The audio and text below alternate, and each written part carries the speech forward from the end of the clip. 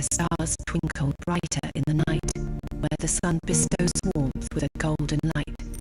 Painted hues around in vivacious delight, where every fruit bears a juicier bite, and the smiles they share with kindness ignite.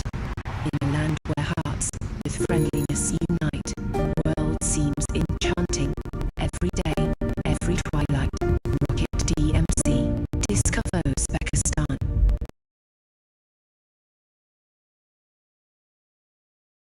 It's time to take control of your journey towards chess mastery. Magnus Carlsen introduces Chessable, the definitive solution for studying chess. Move Trainer uses the science of spaced repetition to identify your strengths and eliminate your weaknesses. There's no need to set up a board to remember which page you're on or keep track of all the moves you miss. Get started now and join our growing community of over 100,000 chess enthusiasts. Chessable, take control of your journey towards chess mastery.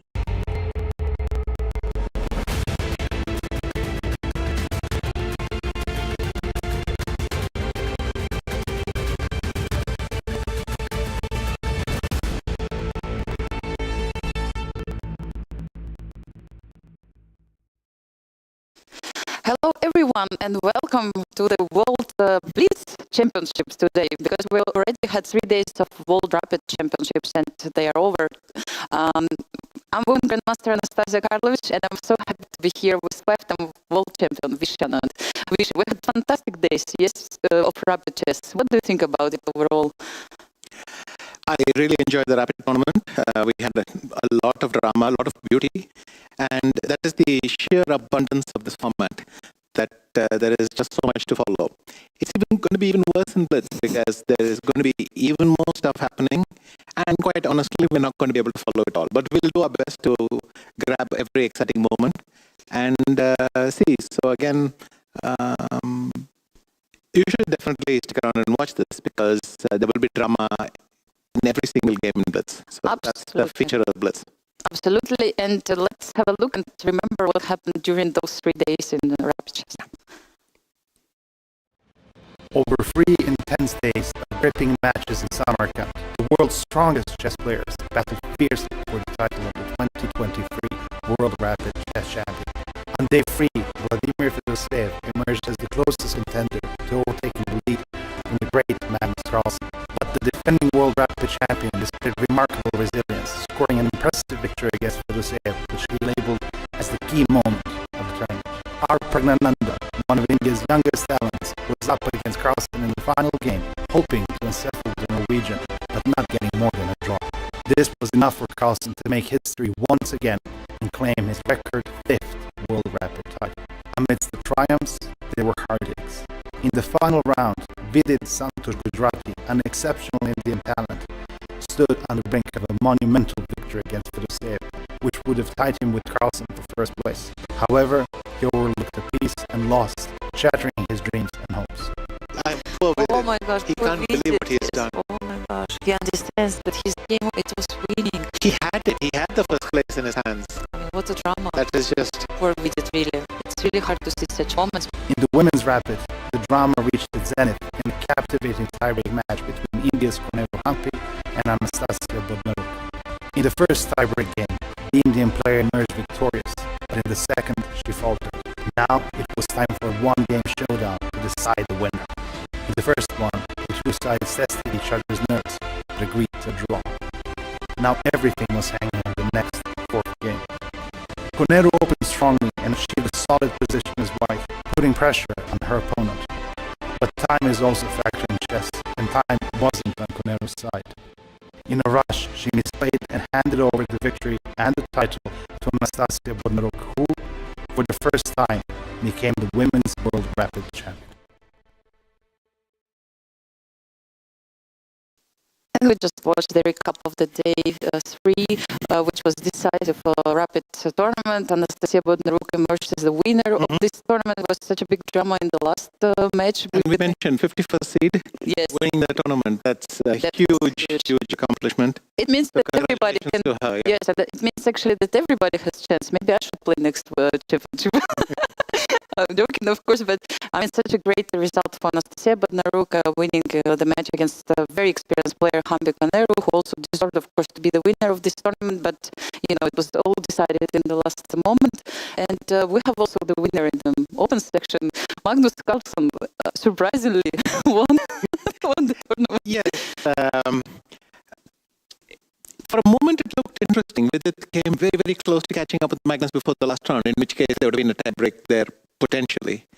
But, well, you remember the drama of FIDE against Vidit, and then suddenly the tournament drama disappeared. We got it in the penultimate round instead of maybe a tie break. But that was the only serious challenge. Magnus, I kept saying for the last day and a half, he didn't seem to be particularly sweating. Just turned up, did his job, his usual high level, and that seems to be what got him to the title.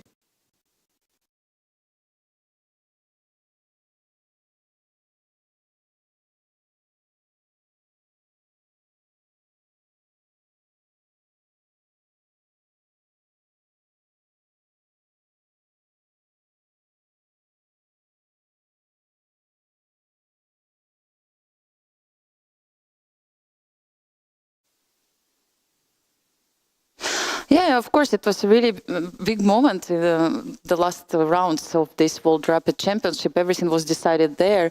And actually, Fedoseev made all this drama happen. First, he managed to beat Nihal, and then this crazy game against Vidit, which, of course, influenced the standings at the end. And he actually came second in the tournament, clear second And even place. a dramatic win against Arjun.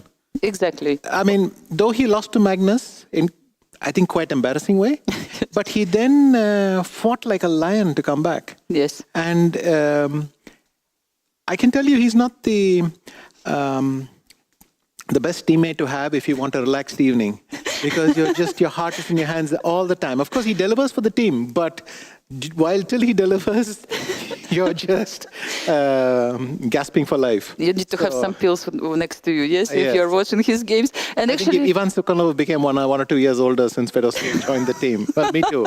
But he's still bringing the points. He delivers. Yes. I will give him that. He delivers. He's a great, great player. 6 years ago, on the 28th of December, he played a tiebreak against me. And yesterday he finished clear second. Wow. So 2 times he managed to... 28th of December, there he is. Absolutely. Turning up for the Rapid. Great Rapid player. Yes, I mean, it's important that you remembered also that it happened the same day. Now we have like a couple of minutes before the round, and let's jump to Charlize and check what's happening in the playing venue. Hello, we are live from Samarkand, Uzbekistan at the FIDE World Rapid and Blitz Chess Championship.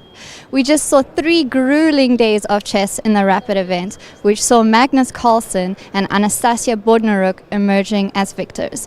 Today, we are turning up the heat with the Blitz portion of the event. The time control will be 3+2. And I'm not sure if you saw the women's playoffs yesterday, but these games are very exciting and very intense to watch. You can miss anything in a second, so do stay tuned. In the open section, we have Magnus as favorite, who has won 5 editions of the Blitz. And of course, in the women's section, all eyes will be on Bibisara, who has won the last 2 editions. Let us know who your favorite is in the comments, and stay tuned to the broadcast to not miss any of the action.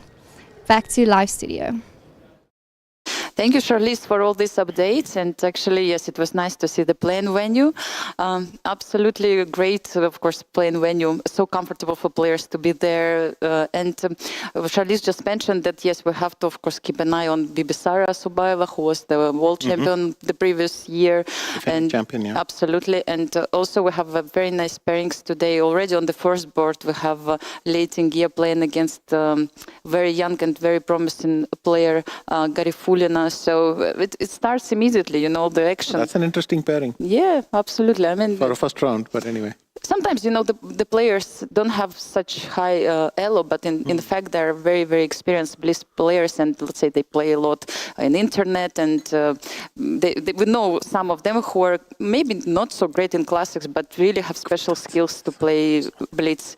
I mean, Vish, it's all about Blitz today, you know that actually even on Chess.com, more than 3.5 million games played by day, every day, something like this in average, which is crazy amount. People love. But again, I would like to stress, Magnus Carlsen, his record in Blitz makes his record in Rapid and Classical actually look in the shadow. I mean, very clearly distant second.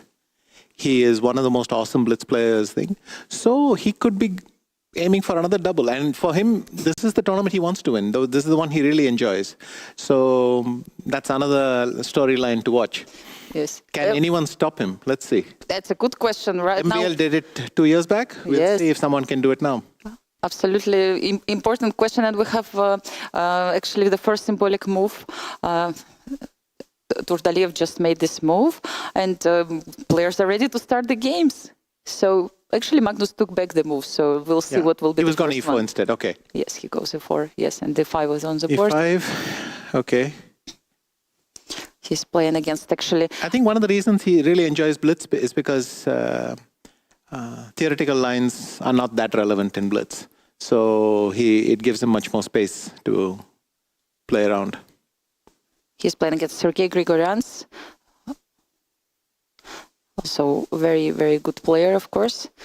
Very experienced. I think represents Hungary right now. Oh, okay. So we have Ray Lopez at the very beginning. Actually, some people like to blitz, which is to reply as soon as their opponent replies, especially the opening moves.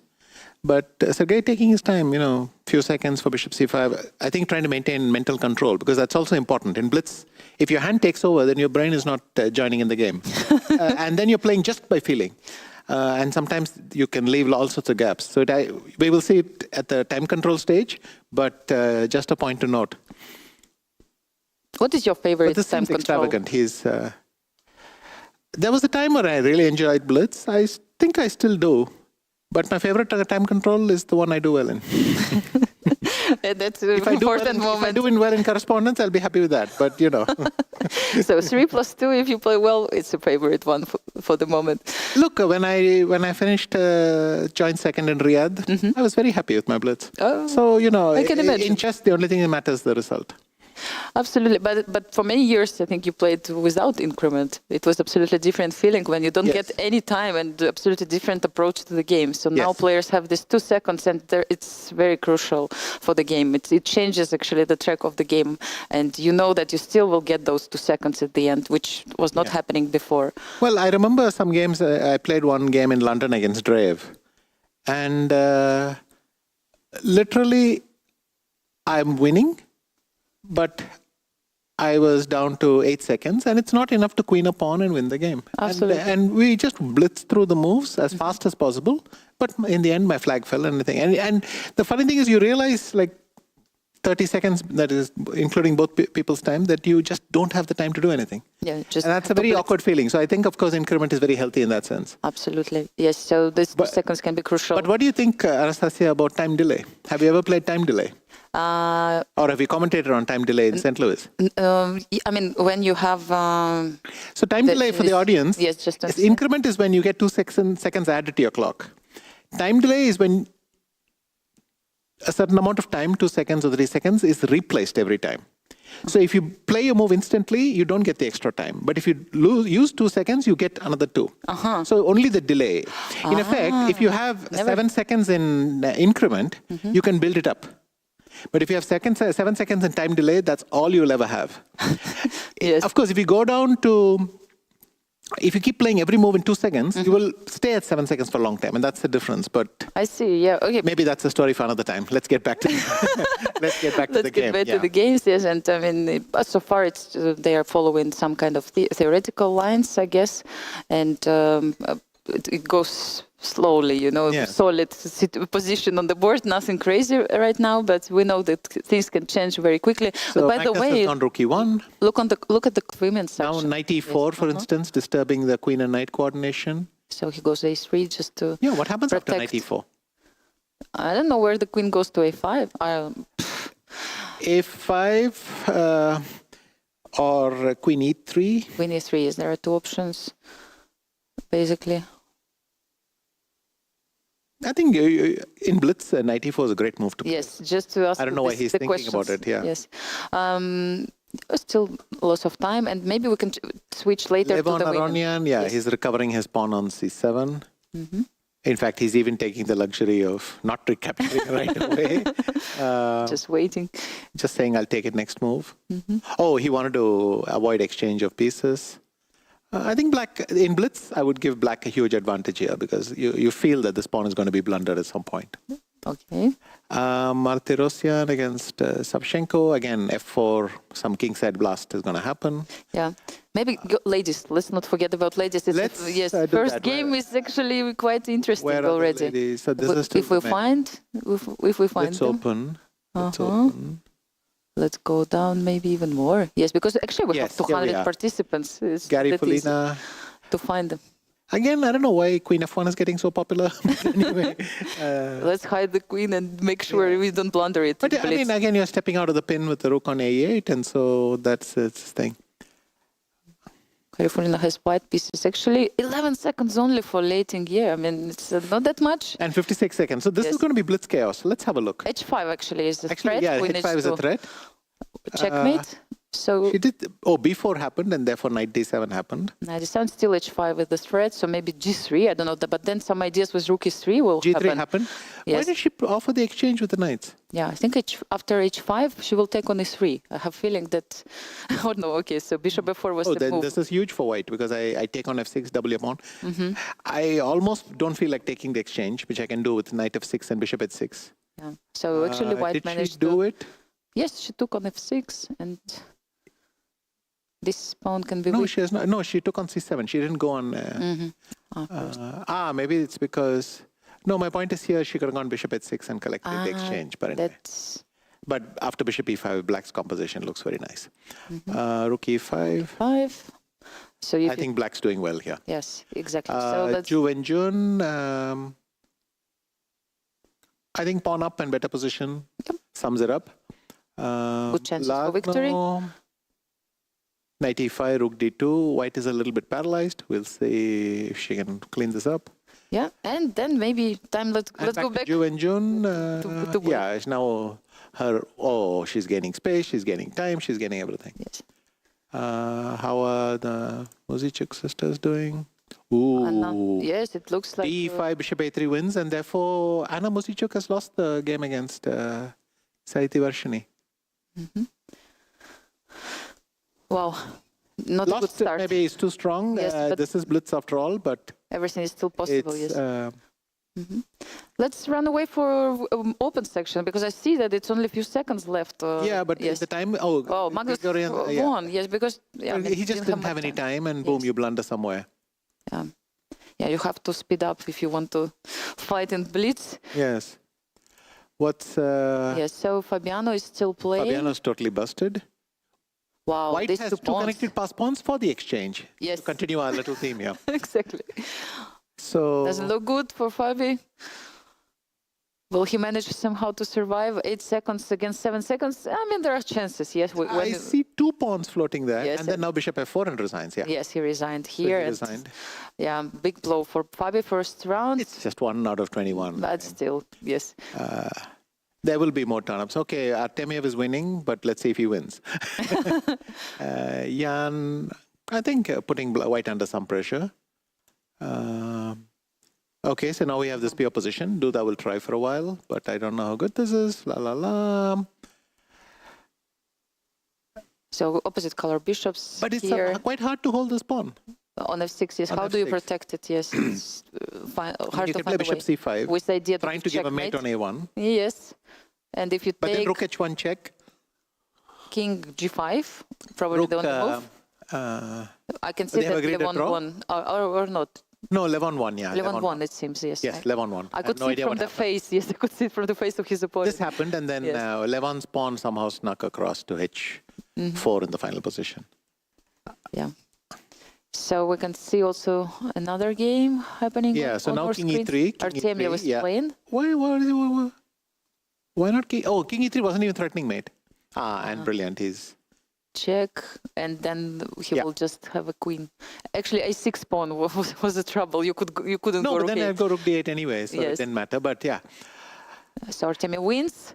Let's switch to another game. Still action is happening. Dugov has done a very clear. Well, he's a piece up and winning a rook, so he's winning. Yu Yangi You is can a see piece up, so also he's winning.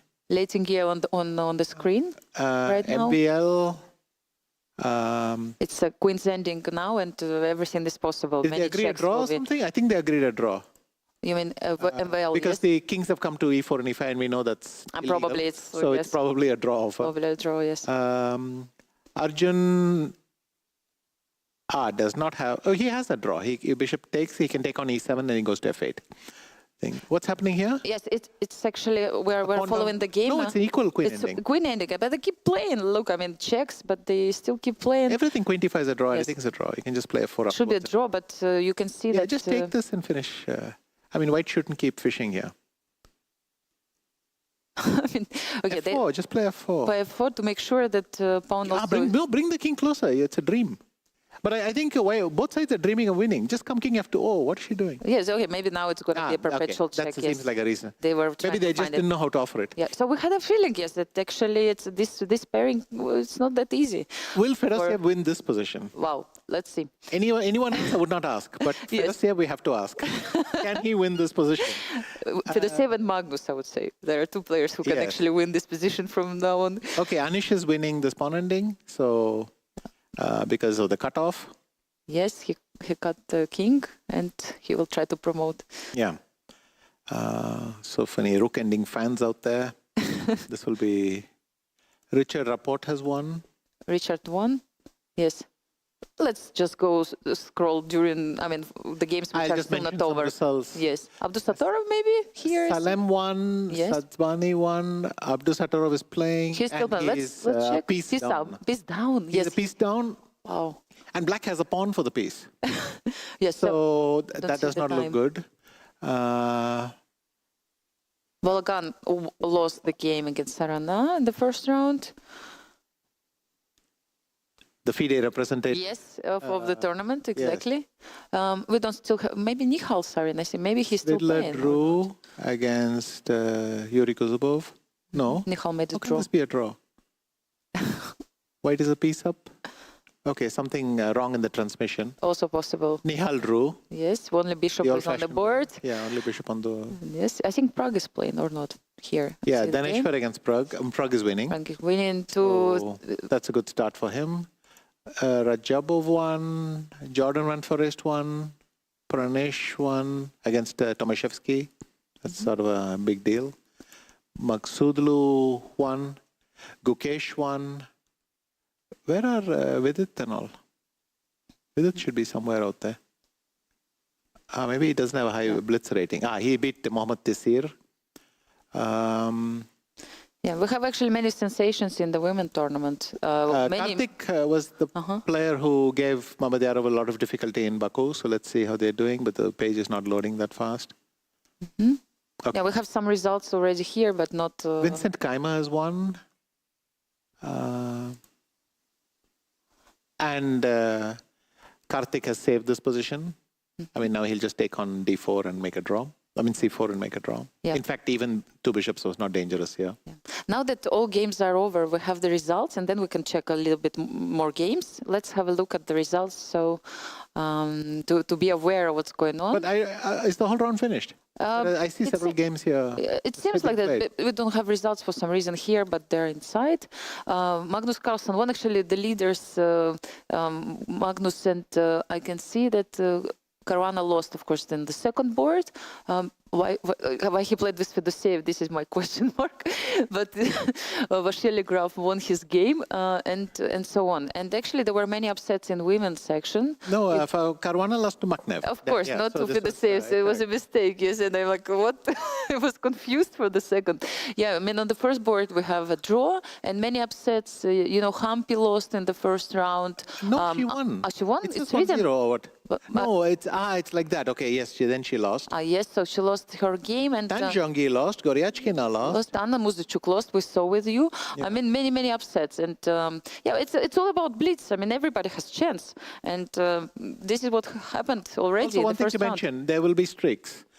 People can lose 4 games in a row and then win 5 games in a row. It's very, very common in Blitz to have these long streaks. Yes. Which means that nobody is ever really out of it. And that's useful to keep in mind.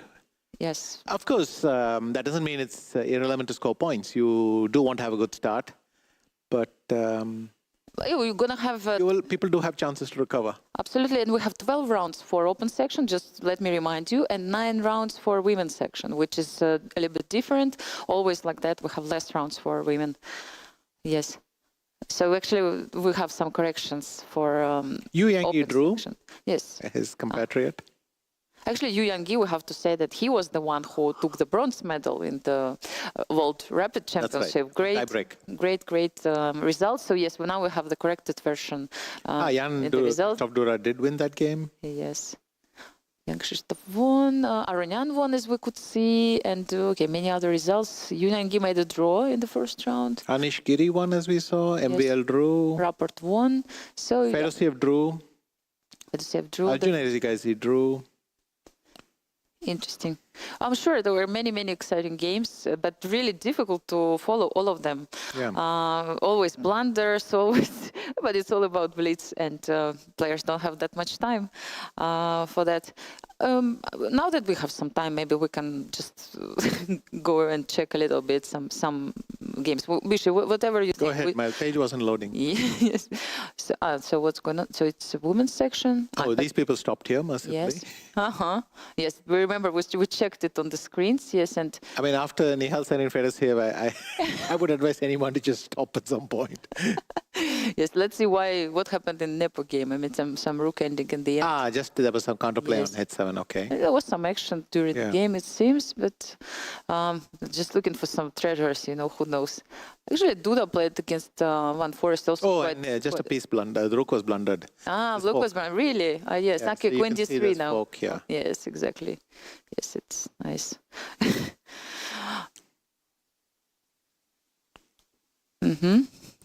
So let's move on. Maybe just to check some games. Sandeepan Chanda loses to Shakhriyar Mahadyarov. It seems like a crazy game what the king is doing on D3. Yes. So it should be something. Maybe actually the game was not too long. Maybe we can just check a little bit from move like 20 here.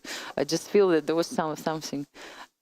This looks pretty decent for white. Yes, with 2 pawns at the center. So bishop h6. Yes. So what happened? White just going for the kill over there, but black exchanges a few pieces, and that already solves a lot of problems. And white is totally and also lost the pawn, so now it's fine for black.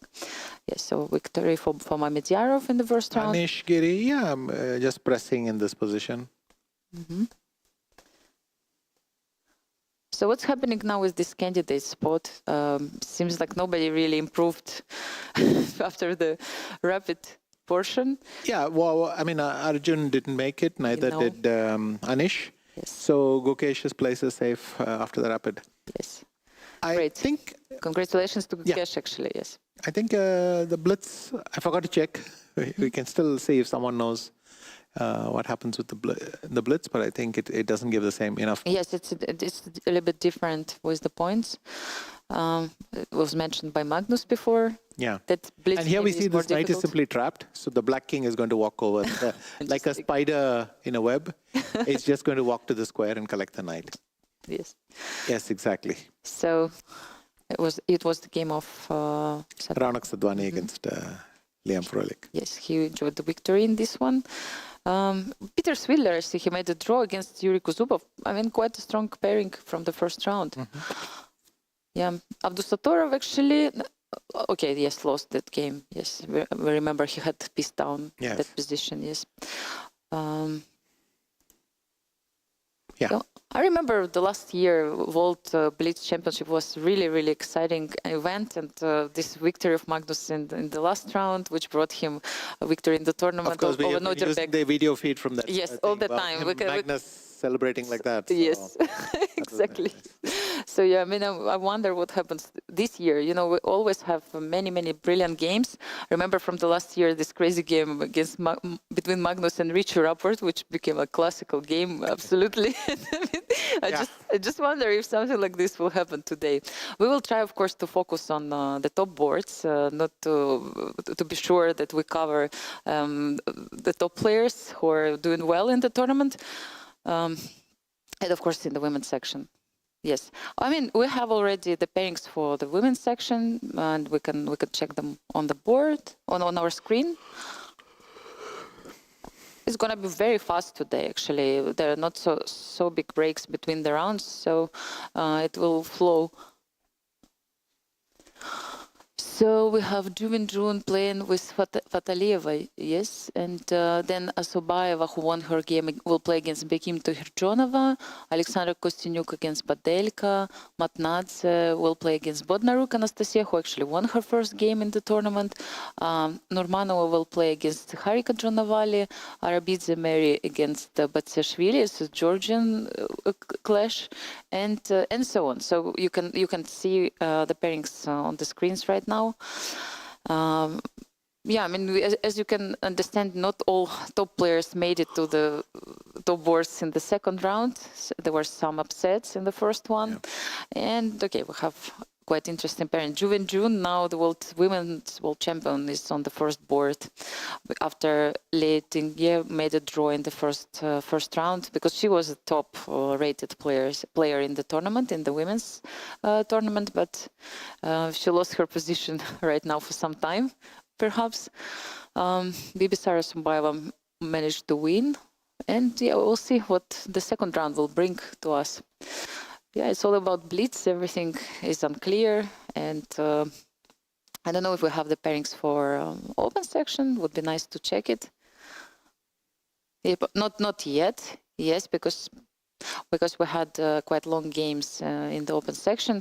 Yeah, I mean, it's very normal because, like, I was checking before the round, before the broadcast today, we have a little bit less players in Blitz, like 200 players around in open section. There were a bit more in rapid, and we have actually almost the same amount of players in women's section. It's like 118 players participating. All the top players, of course, remained for the second tournament.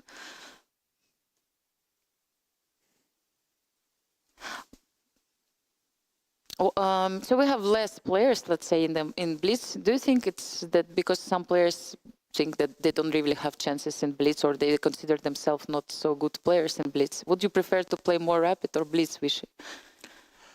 If you had choice. I don't know. I remember a couple of years ago, Kramnik took this option of playing only the Blitz. Yes. But clearly there are some people who do it in reverse. I don't have a clear answer for that. Probably a lot of it is just personal preference. Some people could also have maybe want to go back for New Year's Eve, also and possible. so that could be a factor. I really don't know. Yeah, maybe some people didn't survive until the end. I'm joking, but let's say also happens that you can get ill even during the tournament, and then you just withdrew from the second event. But if you have a chance to play Blitz or Rapid, would you prefer to play Blitz or Rapid chess? I don't know. I really don't know. It would depend. There are times when I feel it's just nicer to get to the Blitz. But I also enjoy rapid tournaments, so I can't say. Yeah. Let's check. Let's have a look at the pairings of the open section. We have them ready.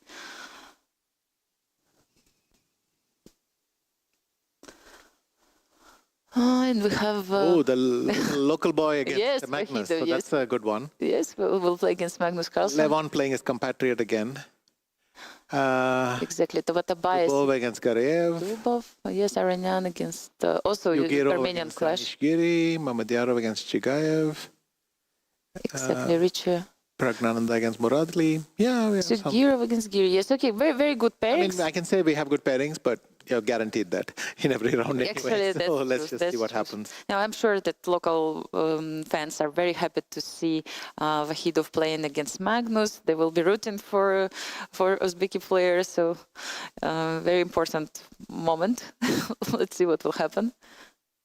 So, I think which table we will prefer to keep our eye on.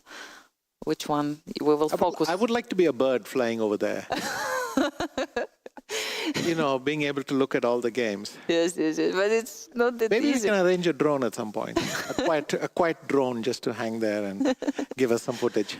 Only you wish you can quickly understand what's going on the boards, for immediately. I see that you need 1 second to understand what's going on. Sometimes even that second you miss a mate in one and you miss a piece hanging. Everything can happen in Blitz because you're taking too much information very quickly.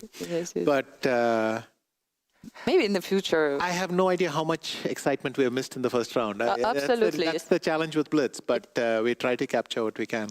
This is a feeling that we missed something, yes. Yes. Actually, maybe the technologies will advance again, and soon we will. The commentators will be flying and checking, what's going on here and there. Yes. So, of course, our focus will be on the first boards and in the open section, and also women's section. I will open the pairings also in front of us, so we don't forget what's going on there.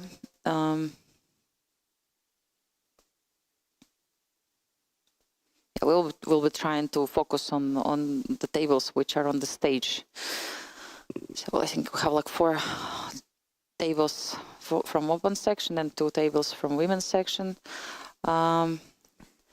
So we have the pairings right now. We have so many people who enjoy playing Blitz these days. For sure, it's the most favorite format for everybody. And which skills do you need actually to be a good Blitz player? Blitz is about feeling. It's about the feeling that you have from all your life. That's why a lot of the people who don't have the time to play a lot these days, people like Kramnik, who's not playing that much, Bologan, yes. They've all turned up and they play the Blitz event alone because they feel, well, that is, I can still compete. Yes. Whereas Rapid or even more classical, then it comes back to preparation and all these things.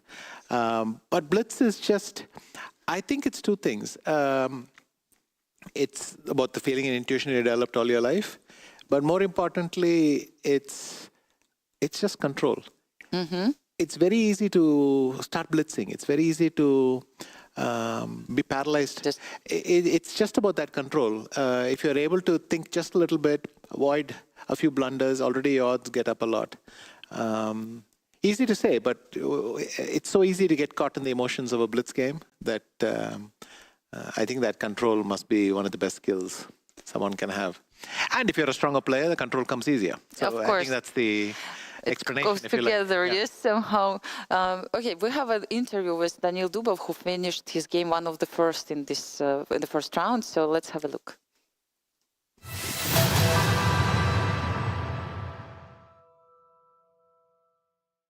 We are here in the mix zone with Daniil Dubov, who basically had a bullet game. That's how fast it was. Tell us how your round 1 went. Yeah, but quickly and probably well. Yeah, he wanted to be just as fast, but blundered at some point, and then it's a bit comic, but it happens from time to time when both players show off trying to play really quickly, and then someone blunders and the game is over. Yeah. How are you feeling for the rest of the Blitz tournament? Well, we have only played 1. Yeah, I'm not even sure how I feel, what my shape is like, and such things. So yeah, we'll see. I'm not even sure how many rounds actually do we play today. Today you have 12. 12, yeah. So we play 12 and 9 tomorrow. Yeah. So today is is a very important day. Yeah, we'll see. So far, so good. Yeah. Lots of chess. And I have an important question for you regarding Blitz. How do you improve at Blitz? Of course, it's not just chess, it's being fast, seeing things. What would your recommendation be to the average player to improve their Blitz? Yeah, I think people in general tend to overestimate the difference between normal chess and some faster formats like Rapid and Blitz. Basically, if you look at the results of, let's say, these 4 championships. Like, it's not that some guy with like 25-50 ELO rating suddenly finishes third. So basically, if you improve your chess, you improve your blitz. This would be my my advice. Thank you very much. Good luck for the rest of the tournament. Hope it goes as well as it did today or for the first round. And we'll see you later. Yeah, thank you. Thank you very much.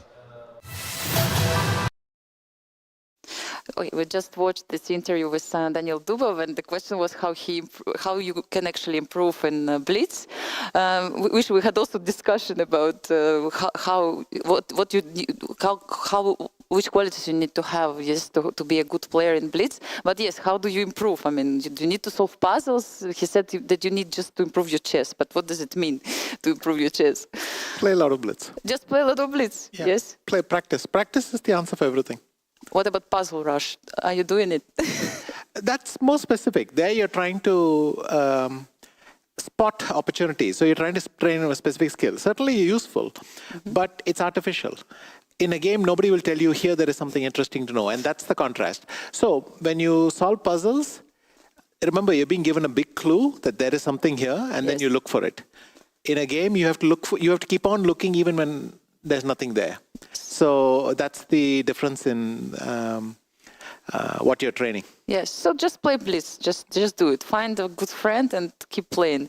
Look at Magnus, he seems to be happy, thinking about something nice.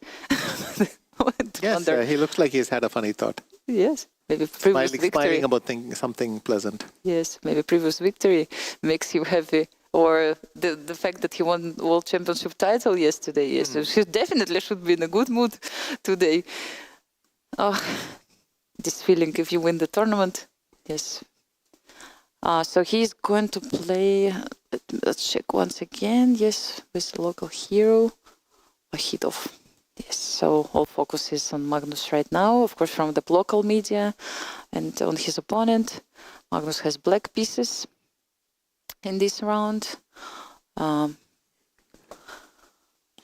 me remind you that Vladislav Artemiev plays against Sabino Brunello. Tabatabai plays against Jan Krzysztof Duda. I wonder, Jan Krzysztof is a very good Blitz player. Okay, off we go. Yeah, let's go, yes. C4, Magnus is on English. E5. Where is the game? Yeah. Oh, bishop B4 and then...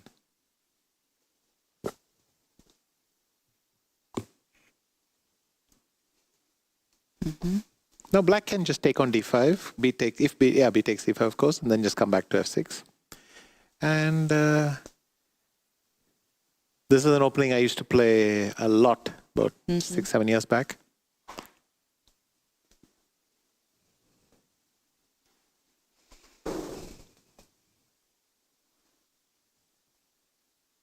Knight F3.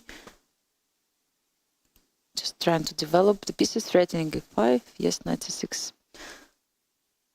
to support the pawn.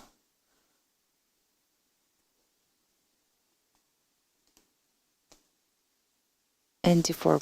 White got quite good center, right? No, he takes with the queen. So very clear. Black is... once white captures on b6, then black has a great dark square thing over there. What is Vakhidov going to do? I don't see what he can do. He would have to take, I think. But he's going queen e5, attacking the c7 pawn. My hunch is I could take on c5, queen takes c7. I can't play d6 yet. Because queen c6. But okay, he took. He took bishop d8. Will he just play king is d8? hanging. Yes, king d8. King d8 just to protect the pawn on c7. Yes. Yes. Because again, after cb6, ab6, he's going to put the pawn on d6, and he has a lovely square on c5. The two bishops may simply not be relevant in such a situation. Then again, Vakhidov could simply play bishop d4 for the moment. And just to attack the pawn, yes. Yes, that's what he's done. That. Now I could take on c5, yes, and then just play d6 and c5. That's what if my bishop goes to d4, then I just ram that pawn c5 in, and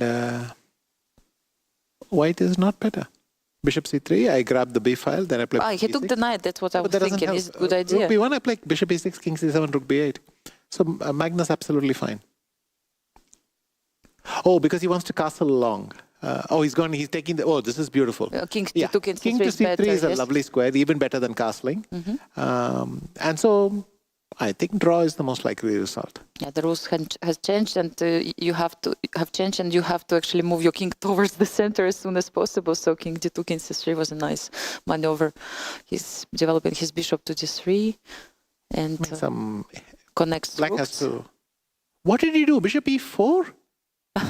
What did he do? Bishop e4. Bishop e4, yes, winning. Just winning the. Well, no, even d5 doesn't help. What are they doing? Bishop e4. What the hell? Bishop e4, yes, was the move to win in exchange. What's with the two of them? First of all, what? Probably Bishop e4. Yes, it's a gift from the gods. Yes, take it. Unbelievable. So Bishop e4 was the very important moment. White just could win in exchange. And he just missed this chance. Oh my gosh. I wonder if Magnus also saw it. I saw it another times, his game is he gave up the exchange, but he's going for this crazy pawn on, but this is not even a good pawn to take. Yeah. First of all, I can play rook a6, attack the a pawn, then go rook a3 check. White is completely messed up here. I mean, it's crazy. I don't think it's, after rook a6, I can come back with the bishop, you take on a2, I'll play h4, h5 or something. But compared to what he had earlier, rook a6 now. Why is Magnus not doing rook a6? He's blocking F5. this. He's blocking the bishop, so I play e4, trying to bring it back. Yes, that's the only way to try to get bishop back to the game. E4 is important move, so he goes. Oh, now he wants to go rook h8. Bishop takes f5. Rook takes h2, but rook g1. White is still a pawn up. Bishop f5. Yeah, bishop f5 has to play, and after all exchanges, yes, rook g1 is an important move first, because g3 would be a mistake, of course. And now, how White can proceed? Maybe like f3, g4. I don't know. Or king d3, e3. Because after d5, I'll play, bring the king to e3, play g4, and then the rook is free to block the c pawn. Vakhidov has quite good chances to win. This game. So black does have compensation, but before this move, bishop before, unbelievable. King d3. And he does so king d3, d5, then just take it and king e3. King e3, and then I'm in time in g4. King e3, g4, f3, whatever I want. Maybe he's afraid of c-pawn. He should be, but I play g4, g5, and I'm in time to get my counterplay. Yeah, so he's king e3, because then the king holds together everything. What? King c3. Yes, I'm telling you, he was afraid of c-pawn. But king e3 and g4, and there is no way to quit I agree. Past pawns, they have to run. I'm just trying to say that king c3 just throws away any hope of an advantage. Yeah. So it's magic of Magnus, nobody expects him to lose the exchange like that, so he didn't find bishop before. Also, the reason I wanted to play king e3 is why black tries to activate his rook with rook h4. I can play g4. Yes. And then you can't, when you go back to, or king e3 in fact threatens g4, and the f2 pawn is defended, so nothing happens. Now, Vakhidov can play rook d1 check, rook d4 maybe? Rook d1 check, rook d4, yes, and take the rook g2 then. And he takes. Oh no, he goes rook d1 check, and then what king c5, king for example. King c5, I can go rook d7 maybe, but rook g2 should be a draw. I think they take all the pawns. Right now, Vakhidov should make a draw as quickly as possible because he's down to 20 seconds. Exactly, 1 minute more for Magnus right now. This is not the time to calculate 20 play of a. No way, yes. Anyway, but probably he keeps 13, calculating 12, g4. 11, 10. Oh my 9, gosh, you make a move. 8. Rook d1, yes, you were right. But he could have played it. I think maybe he also, was checking I with think g4. also people are thinking in 10-second increments still. They've forgotten it's a 2-second increment. 6, 5, 4, 3. Rook d7. And okay, he will take all the pawns probably on a7 first. No, he should check again and just smile. Check again, yes, take the draw. There's nothing left in the position, so he should just take the draw. Yeah. So, will Magnus accept the draw with 1 win? Of course, he has to do this. Rook. Okay, he takes the pawn. What? No, he doesn't give check. He just takes the pawns. 4 seconds and he keeps playing. Vishy, are you shocked with this decision? He could have just given. If Magnus can play rook f3, king d4, rook f3, rook f5, whatever he wants. Yes, if rook f5, we have rook a5. Rook a5, no, it's not the end of the world. King e6 takes, king c4, king e6, king b5, king d7, and I get to c8. Okay, you are on time. Yes, so it's also a draw, yes? Yeah. Anything is a draw here. Okay. No, it's a draw, but if you have 4 seconds, you better do it really quicker. Just miss bishop e4? My God. I mean, it's just unbelievable moment. You know, it happened once when Magnus played this Armageddon with Nepo. Okay, the game will finish soon in a draw. And they also both missed the same idea, you know. And no, I just wonder if Magnus saw it. This is very, very interesting. So king c8, yes, and it's a draw. Yes. Okay, great result for local player, but he could have tried to even win against Magnus. A couple of times he got chances in that game. And now we have on our screen Tabatabaye playing against Jan Krzysztof Duda. Has he won an exchange? Yes, he's like won that. an exchange. Oh, no, it's for 2 bishops. And Tabatabaye is... Tabatabaye likes all these unusual material balances. Queen b8, queen b8. No, It takes the queen.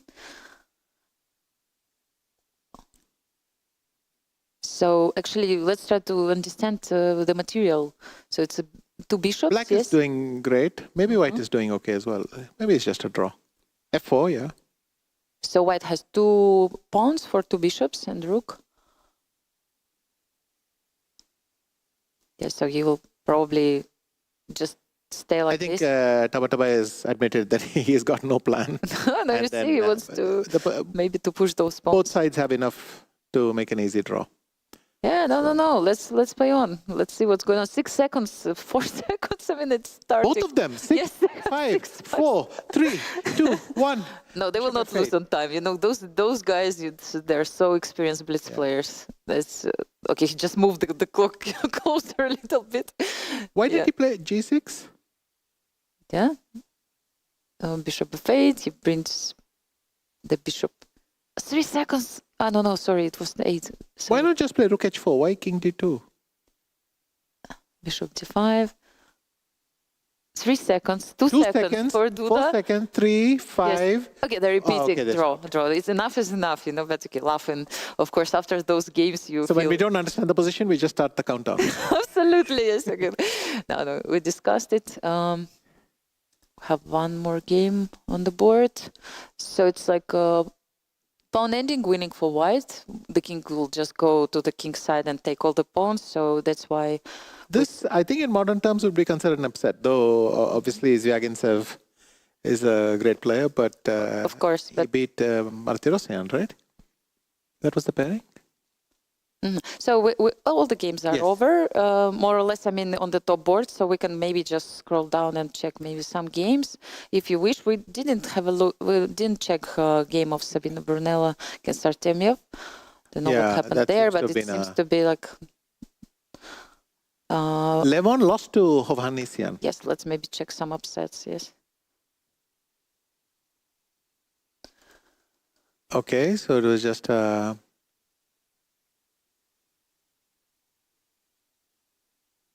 was just how did Levon... game. Okay, yes, he's a pawn up, but...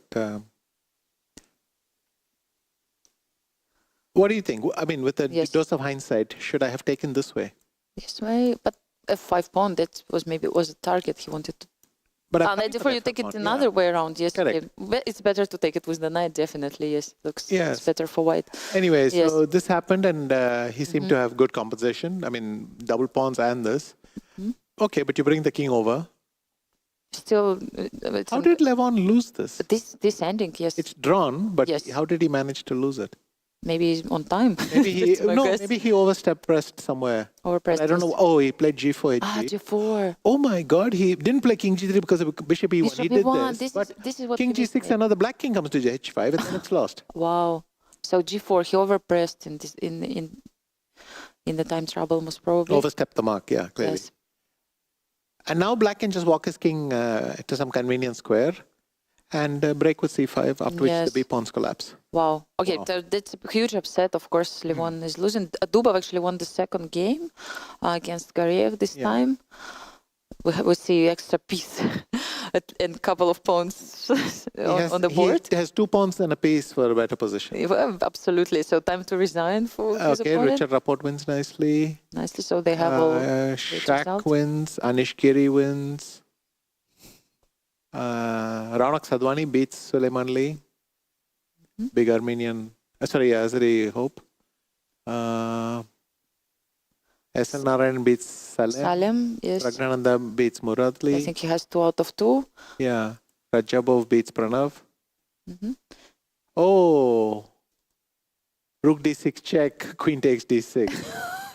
Ouch. Wow, and then he takes the queen on f4, yes, and winning immediately. Van Forest beats Pankratov. Gukesh beats Kobalia. In fact, just checkmate. Yeah, maybe we can couple of moves, but how it happened? I mean, few moves only. Kobalia, yes, lost against Gukesh. We wonder what happened, why, how Black managed to give a checkmate in this position.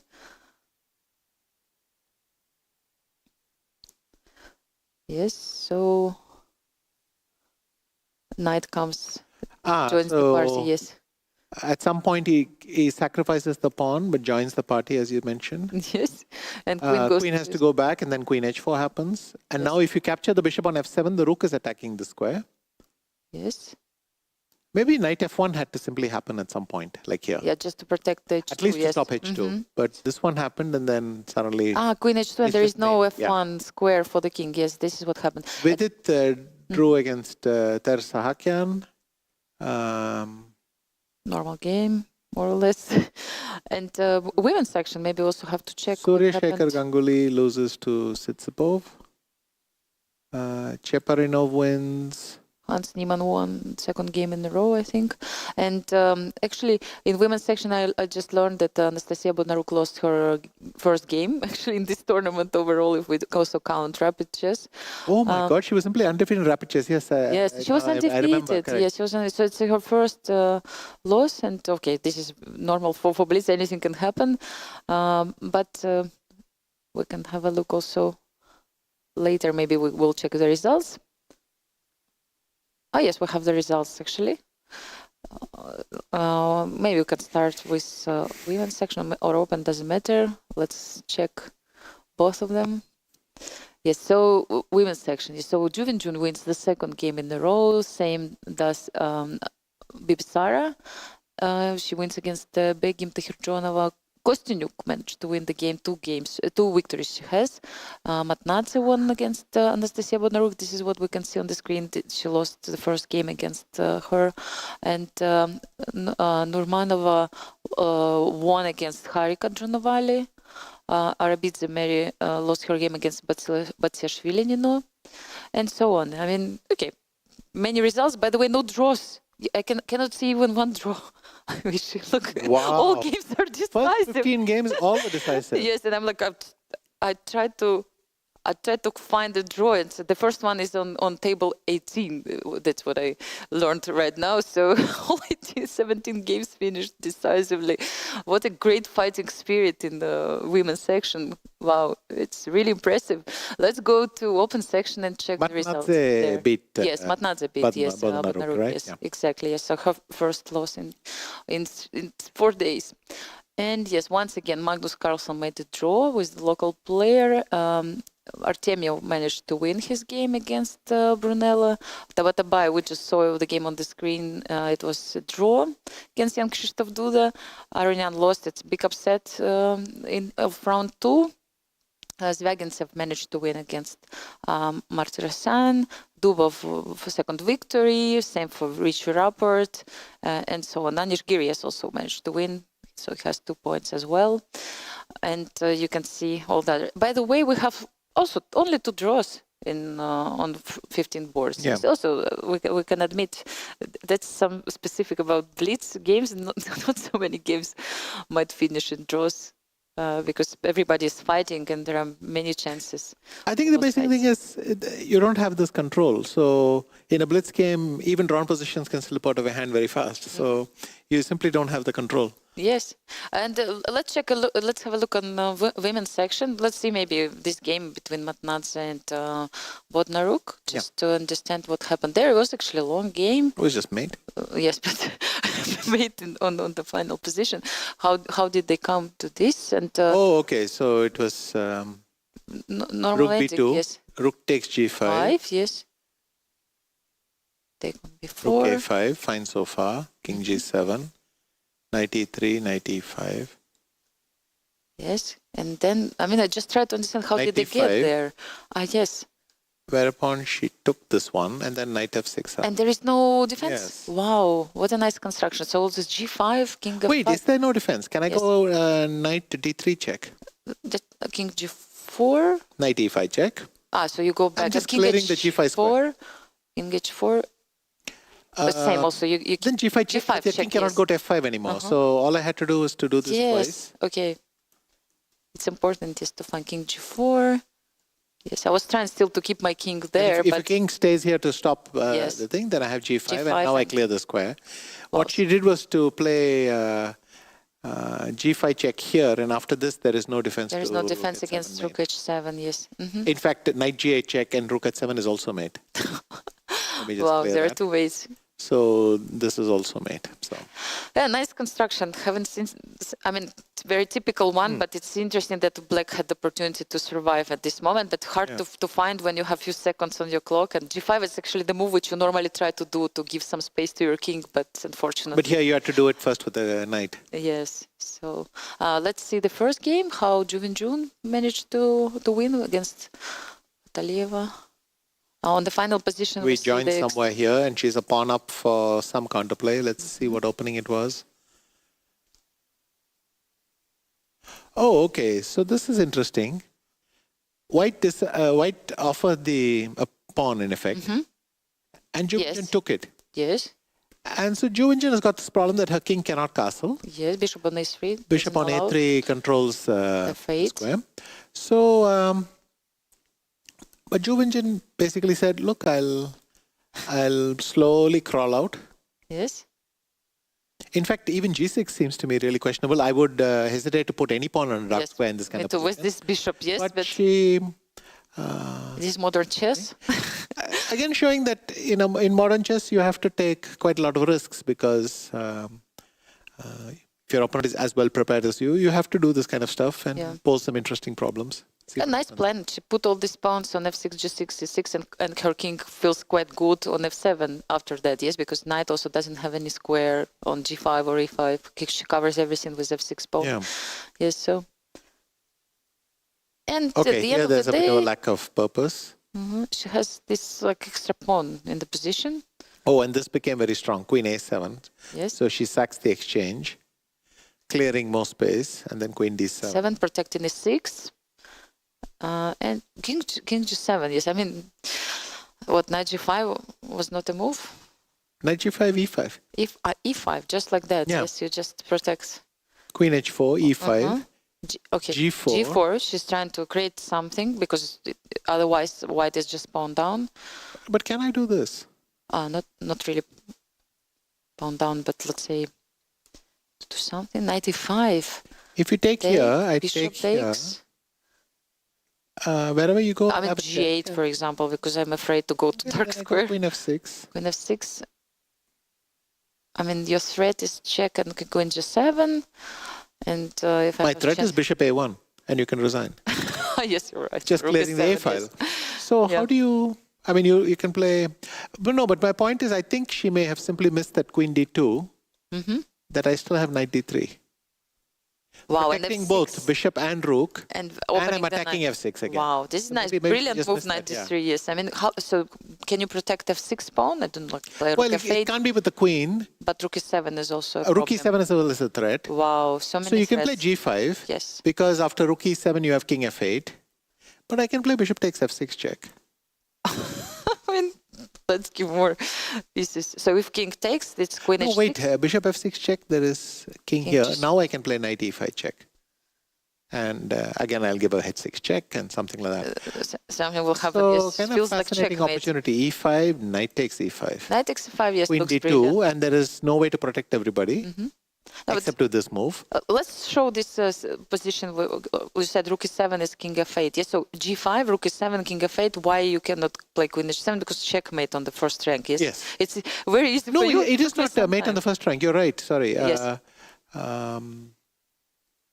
maybe there is something. I can go, you're right, you're completely right. I can go rook e7. Seven? Yeah. And there is no Because there is no seven. mate on the first rank. There is no I have close 91. back. I just go 91, and then the mate there is faster. You're right. Actually, your rook e7 was... By the way, I was thinking that actually it's mate, Vishy, but you found 91. I thought actually black was winning. Yeah. Yes, 91 and white is winning. This is a lot to do in a blitz game, but Yes. this is one of the things I meant, that if you just keep blitzing, you Yes. play g4 instantly, you lose the chance. In blitz, the ability to spend 30 seconds here out of 45. Yes. Just sit and look and find 95 and then think, well, I have a decent odds, let me go on. By the way, 95, there could be more sophisticated defenses. You could play rook e8, for instance. Yes, trying to... Now you cannot take queen but now, because it's... correct, I cannot take the queen because Yes, of queen, rook e1. rook But e1, maybe you yes. want to try and see what you could do. Queen f6 Correct. is in the air, but... And king takes. Knight g7 check, but I mean, I Knight don't know d7 what's check, and going it's on. enough for a draw. The knight comes back, Knight comes and back this and is enough draw. for a draw. So, I mean, crazy. Yes, given that g4 didn't work, I mean, move also which you would like to do, g4, this is yes, the but- worst version you can have. because now black has also good chances. Yeah, but she could have tried g5. G5, but Or maybe bishop c6 was bothering her. bishop c6, and we are not on time. Yes, can you do the same thing with knight e5 here? Yeah, but first It's of all, a your queen different is not story. joining. Yes, it's a different story. Yes, right now. In this fact, pawn- what would be funny is that you do this, Yes. and I play queen d5, and I start the battery. So, no. I think the problem with playing a move like I missed g4 my is chance. just a really big, quite an expensive mistake to make. Yes, g4. No, it's a tempting Yeah. move. You try to ruin a little bit Yeah. this pawn structure, but maybe just white was not on time. Yes, Let's so randomly pick another game and see Savita against Gunina. Ooh, this finished very fast. yes. So white develops. I'm not sure knight a3 is a Knight good here, move she wants to go to g6, because but you're going to lose the fight for yes, e5. but in the end, knight When e5, black yes. castles, knight g6, bishop c7, f6, Uh-huh. what are your pieces doing like this? So this is, I think, this lousy opening play. And there you go, pawn down. Pawn down and not so great position anymore. Black pieces are on the king's side. And I mean, this is not even difficult. Yeah, knight h4, nice, So, still nice Knight ending h4, of and this. if gh4, then you have queen queen h2 h2 mate, and if mate. not, there's queen g2 mate. So. Great. We have pairings actually. I just was told that. Oh wait, got in fact, she could have gone queen c2 here. Queen c2 trying to defend Because both. of knight h4, Yes, I have queen takes e4 simply. and protecting g2 square. Wow. Yeah. So Defense is very it was important. still possible to defend, Yes. but queen b3, and then it's just over. Yeah. Wow. I mean, nice actually puzzle, you know, for those who would like to solve some puzzles. We have the pairings of round 3. Let's have a look because it's the round is approaching. Players are starting to get to their places. So Magnus is still playing on the board number 1 simply because he's the world Magnus champion. is borrowing someone from the 2-pointer group. Yes. Artemyev plays against Ivan Chiparinov, Shimanov Alexander, who has 2 points Anish Giri against against Ponomaryov. Dubov. Yes. Ponomaryov, I didn't know Ruslan was playing. Did he play the rapid? Maybe he skipped the rapid and came to the Maybe, blitz. So it that, feels this like would be that. the answer to Because your question. I didn't see him playing rapid. Yes, Murzin, Volodar is playing against Mamedyarov, Shahryar, and Sarana against Ravind. And so on. Actually, yeah, I mean, good pairings, of course, as usually. A lot of excitement. Ivan Chiparinov's playing on the board 1. He had a very interesting tournament in rapid chess. He slowed down a little bit at the end, but was on the top boards for like half of the tournament. Very, very, very interesting. Murzin actually also started with 2 victories, and he's playing against Shahryar Mamedyarov. We have to say that Volodar had a fantastic event. He didn't lose any game in rapid chess, and we will see how he will play against very, very strong blitz player Shahryar. Actually, yes, I just got the confirmation that Ruslan Ponomaryov and Moisenko, Ukrainian players, they didn't play rapid chess. They just came for Blitz. Okay, So good. So we they know. interesting. They just probably think that their chances in Blitz are better. And actually, maybe also the fact that you didn't play 3 days of rapid. Now you're fresh and ready for everything. So June plays on the first board. And Yes, with Nomin Erdeneshi plays, and then Narva Mai plays against Asubaeva Bibisara. Both of them have 2 points. And you can see Alexandra Kostnyuk won 2 games. So she's on the top. Nino Batsilashvili against Matnadze, another derby, Georgian derby, and so on. You can see everything. Couple of the best Indian juniors, Velpula Sarayu, Divya Deshmukh. Also in the 2-point group, Rakshita Ravi, who upset Vaishali. Yes. I see So Shanina, former world champion. Here, so players are actually already, the games are about to start. We can see players absolutely ready for the next round. It's round 3. And yes, I don't know if we have our games ready. E4, A6. Oh, Magnus is having fun. Yes. Yeah, we're checking which game. Okay, we can also check the game of Shimano for some time. B2, Rook E8. Famous streamer of Levitov chess channel. 2 out of 2. He also started well in Rapid, but then slowed down a little bit.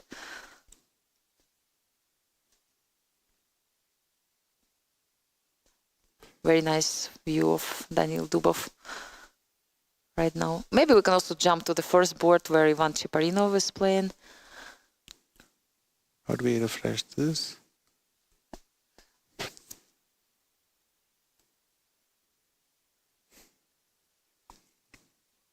Oh, the same thing that Kirill Shevchenko had yesterday, King H1.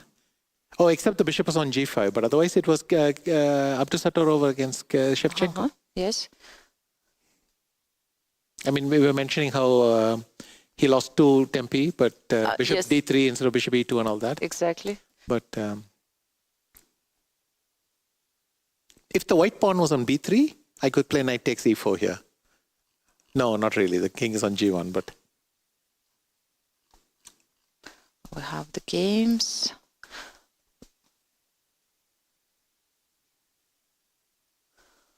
Let's have a look what's happening in Magnus' game, perhaps. We have them on the board right now.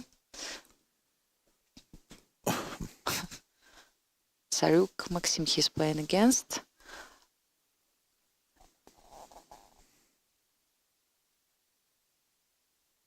Yes, so the funny thing for black is even though in theory you've exchanged your bad bishop, or your good bishop, in fact, black's pieces have a traffic jam problem. There are too many of them for a few good squares. Yes. So every piece you exchange actually frees the good squares for the other ones. Yes. So like the E7 square, does the bishop sit there? Does the knight want it? You know. For the moment. But white is going for a different plan. White is going to go knight A4, knight C5, and then maybe double on the C file. And I think has decent prospect to get an advantage like that. So I don't know, maybe at some point Magnus throws up F6 and... we'll try to do something about this. Artemiev, Cheparinov. Okay, so Magnus tried to exchange a knight instantly. That's very clever. To have more spaces, you just mentioned, yes, for pieces. One cute trick. Knight D2? If you go knight D2, I go queen G5. Yes, and G2 is hanging. Mate. Yes, and if G3, I just play queen D2. And again, this idea, knight F3 is and then knight F3. This is very cute. Listen, but white can take, or even rook F1, I don't know which one. Okay, he's taken, and he's gone F4. That makes sense. I wanted to go rook F1, G3, and knight A4, C5, but he's gone F4. Yeah, D4 was hanging, so it was another way to protect it by playing F4. Castles, and he's gone rook F3. I don't know, looks like a good position for white, but maybe Yeah, but these things are a little bit loose now. I mean, I can go G6. G6 and just protect against anything. And then if knight A4, yeah, he's played G6. Rook H3 was the threat, so he had to protect, and now just goes to C5. He's doubling instead, which is interesting. He played rook F1, yes, and brought his... And rook H3. Rook on H3. Some hopes to arrange something on the king side, or not really? F5 well, let's sometimes. have a look F5. First of all, this move could be awkward. Mm-hmm. And in fact, knight E5 also, yes, like if rook H4, there is knight E5 sometimes. Wait, did this happen? Yes, f5 is on the But board. then queen b6 is possible. Queen b6. Very strong because you have to protect You have d4 d4 pawn. and d4. Knight And takes e5 knight based on the pin is yes. also there. It's not as strong as that because then queen e3 h6 maybe is in the air. Wow. Queen b6. It's what getting happens? wild. Yes, I mean there are some ideas with Yeah, queen b6. e3 and queen h6. Maybe it's just over. Queen b6. Can I take on g6? No, I'm not sure. Okay, let me try knight e2 here. Yes, protecting d4 for the moment, and if queen knight e5, just queen e3 or what? Queen d2 I want to play because if so- queen e3 you have knight g4 with tempo. Yes, But I you do want it to like go this. queen h6, yes? Indeed. How can I protect h5? But on the other hand, there was this option. Yes. Because if you try to swing your queen across, I can just play f6 and my rook is ready to defend like that. It's easy for you, but I mean... Rook takes h7. He's going for gold, as they say. Oh no! Rook takes h7. I just was told Vahidov won his game and has three. Even three out of Magnus is three. smiling. Okay, Rook first h7. let's see the obvious one. King h7, Absolutely. you have to give a check. Check. I have King- to go here. Yes. Then you go Not f6. f6. You are threatening queen h6. Oh, maybe he's, this is a draw. Take. If I take, then queen e6. Queen e6, d7, h3. I will always be on these squares and you cannot avoid a draw. So rook Absolutely. h7, king h7, queen h3 check. But maybe he can try for more. Let's see this obvious line with f6. I mean, just to understand, just queen d4 But then the problem is queen yes? d4 check, king h1. I can even go queen d2. He's taken on h7. But now queen h3 check. What is he going to do? He And took. just have g6. I mean, is it a draw? Is it a draw? There is more for white. That's a good question. f6, as we just I don't mentioned, see how there's more for doesn't white, work. but it's a draw.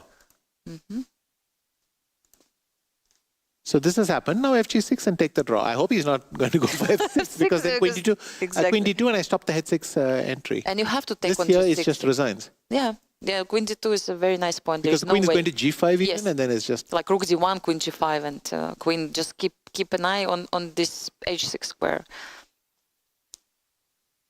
There might be one more funny draw. Where I start with queen h6. For example, you have an No, then ef5. No, yeah, ef5. That is, works. is 6, but okay, you have a rook down, yes, at this moment. And No, the point was, what I was trying to say was that if you go queen here... anyway, he took on it's rubbish, g6. yeah. Queen g6 and queen d4 is on the board. Yeah, and he has to take and the draw. and And it's they a go draw. for a draw. Yes, it seems like queen d7. Yes, he just calculated everything. Oh, No? beautiful. He gets the king out to Queen, h6. queen, yeah, yeah, king yeah. g5. King g5. G5. What's going on now? Can queen protect? Yeah, but can queen he play g4. queen Queen g4? g4. Yes, he can. That is brilliant. So there was still a way out. Wow.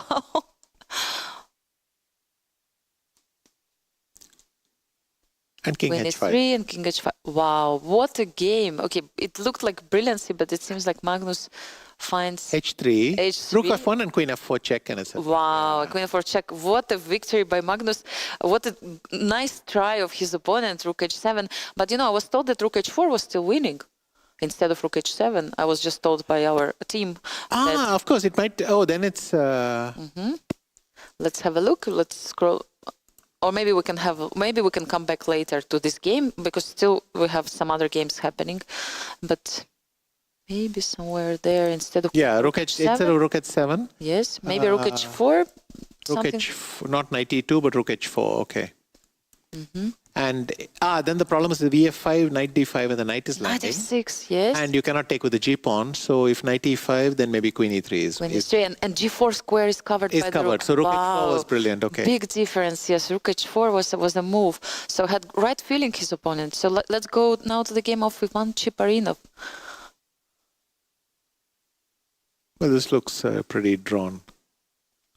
Looks pretty drawn. Yeah. Who's his opponent? Artemiev? Artemiev, yeah. Yes, okay, big clash already. So Dubov won. Giri Ponomarev, perhaps. Murzin beat Mamedyarov. He's having a sensational tournament. Unbelievable, 3 out of 3. Giri, yes, so let's Giri go to is the game. worse against Anish, but probably close. It will be a draw. Let's have a look at the games which are still happening. I think Ponomarev is playing against Anish. I think it should be interesting. Yeah, if they're still playing. This is what's happening right now. Better don't move the knight because rook e1 mate will be on the board. Yeah. So, but white will not do this. We can see both players now. It's nice. So king gets to e2 from all these checkmate threats. And Anish just has a pawn up. And Ruslan is experienced enough that he makes a move, looks at the clock, makes a move, looks at the clock. He knows how this works. So it's very important also always to keep track on what's going on. Have this feeling. Yeah, wow, it's an interesting point. Yes, so they're repeating, bishop d3. Is it the way for white to try to use the advantage of extra pawn? I mean, d5, it's not possible to push d5 at any moment. Actually, right now. here you can see the difference between time delay and this, that black has built up in the clock a little bit and now has 16 seconds, so can actually indulge himself. So, yeah, I mean, how to push this pawn? Is it the way? King is very active. So knight d2, now king d5. F5, he tries to come out with some plan. But so then he wants to go bishop f4. He protected the second rank, and so black cannot take the pawn on g2. And now he's trying to Actually, push if his you look pawn. at closely at Ruslan, you can see him shaking. That's the tension here. The tension is huge, absolutely. Bishop f4, bishop f4. Yes, you're And right. if knight f3, play g5 and then see. So knight c4, maybe he Now had bishop to f4. play this. But he has rook b2 and now rook b2 and white has made progress. Has made No, progress. king e4 because I'm kicking the bishop. You could see that And position now rook has b6 changed. check. Rook Yeah, is, and this is suddenly very difficult for him. yes, rook became active, all pieces of But white. rook e1, that's the next. No, he's going rook a2. Now rook b6 check. Knight is protecting g2 right now. Yeah, Anish is trying to make his pieces more active, and after that it's going to be very hard for black to defend. Yes, he's trying to put the king as far as possible from the center, and this is what Ruslan has to do. Ruslan has successfully managed to escape. Actually, yes, he will take the knight. Now he just king takes and rook takes g2 and he's escaped. Wow. So that one is a masterpiece. Okay, it was hard to do so, but he had all these tricks. Maybe it was not easy, even after Anish, there was optical progress, Yes. but not really something. What? What is rook h1? He's protecting h3 just to be sure. Yeah, but how can you I be think so the game fast? just will finish in a draw. Anish had enough of all this. He looked at Ruslan, but do you look at Ruslan? He says no, doesn't Ruslan care. says He wants no, to yeah. win or won. Okay, he agreed on the draws. But nice game. Well, I mean, nicely played by both players. Still, we have on the screen. Okay, lost for Ivan Chiparino. We just caught the last moment of this game because the pawn will be promoted. Theoretical position. Artemiev won. Yes, Artemia won this rook ending. How at the did end. that equal ending become something? Yes, let's see, because we left the game somewhere here, yes? Oh, there was a trick. D5, yes? yeah. Nice trick. But is it so bad? Can I do this? Oh, what did he do actually? He went e3 check, okay. Even this doesn't look like the end of the world, okay. And King f5, King F5 because c7. This is a bit awkward. No, but my point was rook f6, I thought. could he take on c6? It's so quick for me, Vishu. I try to understand. But what are you taking? No, not here. I mean, a bit later, maybe yes. rook c6 was what he was afraid of. Because if ef3, then he goes d6. And the threat is d7. And whenever I go rook f8, you'll play D7 rook check? c8 as No, well after d7. Yes, Okay. yes, So, that's the point, yes. So, yeah. Okay, this is... I mean, here, for example, was it possible? What was the move of white now? Black played king f5. It was not possible to take on c6, right? Because the pawn ending is lost. That's what I wanted to, just to be sure. Yeah. King is too far away, yes, and the king goes And white is just one faster. Just more faster, yes. There is no way to Okay. Anything survive. else we want to look at? Predke beat Rapport. Okay, that's straightforward. Rook ending. Pragnananda beats Ariantari. Murzan beat Let's see what happened Mohammad in this game, because I mean it's a big result, I think, for the young player as well.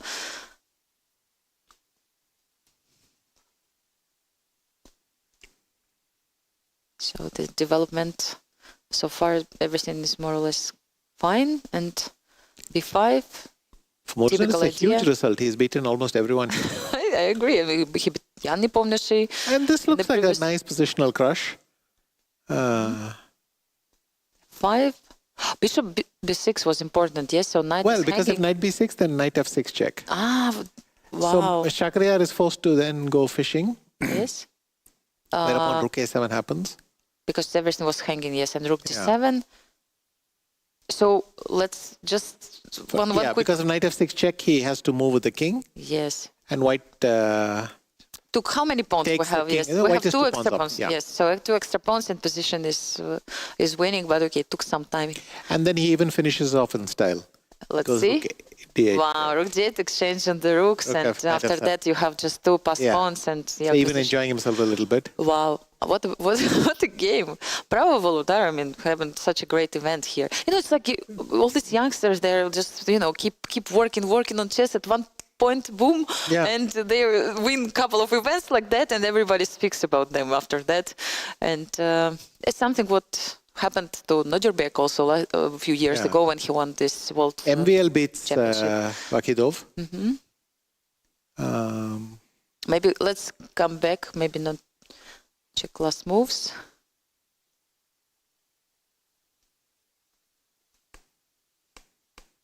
So Vakidov always goes for very combative setups. But here it's clear that white's pawn is quite a... What? He just blundered a piece. Because how did it happen? Somewhere he lost the plot.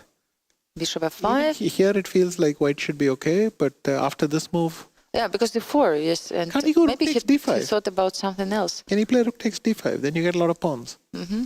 For this. Oh, maybe the problem is just bishop f6 there. And everything is hanging right now, knight, and how to protect the... Maybe queen d2?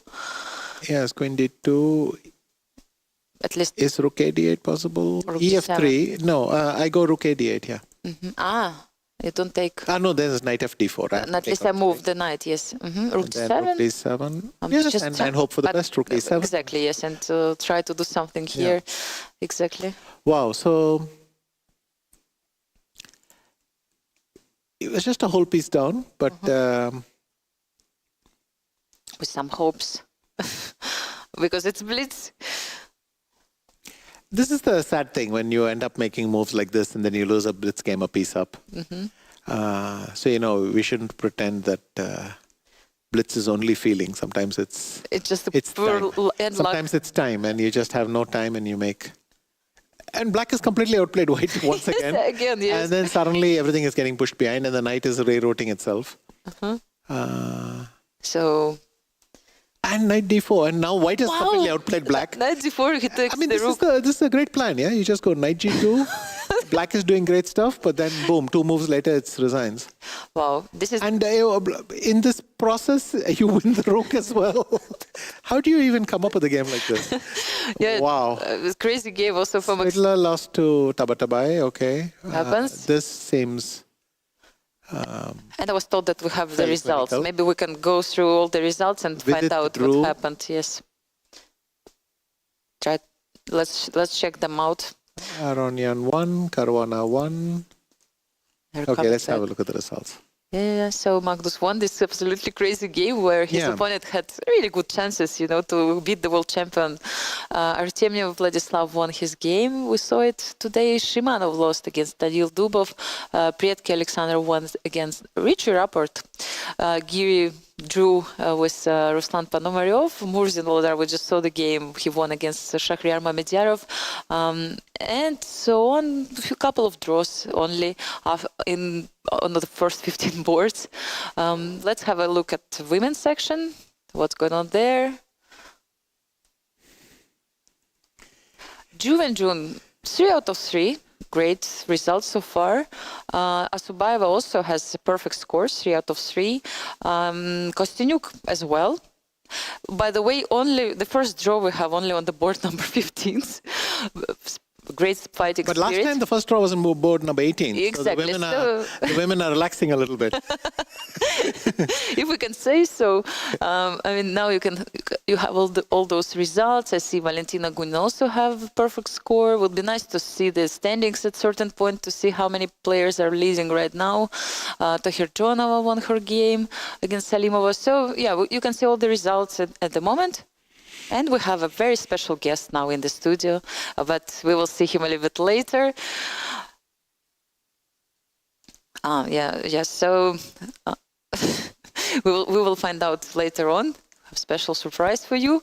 And for now, maybe we can check one more game. I don't know how much time we have until the next round, or do we have pairings already? Yeah. So yeah, first we go to check the advertisement, and we will be back soon. Stay there. Don't go anywhere.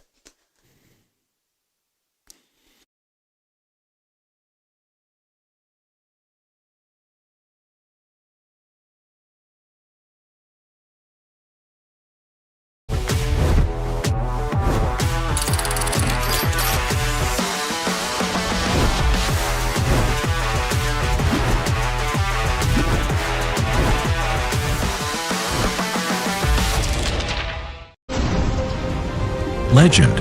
Every drop is legendary. Chessable, the definitive solution for studying chess. Choose from one of the largest online chess libraries in the world, with hundreds of titles ranging from classic books through to our exclusive Chessable courses.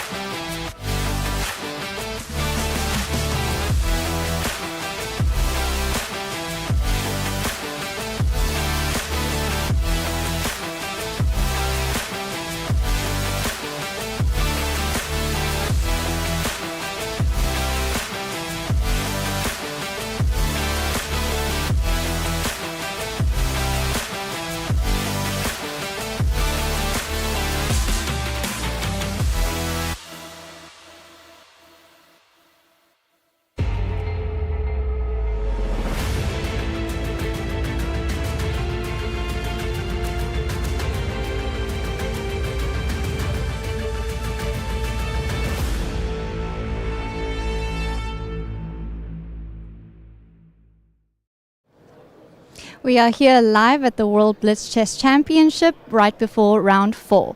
There are 12 women leading with full score, and in the open section we have 14 players leading with full score. Of course, Magnus Carlsen is not one of them, as he drew to local hero Yakidov in the second round. But as we know, there are many rounds, so it's okay to mess up, it's okay to lose. There is a lot of time to catch up. Now in the studio, we say hi to CEO of FIDE, Emil Sutovsky. Back to you. And here we are starting round 4. Vishy, hi. Hi, Emil. How are you? Fine. I'm not Anastasiya, but still hope to please spectators with my commentary. So, exciting Blitz game so far, and so many leaders. Of course, it's too early to speak about anyone showing extremely great form, but still some early leaders already suggest that it could be their tournament, both in open section and in women. Yeah. So I see you scrolling this is, women's game. It's at the top, so yeah, it's we'll top, get down to the women at the bottom. So we have What's the pairing at the bottom? So many leaders. Carlsen Holt, yeah. Okay. Yeah, so your friend Conrad Holt will remember how excited you were about the game with Mamedyarov. Mamedyarov, well, yes. So yeah, it's going to be exciting. How would you rate Magnus' chances to win the tournament? Probably discussed it, but for me, it's the first time I can ask you. At least, simply because he's Magnus 60%. It's not about his form in this tournament. It's just, I have seen him play Blitz a couple of tournaments recently, and he's... Also, it's the format that most excites him. So, for me, he's a huge favorite, and then everyone else. So we'll go with that. Yeah, I actually 60 is a figure I also had in my head. I had a chance this morning to discuss it with another absolutely very top player, and he suggested Magnus has 30% only of winning because the field is so many top players here. But actually, if you look at the stats, Magnus wins it so often. I mean, he had like 3 years in a row when he won. Then 1 year he didn't win, and then he won another year. So I think he won 4 out of 5 last championships. So stats would suggest that he would have, well, maybe 80%. But of course, this is yes. And also the distance is very long, right? I mean, 21 rounds. I mean, typically suggests that if you are a stronger player, and we probably have all the reasons to believe Magnus is the strongest in the field, so he has many chances, even if some couple of games go wrong. But anyways, you see 1 to 14 the standings, yeah. So many great players here, players who are known for their Blitz skills, just very strong players who are playing also very well Blitz, but too early to say. Sure. Actually, it's an interesting case, because if you speak and share statistics and say, what's the odds of Magnus winning versus the odds of Magnus not winning? So then you're taking the entire remaining field. I agree the answer could be worked out differently, but I'm simply thinking just how impressive he's been looking recently in Blitz. Maybe his Zagreb influences maybe too much for this 9 out of 9. But anyway. Yeah, just let us remind that in Zagreb Grand Chess Tour, Magnus scored 9 out of 9 versus almost every single top player in the world has participated. So it was a round robin of 10 strongest players, and he won all the games. Of course, we do not expect him to score 20 out of 21 or anything like that, but he is still a huge favorite. Now we see standings for women's tournament, and that's actually exciting. Even before the Rapid, I suggested that it would be very close fight. This one actually probably the strongest women's world championship Rapid and Blitz ever staged, because every single top player, a part of Hui Fan and Nana Zagnidze is participating here. And it's so difficult to predict the winner. And we see it was so close, and Bodnaruk, who was, let's say, nobody would even bet on her, right? So she won it, and of course Hampi was there. So we see Kamalidenova from Kazakhstan is facing women's world champion Juven Jun. Now I have to say that Kazakhstani players have made a huge progress. Previously, even before, here you see another Kazakhstani player on the top board, actually, Bisara Asabayeva. So Asabayeva is a defending champion from both 21 and 22. And she started here with 3 out of 3. And she plays Valentina Gunina. Valentina is actually famous for her Blitz skills. She has scored wins. Off we go. So d4, d5, c4, c6 probably. That's a pet opening from Valentina. Knight f3. Knight f6, Gudina. Yeah, we start now with women's game. I personally think that women that play here, they deserve more air times that we typically have. So let's focus a bit on this game. Yeah. So Asabayeva playing white. That's a known line. White has two bishops, but black is very solid. So we should tell us a bit more, because that's the line. Okay, Slav is the opening which brought your World Championship title. Actually. And bishop g4 was my preparation along with bishop f5, the two main lines in this position, but Gunina has gone for bishop g4. Okay, castles. Well, anyways, that's not about the opening, let's say, subtleties. It's more about being in pace. And we see Gunina playing very fast, and her moves are natural. And we see that Bibisara is spending quite a bit of time. But of course, it's not critical, but still 20 seconds more, it's already meaningful at this stage. Yeah.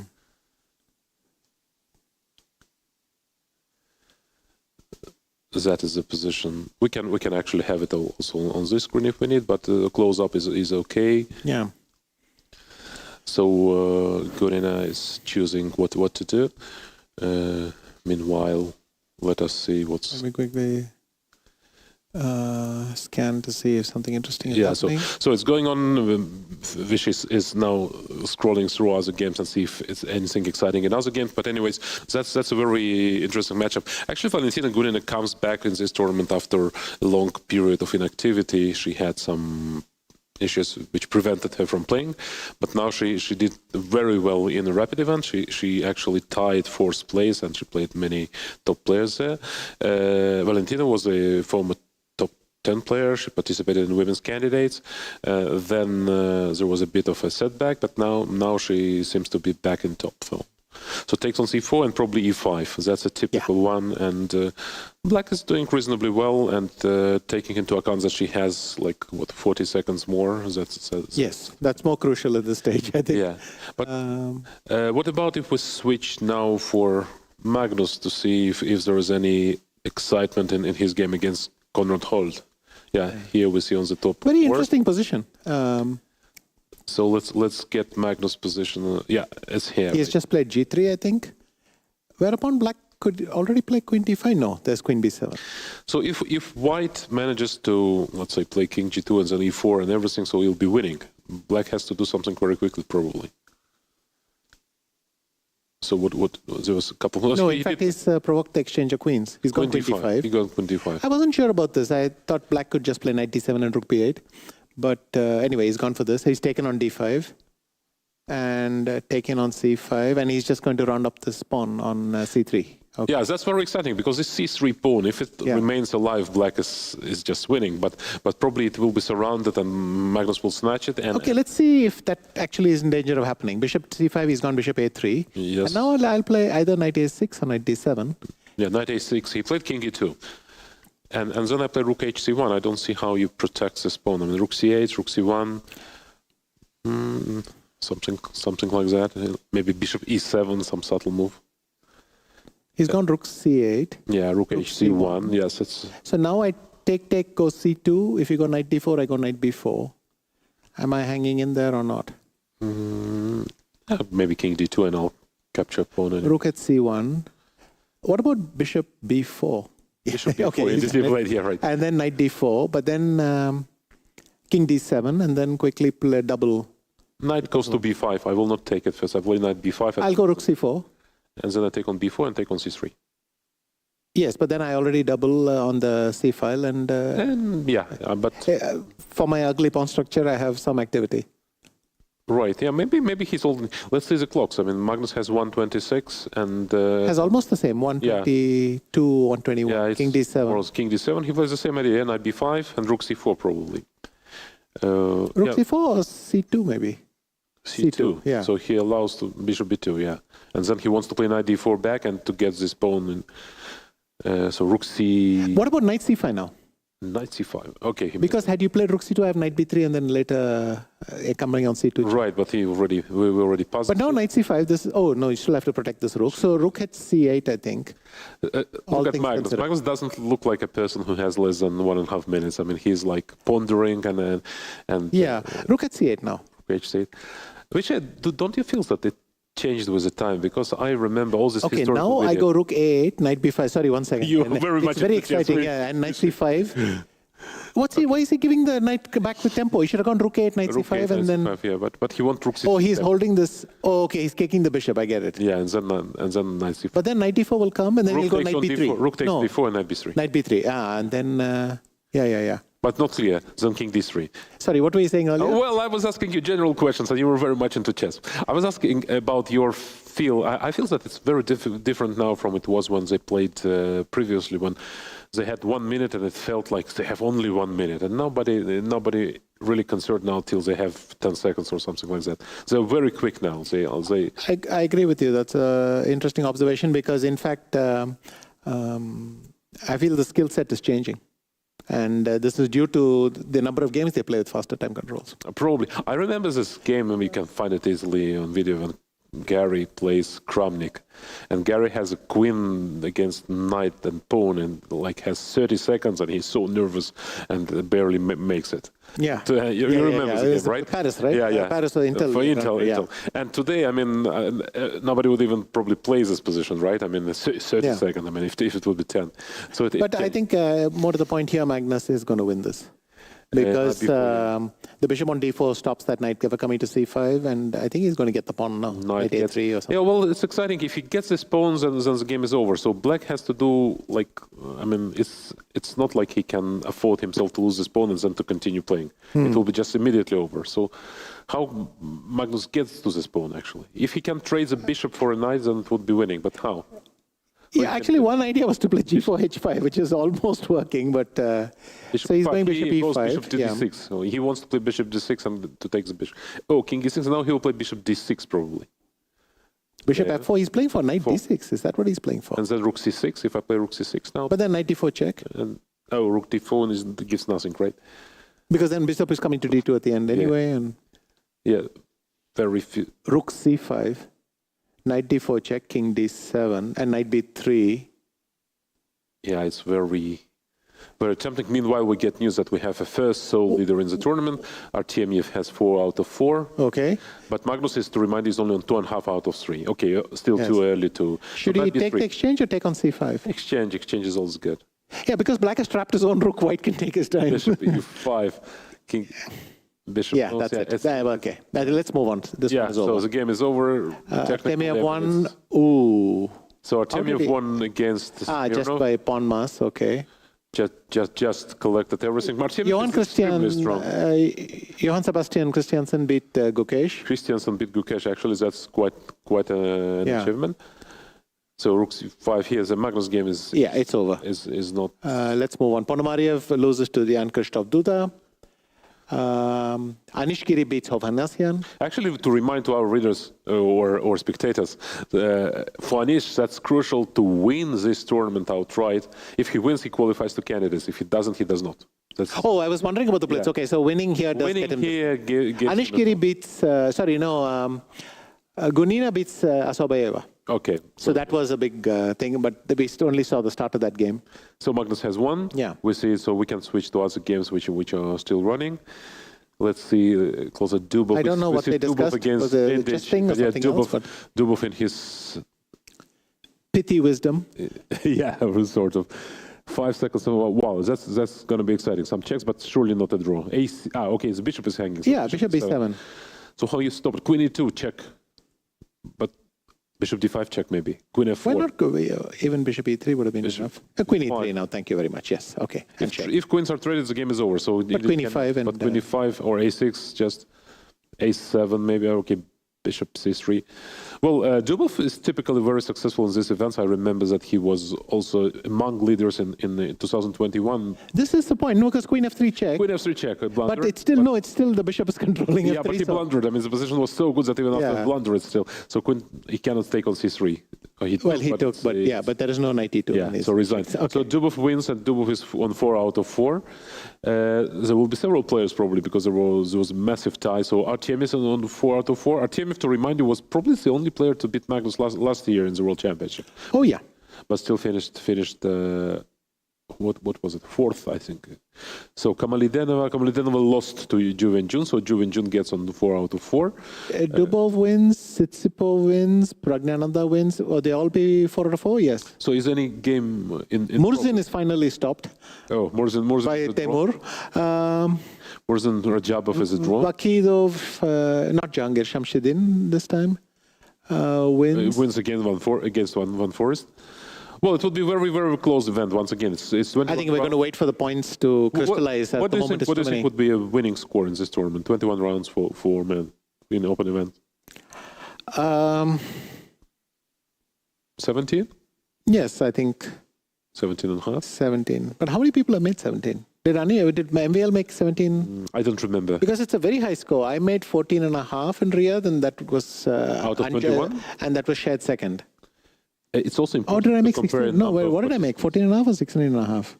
I think 14 and a half. Magnus was at 16 and a half, I think.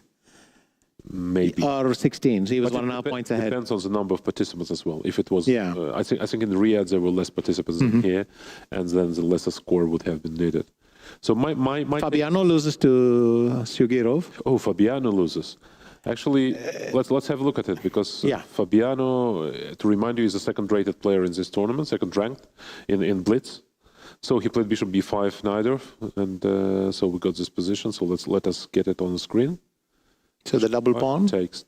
So okay. Fabiano against Sugirov. Can we get it? And Queen e1 landed, and then White had to bunch. And White got kind of squashed. But still, I don't see how the win happened. He was not supposed to lose, how did he win? I mean, how did he... G4 was a bit ambitious, right? I mean, H5, he's sort of allowed to... Okay, knight G3, but... and then he just lost this ending. Just collapsed. Well, it's interesting to compare. Did he have to... Could he have taken on G6? But then again, shouldn't Black have played King H7 and G6 first? But FG and just creating the passers then? But which passer? I mean, H5 is probably the worst passer to create. Yes, but my king could go to C5 and then it would be okay. No, I think it must be winning. Yes. I mean, all these endgames, I mean... Also, you don't really have time to evaluate all these things in such a tournament. Well, I think one important quality in Blitz that probably only Magnus possesses is not to blunder a lot. And many players just... Mamedyarov loses another one to Lazovic. Lazovic. And when Mamedyarov loses, it always looks spectacular. Let's have a look. Let's have a look on Mamedyarov, yeah. Oh, wow. So it was this beautiful E5, not H6, just Queen B6. Queen B6, EF. Check and GF6. But it's not over. Knight H3. Knight H3, FG5. It looks very good for White. Only 2 pawns. But it looks as good as a Berlin, because in the Berlin always looks better than it is, because the king cannot actually castle. Right. And it's the same here. This king will be in the center for a while. So it looks better than it... Queen C1 or something? Yeah, Queen D2. In fact, he seems to be playing awfully calmly there. But this does look like White has escaped, but anyway. Yeah, but suddenly the rain clouds, the clouds are assembling. Oh, now it's not so easy. It's already clear. I mean, Oh, this is... So that sort of position when the computer shows you -7 already. You think that it's strong attack, but actually the game is over. It's not just a strong attack. All pieces are in. Anyways, Lazovic won. Let's see the results of round 4. I think we are ready to... Kesmatolin beat with it. Any other interesting results? Let's see the results and we will see. So Magnus wins and has 3.5, but it's not enough for tied first. There are many players on 4 out of 4. Artyom with 4, Dubov with 4. Tsitsipas is actually a player who is very famous for his blitz skills. He's rather... I have lost him in blitz in Petersburg, so I know. He typically performs higher than his rating would suggest. Prague is on 4 out of 4. Yeah. Vahidov, as we said, is the local hero with 4 out of 4. Johan Christiansen, with 4 out of 4. That's it. So that's a pretty big group. Many players on 3.5, but maybe not too many. I mean, if there's an odd number of four pointers, then Magnus will face one of them. Otherwise, he'll face a 2.5. A 3.5. 3.5, excuse me. Yeah. So it's which could be Duda, it could be Anish, it could be Tabatabai, who beats MVL. Yeah. It could. Yeah, that's it, and that's it. Vahidov. Where is? Vahidov is 4 out of 4. Probably he goes down. No, it depends if there's an odd number, even number. Right. So we will see. Yeah, let's see the pairings and then. But let's see the women's results if we have. It seems like there are 6 players on 4 out of 4, so then there was no down-floated players, so Magnus will play somebody with 3.5 points. So do we have standings for women, please? Yeah, so Kamaladenova lost to Juventud, we saw it, Asabayeva lost to Gurina, so 2 players, Kostyuk beat Shupilova. Almost no draws, Kostyuk beat Matnadze beats Divya. Yeah. She just... And actually, Mavadzada was 4 out of 4 from Azerbaijan. Zhuzhiner was 4 out of 4. Yes. So we have how many? 6 leaders right here as well, and they will play each other with in the next round in a few minutes. And they're top players on 3.5 as well. And the beauty is actually, I think the distribution is perfect. 3 from either side, so the colors will match as well. Right. So, but once again, very long tournament. Okay, in women's section it's a bit shorter. It's only 17 rounds, but still quite a long tournament, and a lot of things are bound to happen. Very difficult to say that there is a favorite. In the women's event, I think it was Lagno maybe who won a couple of times the title, but nobody like Magnus who dominated like five events that she would have won. But Asabayeva won the 2 last events. That's quite. That counts as consistency, right? Yeah, but last year the fields in women's event was considerably less strong than this year. This year it's just exceptional. We have really tough field, and we also see that the margins get narrower and narrower. We have players who barely, let's say, known to wider public, but they perform well. They beat famous top players and show very good chess. So what would be the game of the round if we have a look at it? Maybe we can have some top games to see what we can. Let's see how MVL lost. He's a former champion. Yeah, MVL was a champion from 2021. Okay, so these new lines with C3. Slav reversed. Already they feel like main lines, but that's how it goes. You could have this with the pawn on C6 and the knight on C3. Right, but the queen on C8, so it's probably not to the white's advantage. C5 probably was asking for itself, but knight E5. So let's go a bit slower to understand ourselves what's going on. Knight E5, queen B5. That's the problem. Because if queen D4, I have knight C6. Right. Yeah, so I go back, F4.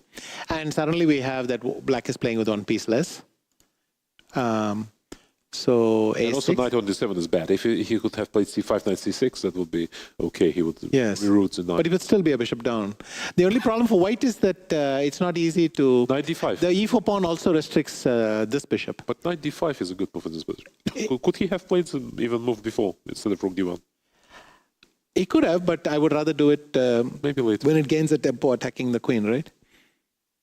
ED, and D6.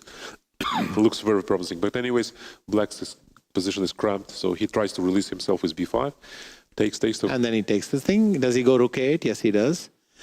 So all this has happened, but when the dust is cleared, black's bishop is still the worst piece. So MBL is lashing out a bit on this side. So he tries to Oh, 92. Okay, he almost got escaped, but bishop C5, and he's not in time to capture the pawn. Yeah. Bishop A5 probably is the only chance. But then B4, so he has to keep wandering around, and then he's just a pawn down. So, pretty one-sided game actually. Yes. But, so Nepomniachtchi won. Anish who needs to win the tournament. So let's have a look how he's doing it, how he's going about it. He was talking in Lens yesterday after the tournament, explaining that he will put all his might into this event. He doesn't hope to realistically. I mean, he doesn't. Believes that he has many chances, but he hopes to have a go at it. Also, he's got a couple of battles going.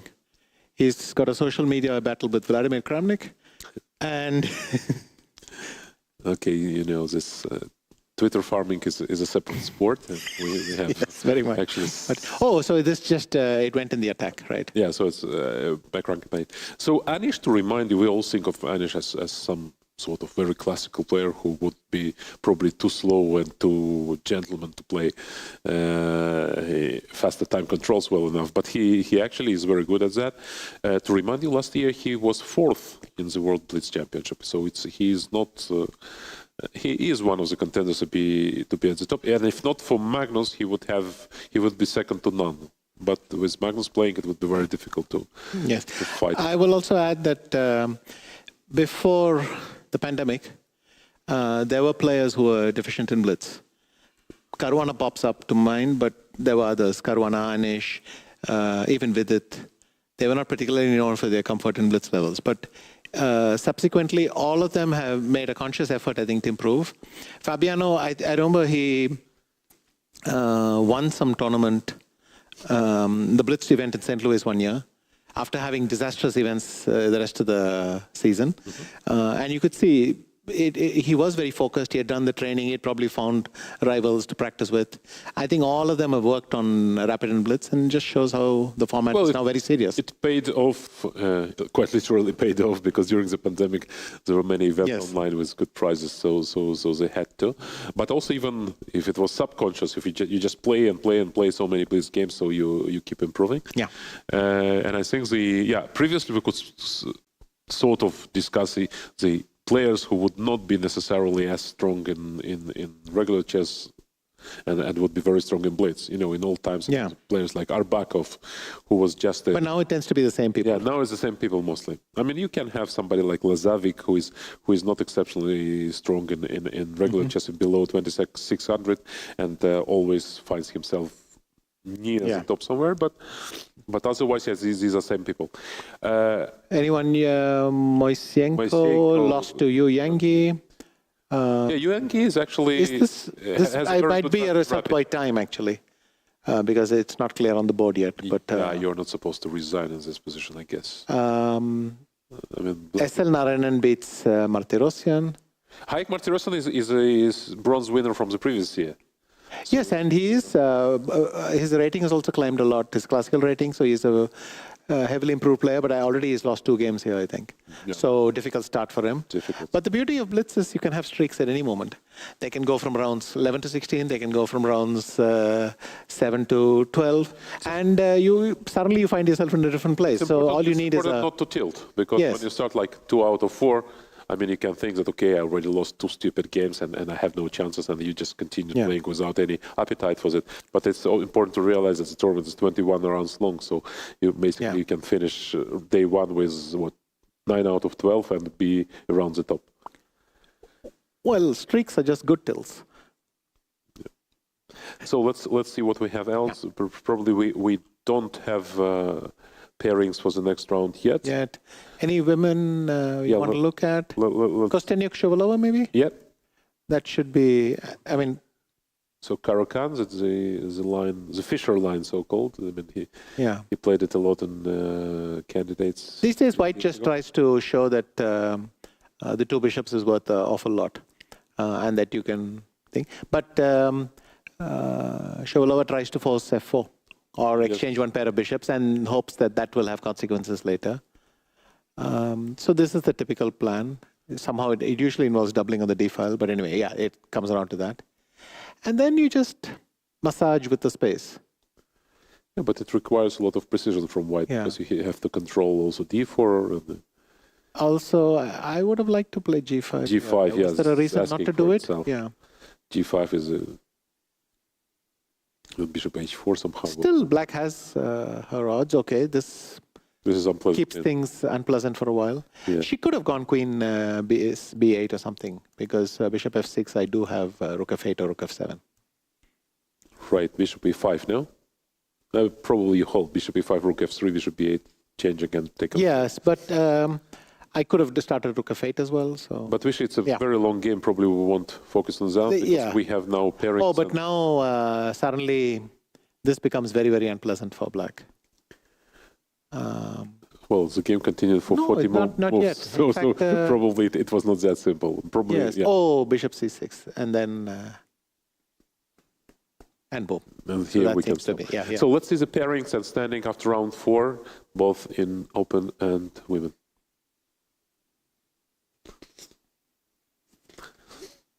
So as we said, 6 players on perfect score. Perfect score: Artemiev, Christiansen, Prague, Dubov, Tsidipev, and Vahidov, and 6 players on 3.5 out of 4. So they're all top players there. Okay. And the pairings are all set as well, I would guess. So. Yeah, so they will play each other. Morsen showing great chess yesterday. He tied for third in rapid, and he was probably the only player relatively low rated to do so. Yes, I mean, for him it's a huge performance, but he's shown that the quality of his opponents is not yet he had easy pairings. No, he had the quality of his opponents was a part of. But he really outperformed his elo by a huge. I saw his result. Actually, he won against 2 very low-rated players in the first rounds, and then he played all the top oppositions from 11 rounds to go. Anyways, so we see Magnus will be playing on his board 1. I mean, it's a fixed board for Magnus against Timur Rajabov. These two have quite a bit of history between themselves, as you know. In one of the championships, actually, I think Carlsen beat Timur starting with first A4. And that's actually quite a story about that, because I was quite shocked to see this A4. I thought that was some technical mistake or maybe broadcast. But then it turned out that earlier that day or days ago, they had a discussion, and Magnus said, okay, basically you can start with any move in Blitz. And Rajabov said, okay, but he wouldn't go A4. And Magnus went A4, and he beat Rajabov. But of course, it's not advised to play A4. Anyways, then Artemiev plays Tsidipev, Vahidov plays Dubov, and Prague plays Christiansen. These are players with perfect score, but once again, the tournament is very, very long, so it's not like early lead promises you something.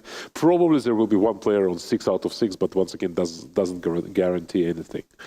Too long tournament, and you will have to play top players round after round after round. To remind you, there are 21 rounds in open competition. Can we see the women's pairings, please, for round 5?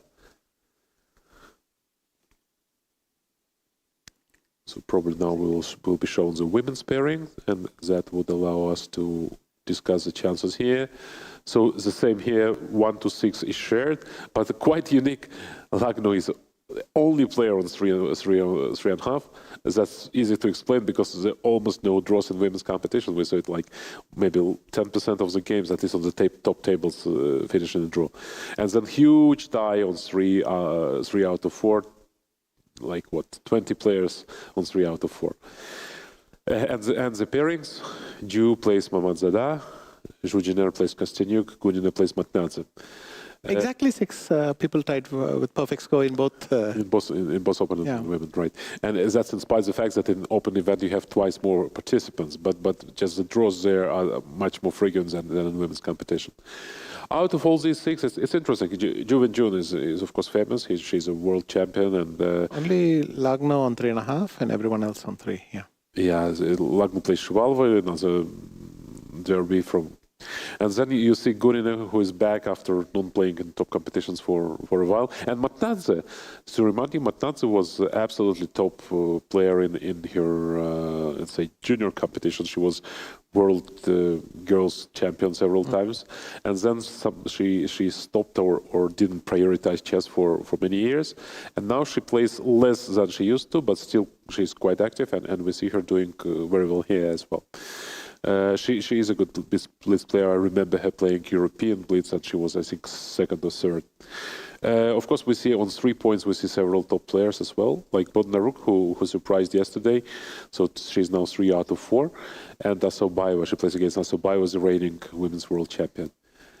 But even on 2.5, nobody, I mean, 2.5 out of 4, even 2 out of 4 is still players have chances. We saw Goryachkin, who was 2.5 out of 4.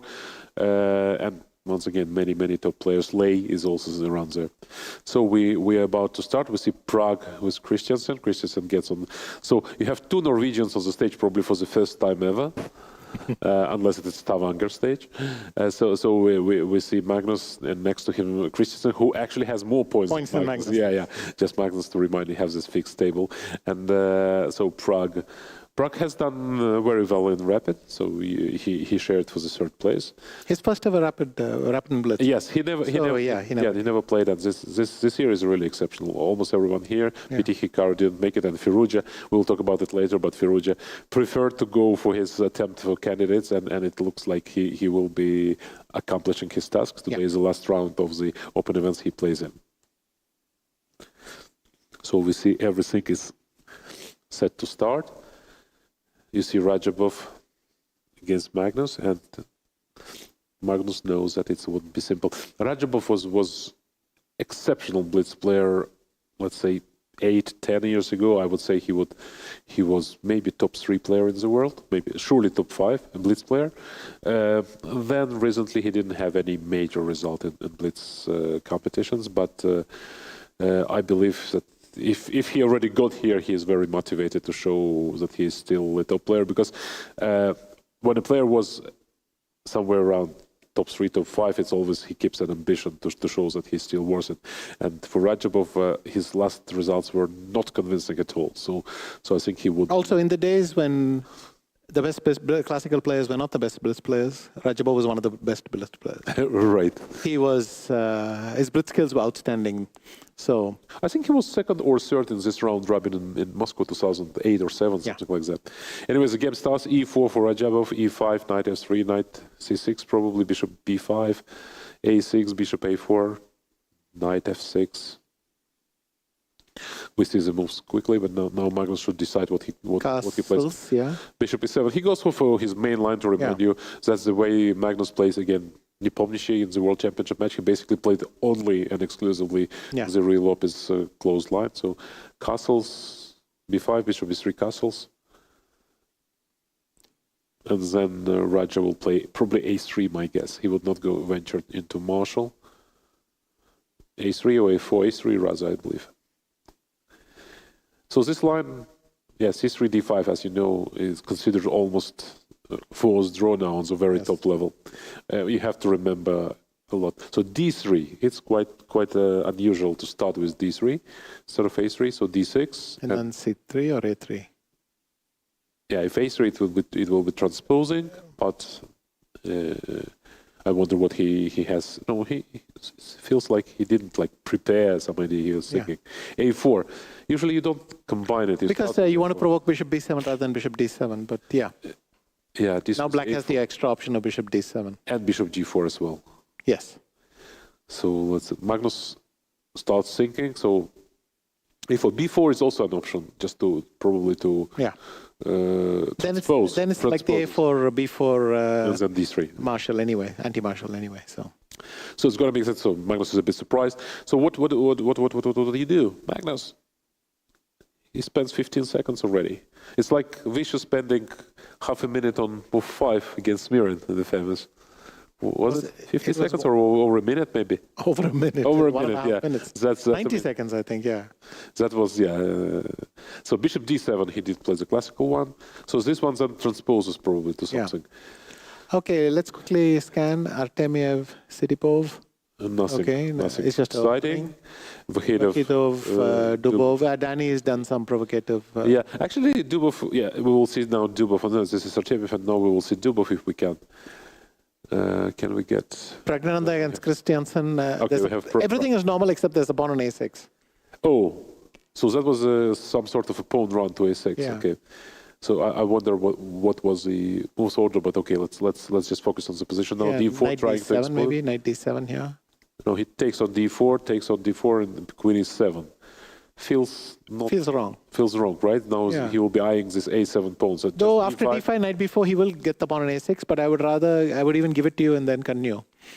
Yes, that's what computers do in this position typically. d5, knight b4, just knight b3, taking on a6, queen d2, doubling over a file, and it's very unpleasant.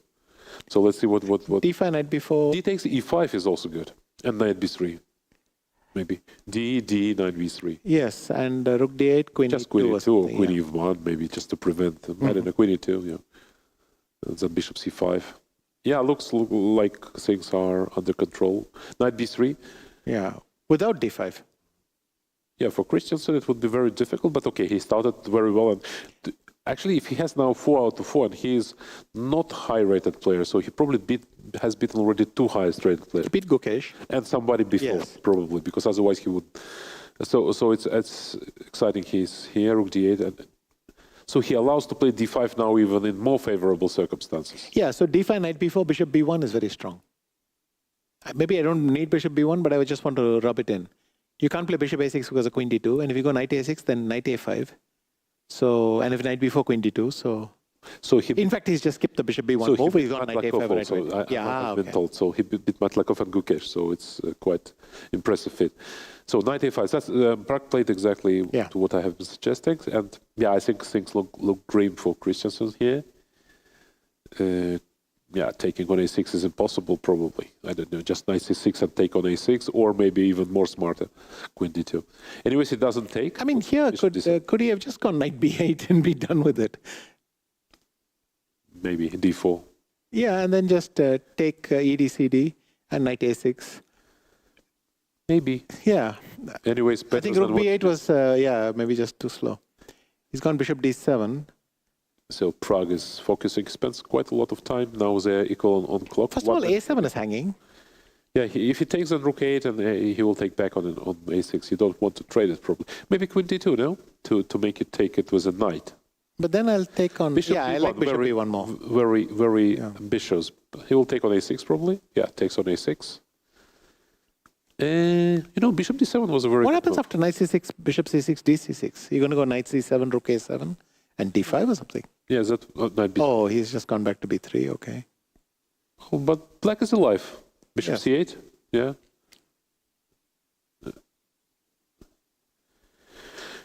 Maybe we will switch to exciting game. I see here Murzin. Oh, he's gone rook a6, okay. So we can, here Prague is better, but now... Let's just quickly see what Magnus and... Okay, that looks better for white. Murzin sacrifice, actually, it's rare to see Murzin sacrificing anything. Typically, he snatches the pieces of opponents. So he sacrificed a piece here. Oh, this knight g4 Berlin sort of thing. Yeah, okay. That's an exciting line. The computer evaluates around equal, but nobody knows what is it in reality. Anyways, Murzin tries to build up an attack here. It's an exciting game, but he has only 15 seconds. Why did he go rook g2? Queen f1. Well, it looks very bad. Rook g3 and then rook g8. I mean, or bishop h4. Rook g3 is asking. Rook g3, rook takes g3 is the problem. Oh, sorry, yeah. So you're still alive. Only 7 seconds for Murzin. No, so queen h3 maybe was not a great idea. Yeah, queen h6 feels wrong.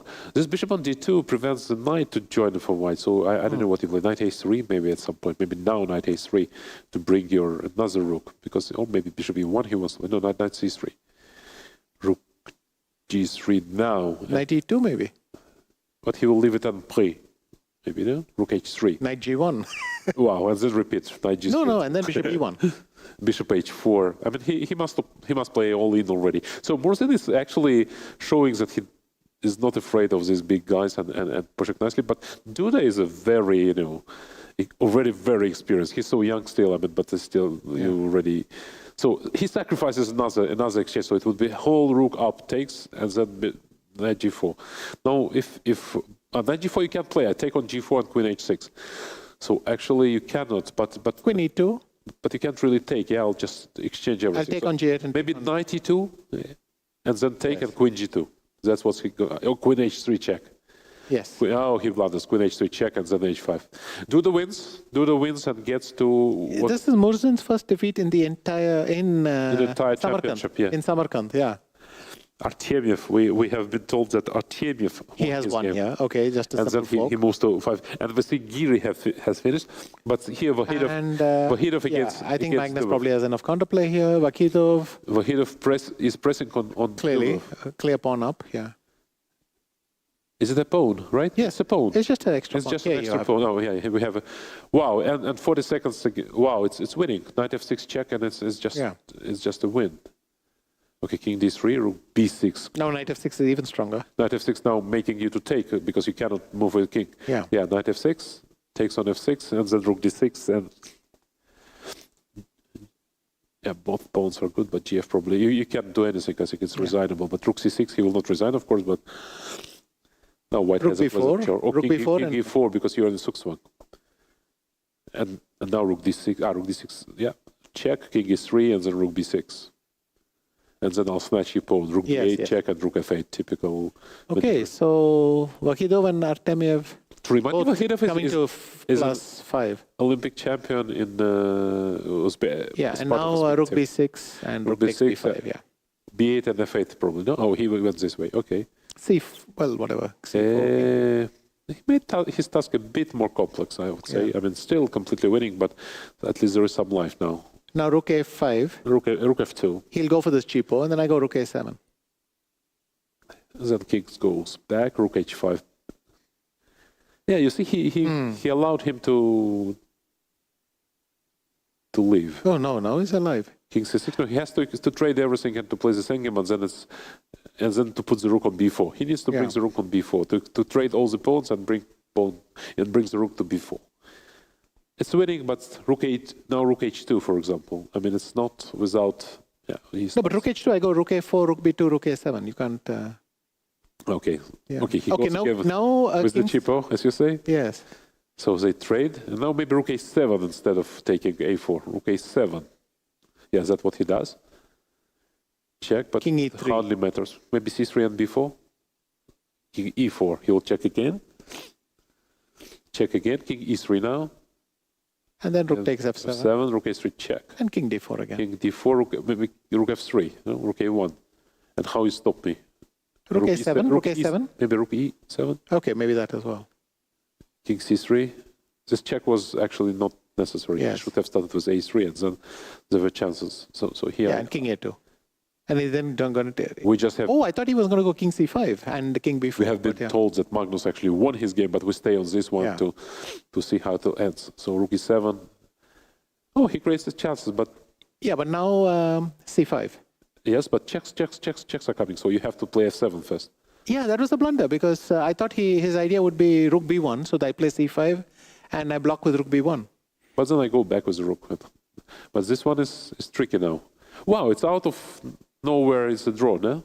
Yes. Wow, that's exciting. I mean, Dubov managed to escape in such a... Of course, time is a factor, and Vahidov had just a few seconds. So it's a draw. So he must repeat Nov's draw.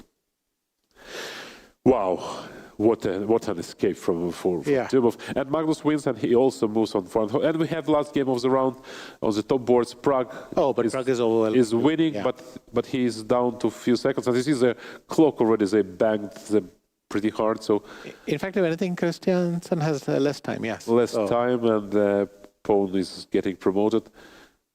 Yeah, and it's not quite. Prague makes his gesture suggest that it's not the first time that it's happening. Probably he was visibly unhappy with it. So bishop e4 and takes on d3, and now nothing gonna happen. And so we have Prague on 5 out of 5 as well. Magnus is ready for an interview. Duda won.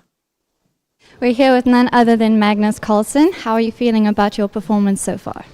It's okay. I mean, the score 4.5 is pretty good, but I feel that my play hasn't been really up to par. But usually in these tournaments, like the first few games are not so easy.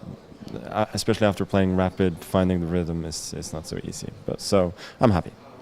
And how do you keep stamina in a tournament with so many rounds? I try and sleep well, work out a little, be healthy, you know. But yeah, today I'm a little bit tired, so it's not as easy today. But yeah, also try and use the time in between the rounds to rest. Sometimes eat a bit. And we know you play a lot of online Blitz. You recently got the highest rating on chess.com, 3340. But how much over-the-board Blitz do you actually play?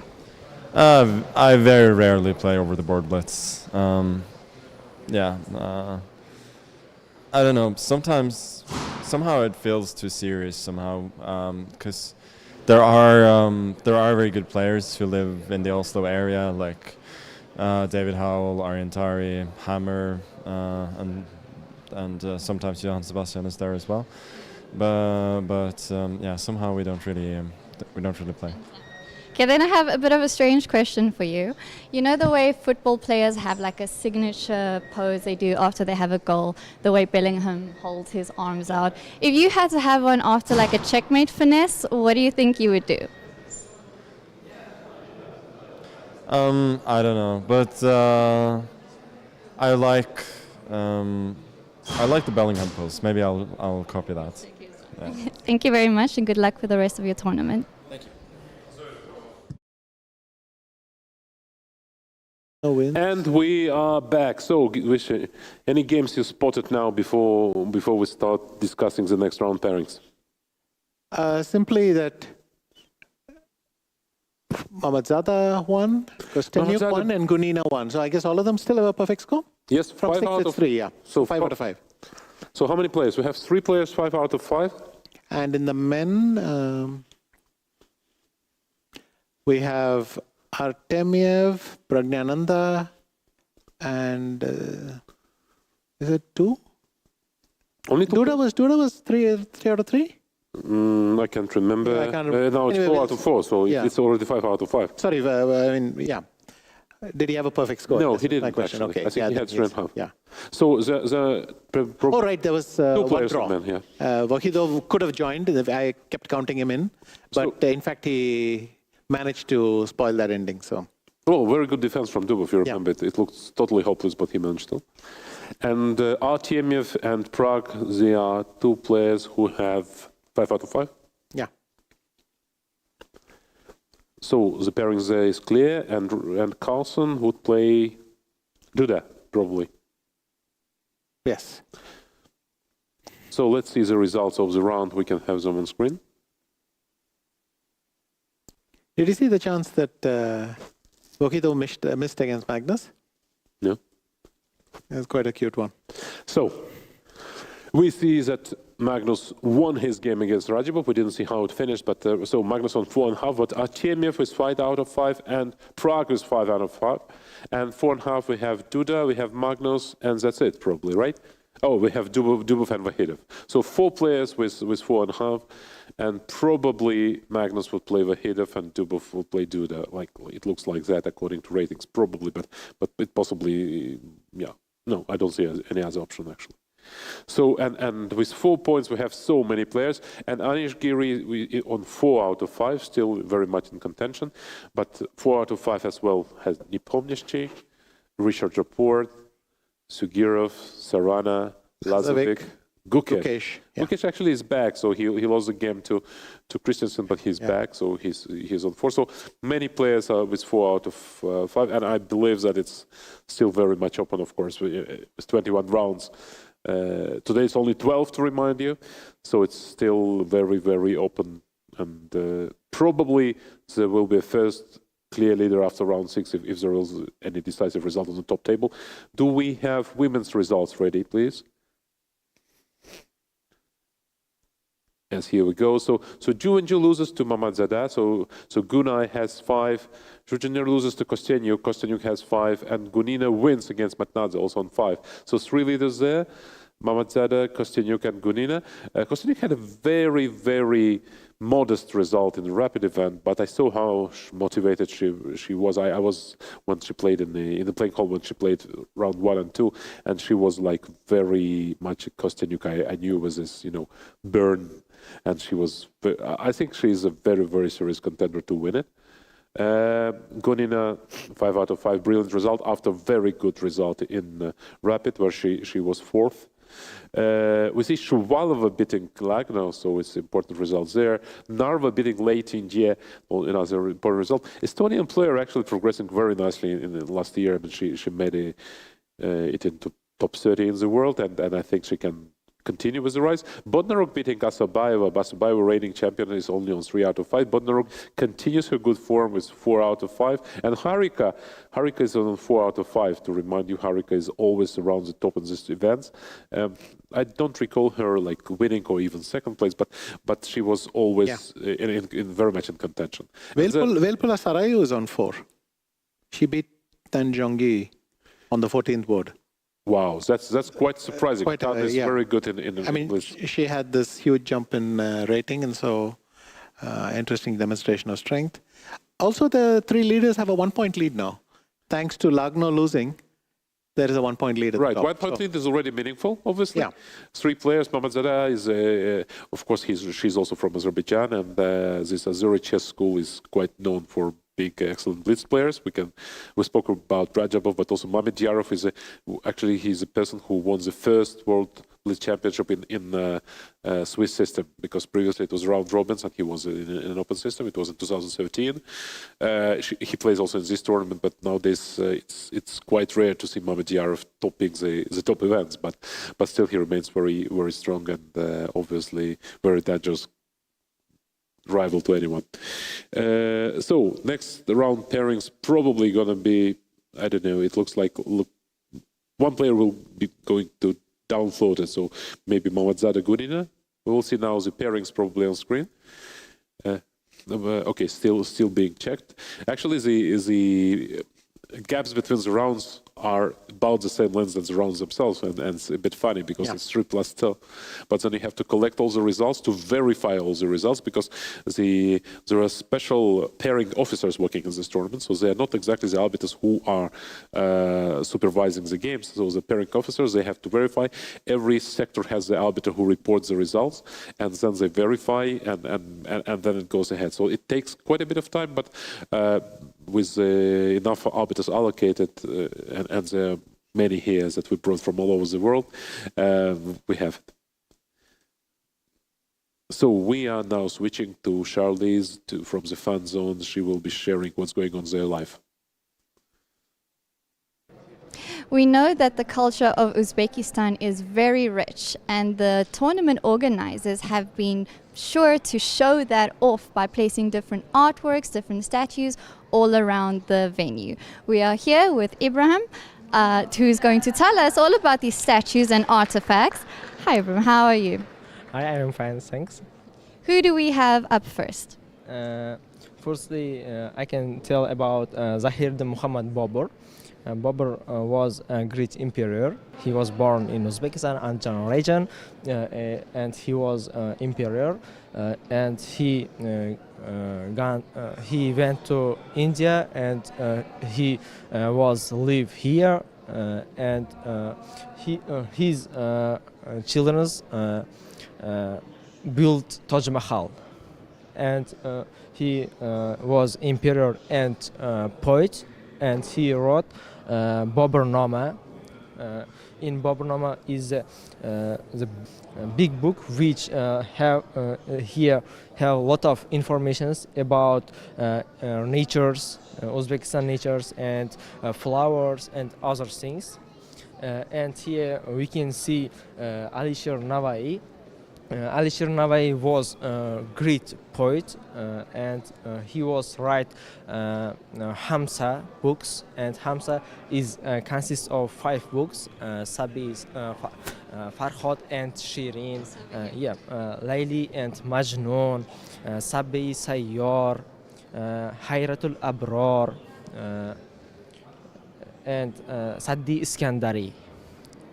And very colorful pictures as well. This is the type of pearl that represents Tashkent, right? Okay. And here we can see Mirza Ulugh.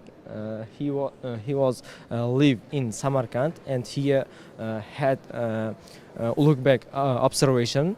And here we can see Ziji Kuragani, which he wrote this book. And in this book we can learn location of 1018 stars. So he was an astronomer who located 1018 stars. Wow. And here Amir Timur. Amir Timur was great emperor, and he was born in Kashkadari region, Kesh, nowadays called it Shakhr Sabz. And he was a great emperor, and his country consists of Uzbekistan, Turkey, Iran, Mongolia, till China, and because of he is very great person for us, for all humanity. And artifacts over here about him. Here we can see pencil case and inkwell. And here Jami al-Ahkam al-Sigar, it's a book Muhammad ibn Mahmud Ustrashani wrote this book, it's belong to 13th century. And Wow. And here we have a diamond representing Samarkand. Thank you very much. That was very insightful, and I can't wait to learn some more. thank you. You too. Back to studio.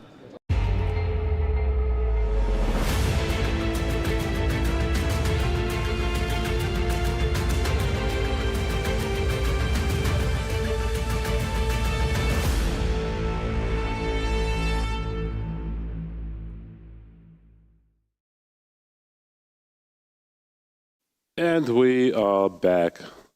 So let's get to the screen the pairings for the round 6.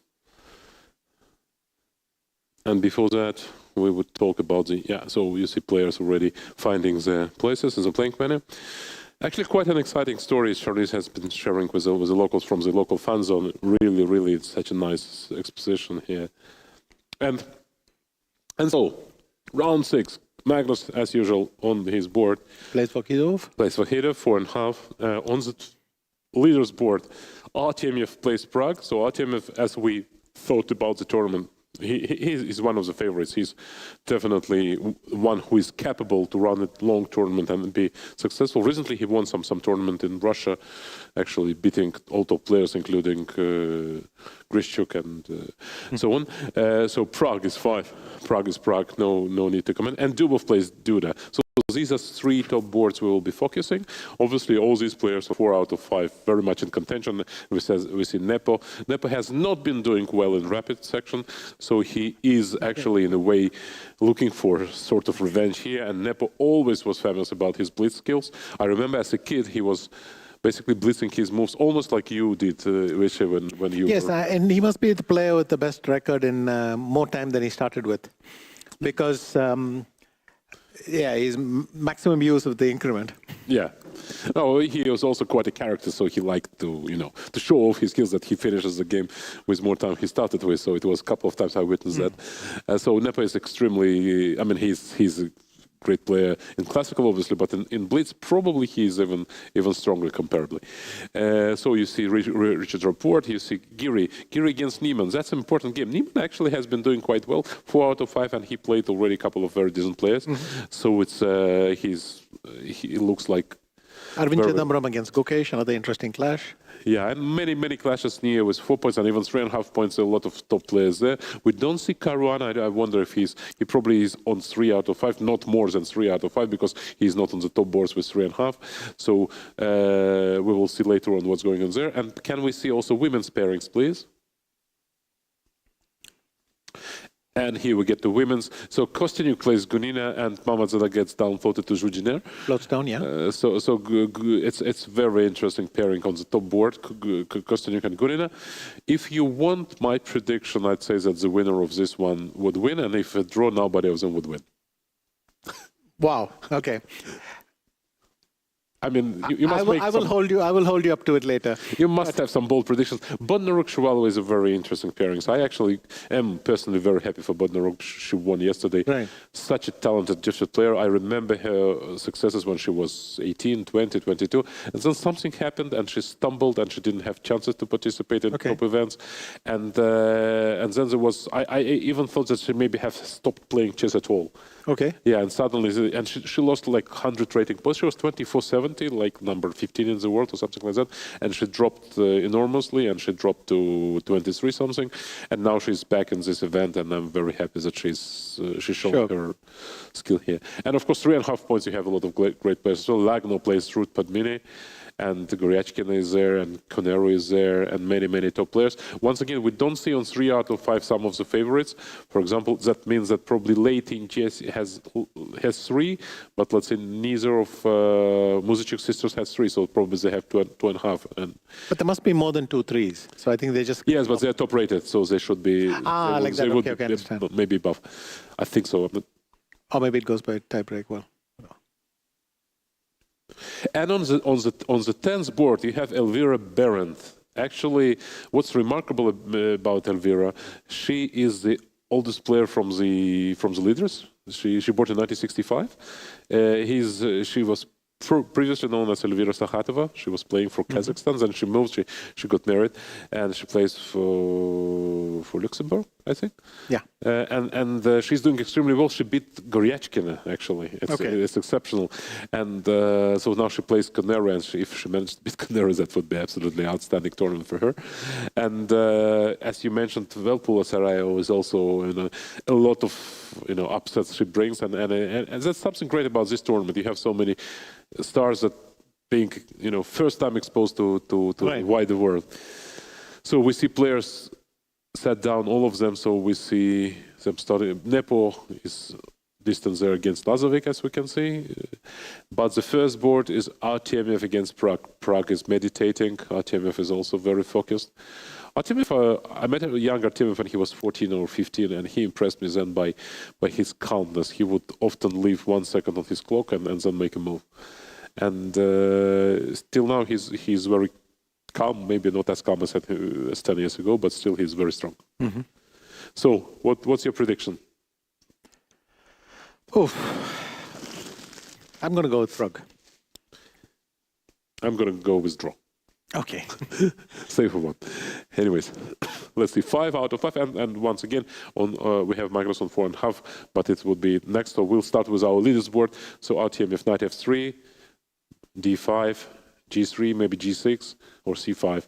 Bishop g2, knight f6, knight c6, allowing d4.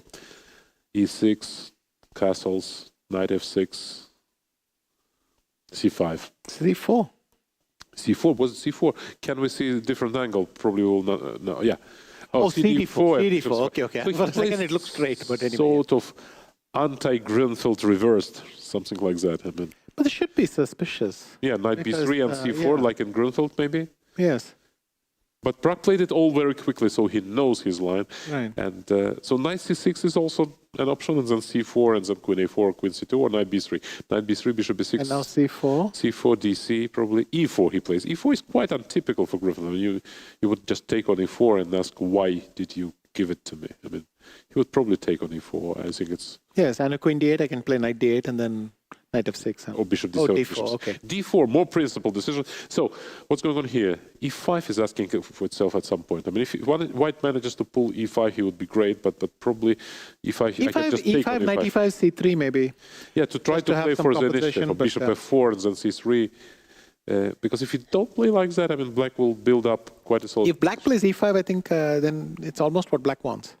c3. He undermines the pawn chain immediately, takes on d4, and now he will play e5.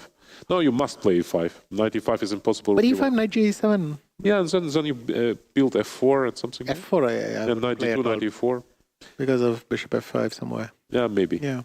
Maybe it's too ambitious. Okay, yeah. Now, knight a3. Knight e7. I would have thought bishop e6 should be possible. Maybe then f4 is coming. So at some point, white has to do something very active in the center, because otherwise, if black will play bishop e6, and this pawn on d4 may become very, very dangerous. I'll go d3, and this knight on a3 doesn't help you actually to stop my initiative, and then your forecasts will actually materialize. So knight e7. I start liking black's position, because knight a3, it feels a bit sort of. Maybe knight c4 to drag a bishop away, or at least to trade my... No, knight c4, I'll just play bishop e6. Yes, and I take on b6, and at least I have a couple of bishops as an e5. No, he played bishop f4, allowing bishop e6, and wants to play knight b5, obviously, to implant the knight on this. So bishop f4, bishop e6, knight b5 castles, and then? Is that what would happen, I think? Knight d6, g5, knight b7, queen d7, bishop g5, queen b7, and some play. No, queen d7, I have knight c5 still. So you have to go queen c8, knight d6, queen d7. Yeah. Oh la la. But maybe I will not go queen. Okay, it's too complex, so we'll see this position. Okay, now we'll see.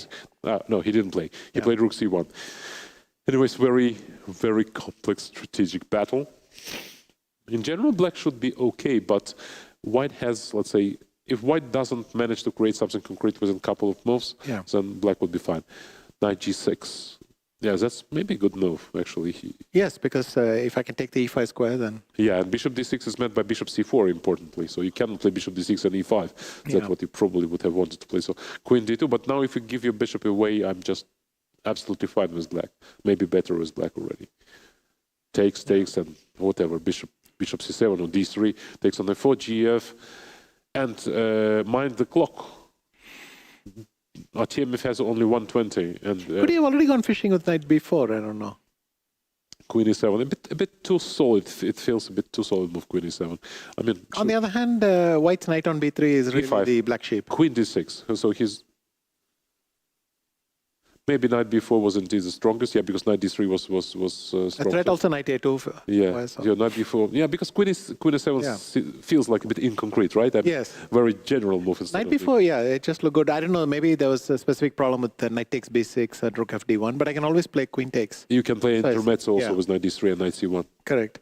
So queen f6. Queen f6, okay. Now e5, he'll go what, queen h6 or something? Yeah, e5 he has to play anyways, whatever black does. Yes, queen h6. Queen h6.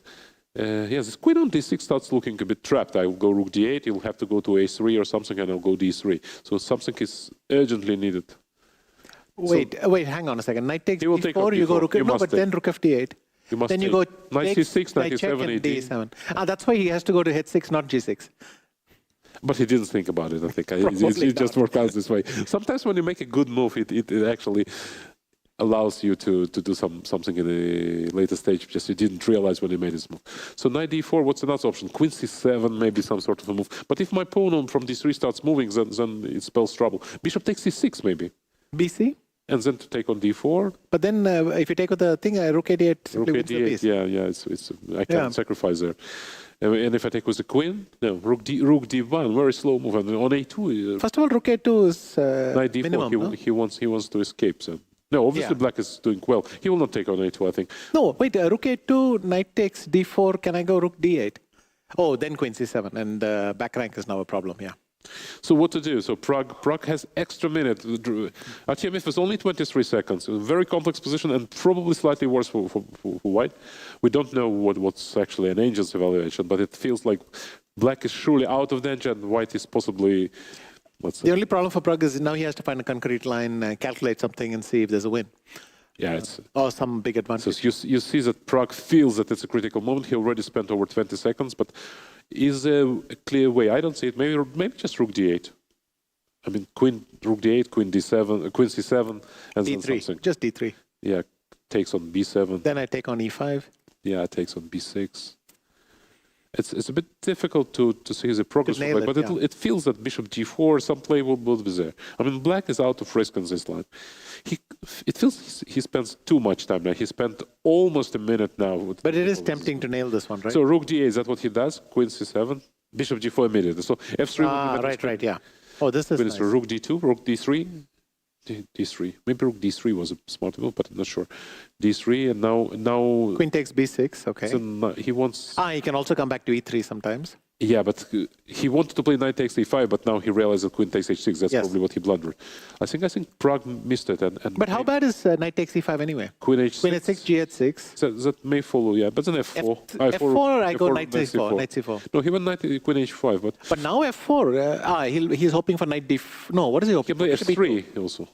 Yeah, but f4 is nice. We just shut that thing down because the queen side is collapsing. It feels that tables so have bishop turned. e2, rook e1 or something? Bishop e2 will be played probably. I don't see any other move actually. Even queen b7 I might consider. Yeah, but bishop e2 at least protects you and you know... bishop e2 has... So rook f2, that's a bit surprising. That he has to release his queen because without queen he can't do much. I mean, rook e1 seemed to suggest itself, right?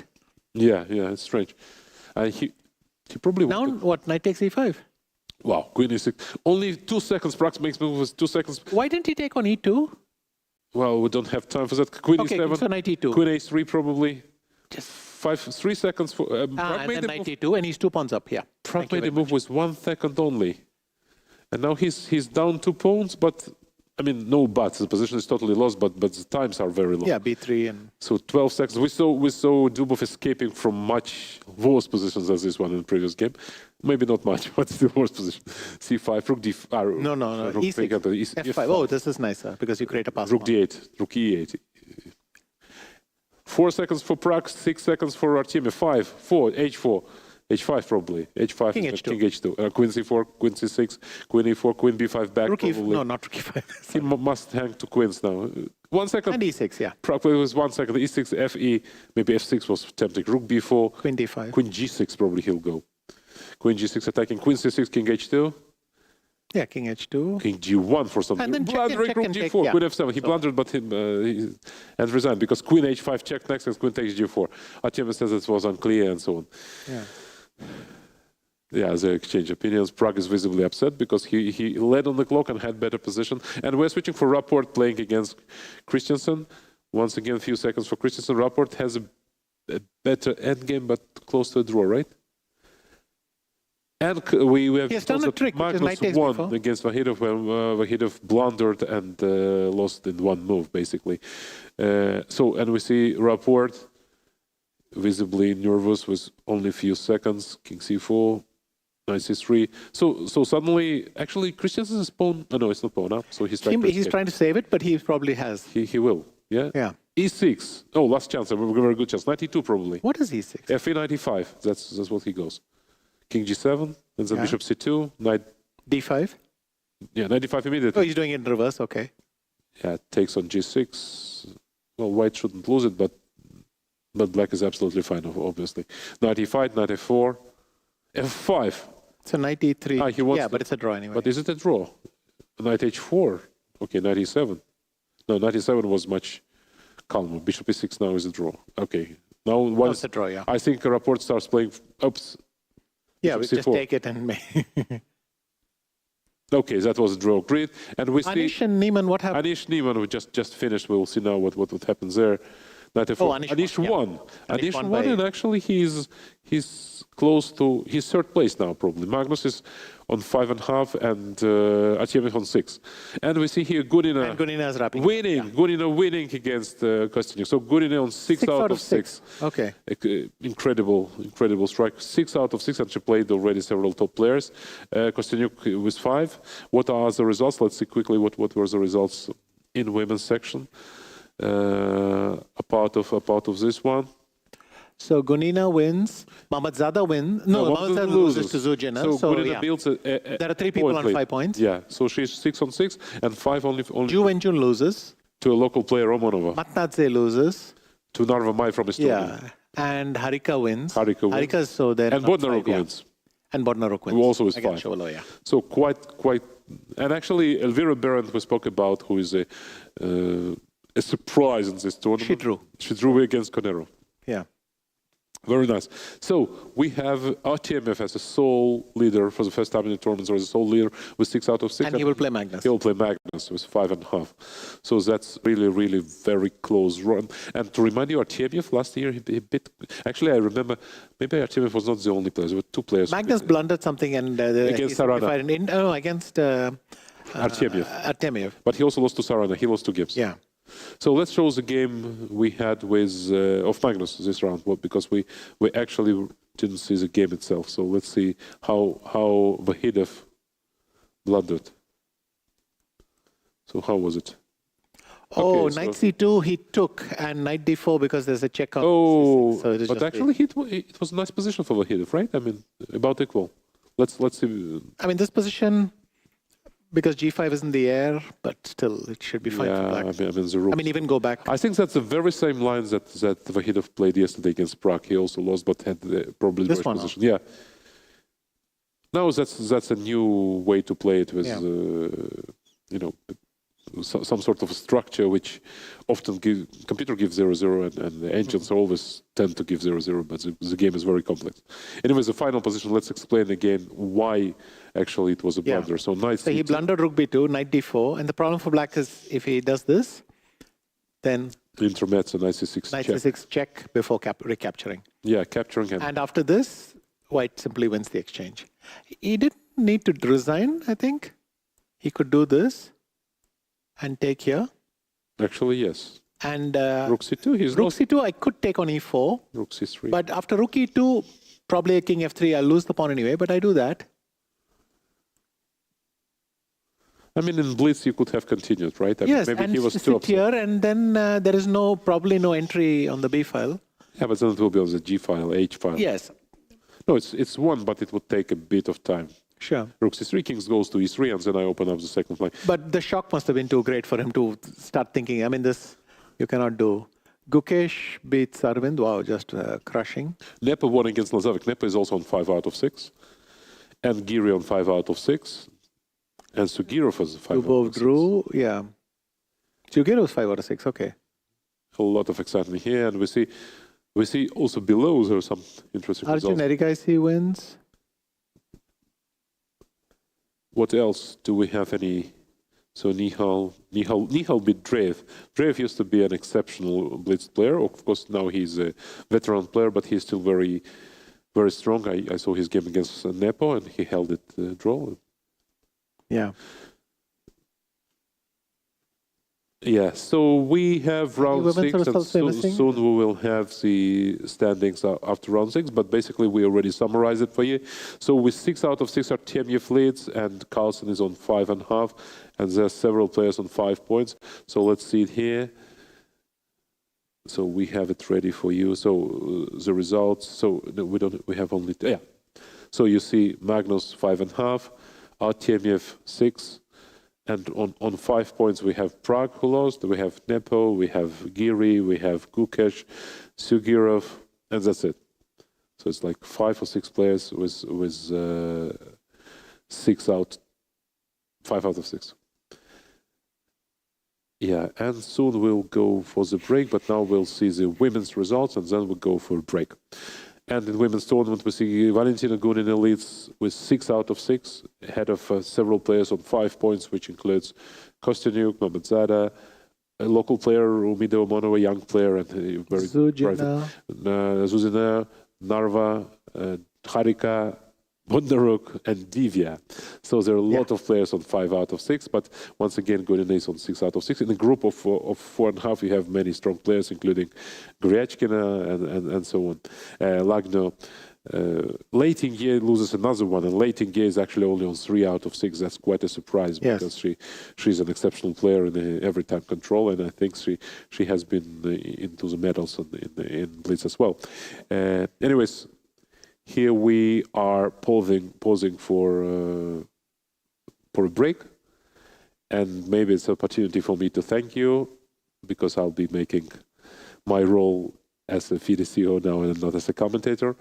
Thank you, Vishy. It was a pleasure to join you in the studio, and I'll be now watching the event as a spectator, enjoying it fully. Thank you. What does it take to be a chess champion? It takes talent. It takes practice. It takes creativity. It takes confidence. It takes an ability to keep cool, to find the best solution, to be on top of the situation. December 26th to December 30th, the ancient city of Samarkand, Uzbekistan, hosts the FIDE World Rapid and Blitz Championships 2023. Star lineup featuring 300 plus world's best chess players. Prize fund of $1 million. Compete for 4 titles over 5 intense days. Don't miss it. Watch the event live on FIDE YouTube.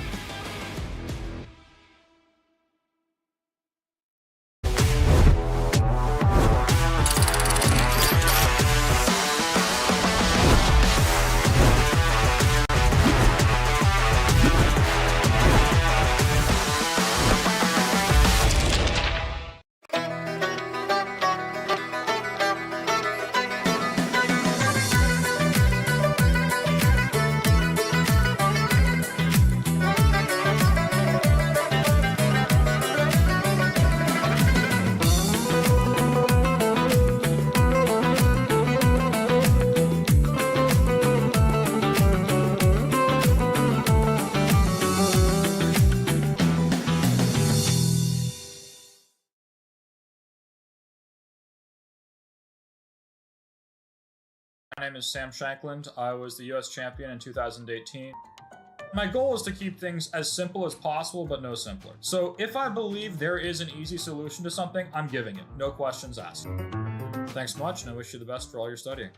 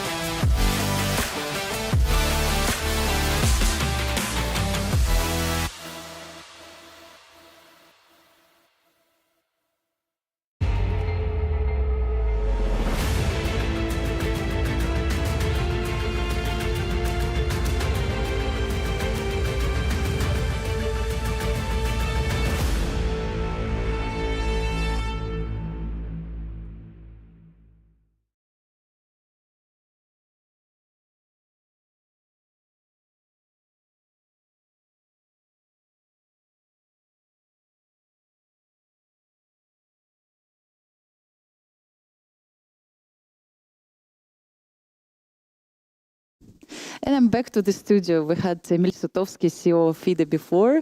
Of course, very strong grandmaster as well. So I'm sure you had fun. Vishy, did I miss anything?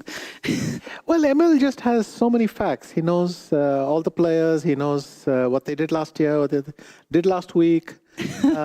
So a lot of interesting perspective like that. That I'm not following in quite the same depth as he is. So he has to, you know, he's CEO of FIDE. He should know about everybody. But, yeah, but he knows the career trajectory of everyone. It's just amazing. So that was very, very helpful. Absolutely. Of course, he's also leaning on the tactical side like me, so he likes to go for the fun positions, but we had some good times. Absolutely, and while you were commenting, I was running around the playing venue. It was my first time that finally I could see the action, and one game was so funny. You know, Hans Niemann was playing, I don't recall the name of his opponent, but they repeated, now they're playing the previous rounds, and they repeated the position more than 5 times, so then the chief arbiter came and stopped the game. He said, enough is enough, I mean, it's time to go, guys. So it was such a funny moment, and all the players were following it, made a video. It was really fun. And then also I had a nice chat with Peter Swidler and congratulated Anastasiya Bodnaruk on her great achievement. So it was really nice moment, and I had the chance to see what life of the player is for this event. They have actually a very nice place to rest. You have drinks, they have some food. So I think the organization is really on a very, very high level. Everybody seemed to be happy with the conditions. Fabi, Levon, as usually, Anish, they were chatting, discussing all the games, you know, normal situation, normal process between the rounds. And now it's time actually for me also to catch up with the tournament, and probably it's time to check the standings to find out, let's say, who is leading right now. We have a clear leader, Gunina, but let's see. Do we have women's section or open section ready? So it will be nice to remind our viewers also what's going on. I remember that Magnus only lost half a point, yes, and then he managed to win. And Vokidov blundered a very simple tactic, so he continues to be a leader. In pursuit of Artemiev. I think that's a first pairing, Artemiev. Yes, exactly. No, but this is some... What is 4 points? I think they should have 6 points right now. Of course. No, Gunina beat Kostenyuk, and now she's sole lead with 6 points. Yeah, so it's a wrong pairings, maybe after round 4. Guys, please check if... now we have it, yes. Now we have now. So 6 points for Gunina, exactly what you said, Vish, and we have also like big group of people with 5 points. Like 8 players, including Alexander Kostenyuk, Zhu Junior, Mamadzada Gunay, Bodnaruk, Anastasiya. By the way, she actually lost only 1 game, yes, and then she recovered a bit, yeah. Wow, that's great. Also for her, and Divya, Drovanovali, Narva, Omonova, all these players, they just 1 point behind the leader of the tournament. Great result so far for Valentina Gunina, who is like really famous to be such a strong Blitz player. She won many events in Blitz, including European Championships, I think World Champion she was as well. Great results so far, but it's not over at all. 3 more rounds to go in the women's section, and let's have a look also to open section. I must tell you, Vishu, that I also saw so many spectators, so many kids, you know, all of them, they're concentrated, of course, near the board of Magnus Carlsen, but I also, Nodjerbeck, of course, gets a lot of attention by public, and it was really nice to see so many players, so many spectators, and they were like, Magnus is there, yes, look at him, he is here. So, and speaking about him, he is now at the clear 2nd place with 5.5 points, and we have Vladislav Artemiev leading the tournament, 6 out of 6. Yeah. 100%. How did he do it? I know that he was he was in some difficulty against Prague, but then he concentrated on just consolidating his position, you know, getting out of trouble. And then Prague, I missed the exact moment when it happened, but at some point Prague overreached and dropped after the simplification. He was just 2 points down, and that was it. I see. So it was a very important victory for him.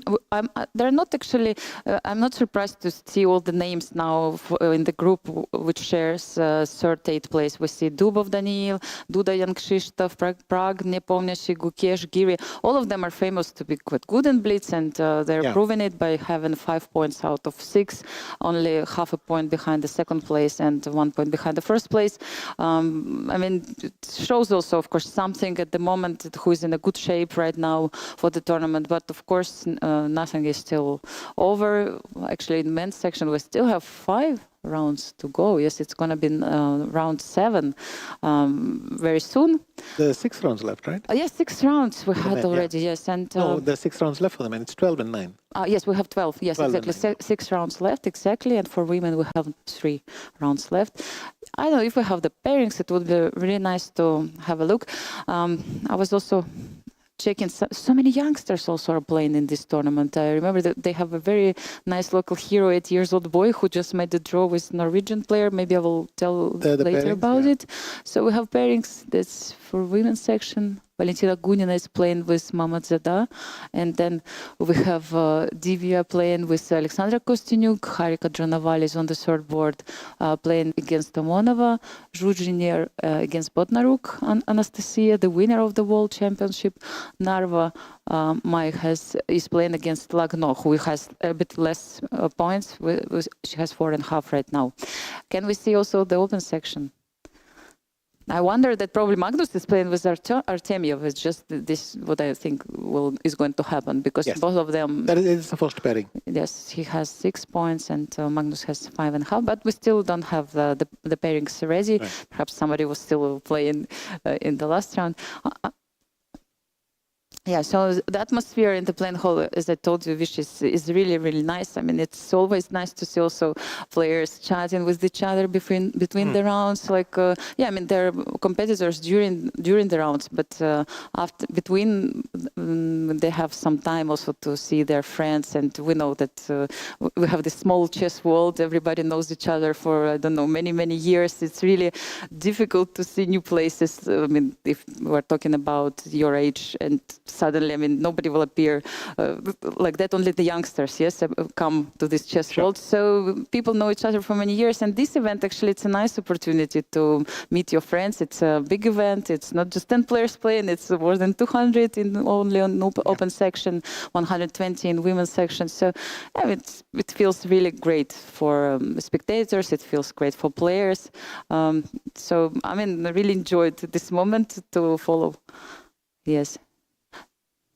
Yes, so for some reason we have some delay, don't have still results and don't have pairings. I actually wanted to have a look because I was passing by, when we had round 6, yes, I was passing by 87 board and I saw this the small kid playing against Norwegian international master, Holder St. Benjamin. So his name is Roman.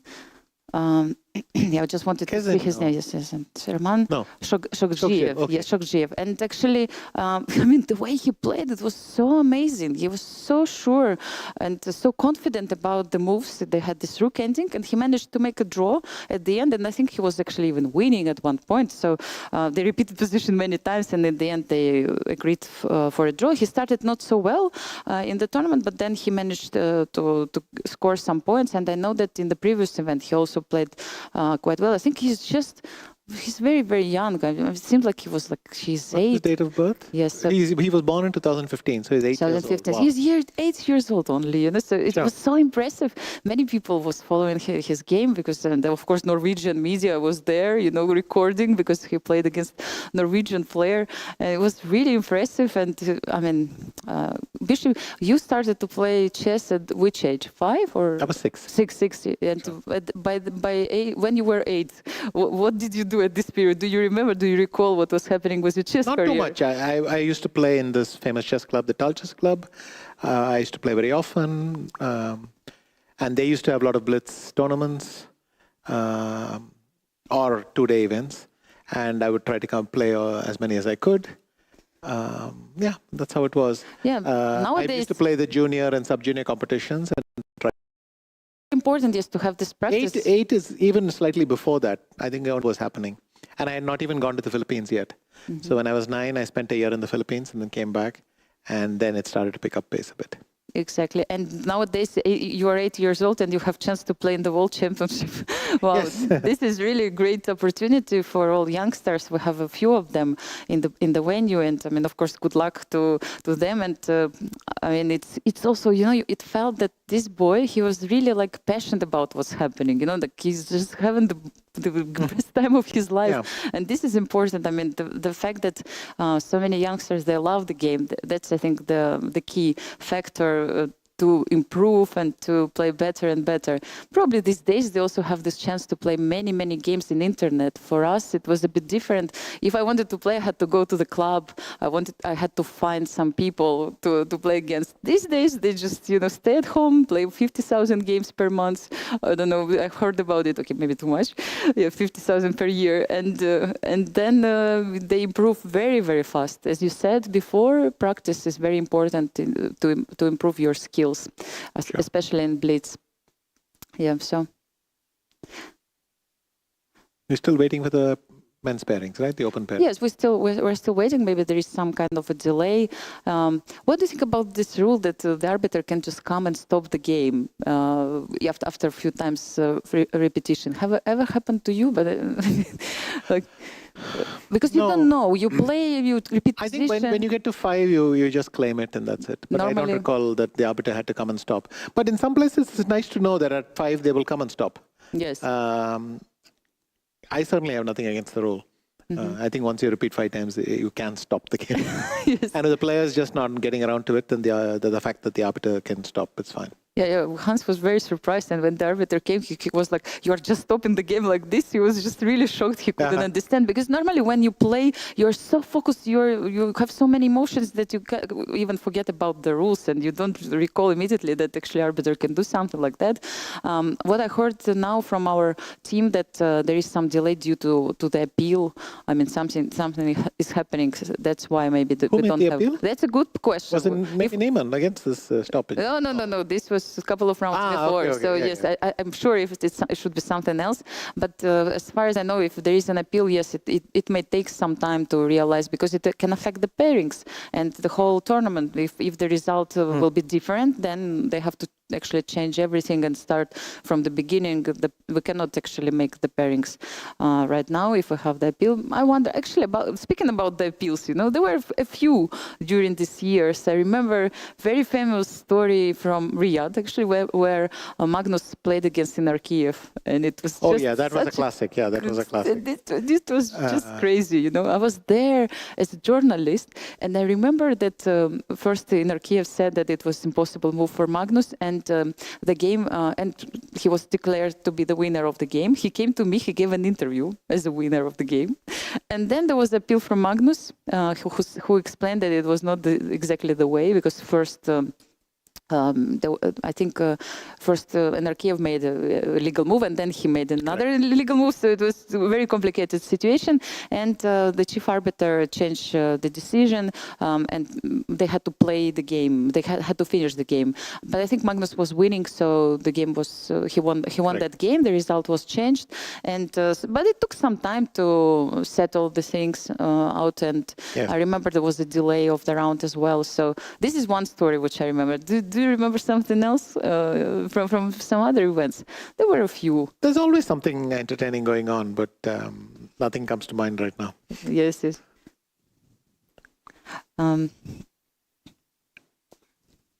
So, I mean, I'm trying to remember. There were a few, I think, also like Grishchuk with Mamedyarov, also same in Riyadh, or there was also a situation when... Yes, Grishchuk, Mamedyarov in Riyadh, that's right. I remember that one. I've forgotten the details, but yes, I remember that. I think it was about 3 times repetition, which was not really happening, and the arbiter made a mistake. So, and always, it's Blitz is especially such kind of things can happen. Everything happens so fast that players cannot realize immediately what's going on. The arbiters also actually, the arbiters need to have a lot of experience, not only knowing the rules, but really trying to understand what happened also on the board, and they have to check now sometimes in the internet, let's say, what happened exactly in the game, and it takes time. Sometimes, don't forget that sometimes the move can be not correct, so the players can again make an appeal because the decision was not correct and based on wrong moves. So all this can happen. We have an appeal committee here for sure, and they will, if there is an appeal, they will decide what's going on. So let's have a short break, and we will find out what's going on.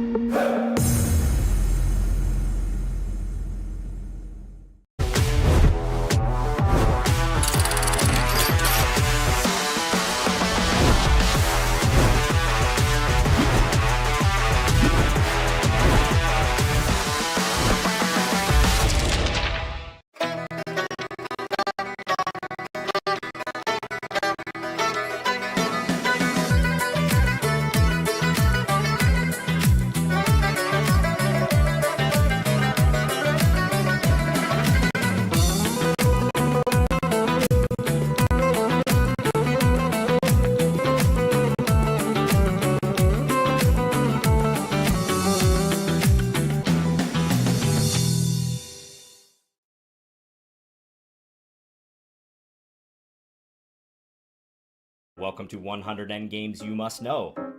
Over 200 mini videos that our Chessable team edited together, synced with our move trainer, and made it a seamless learning experience. So thanks for watching, happy studying, and enjoy the material.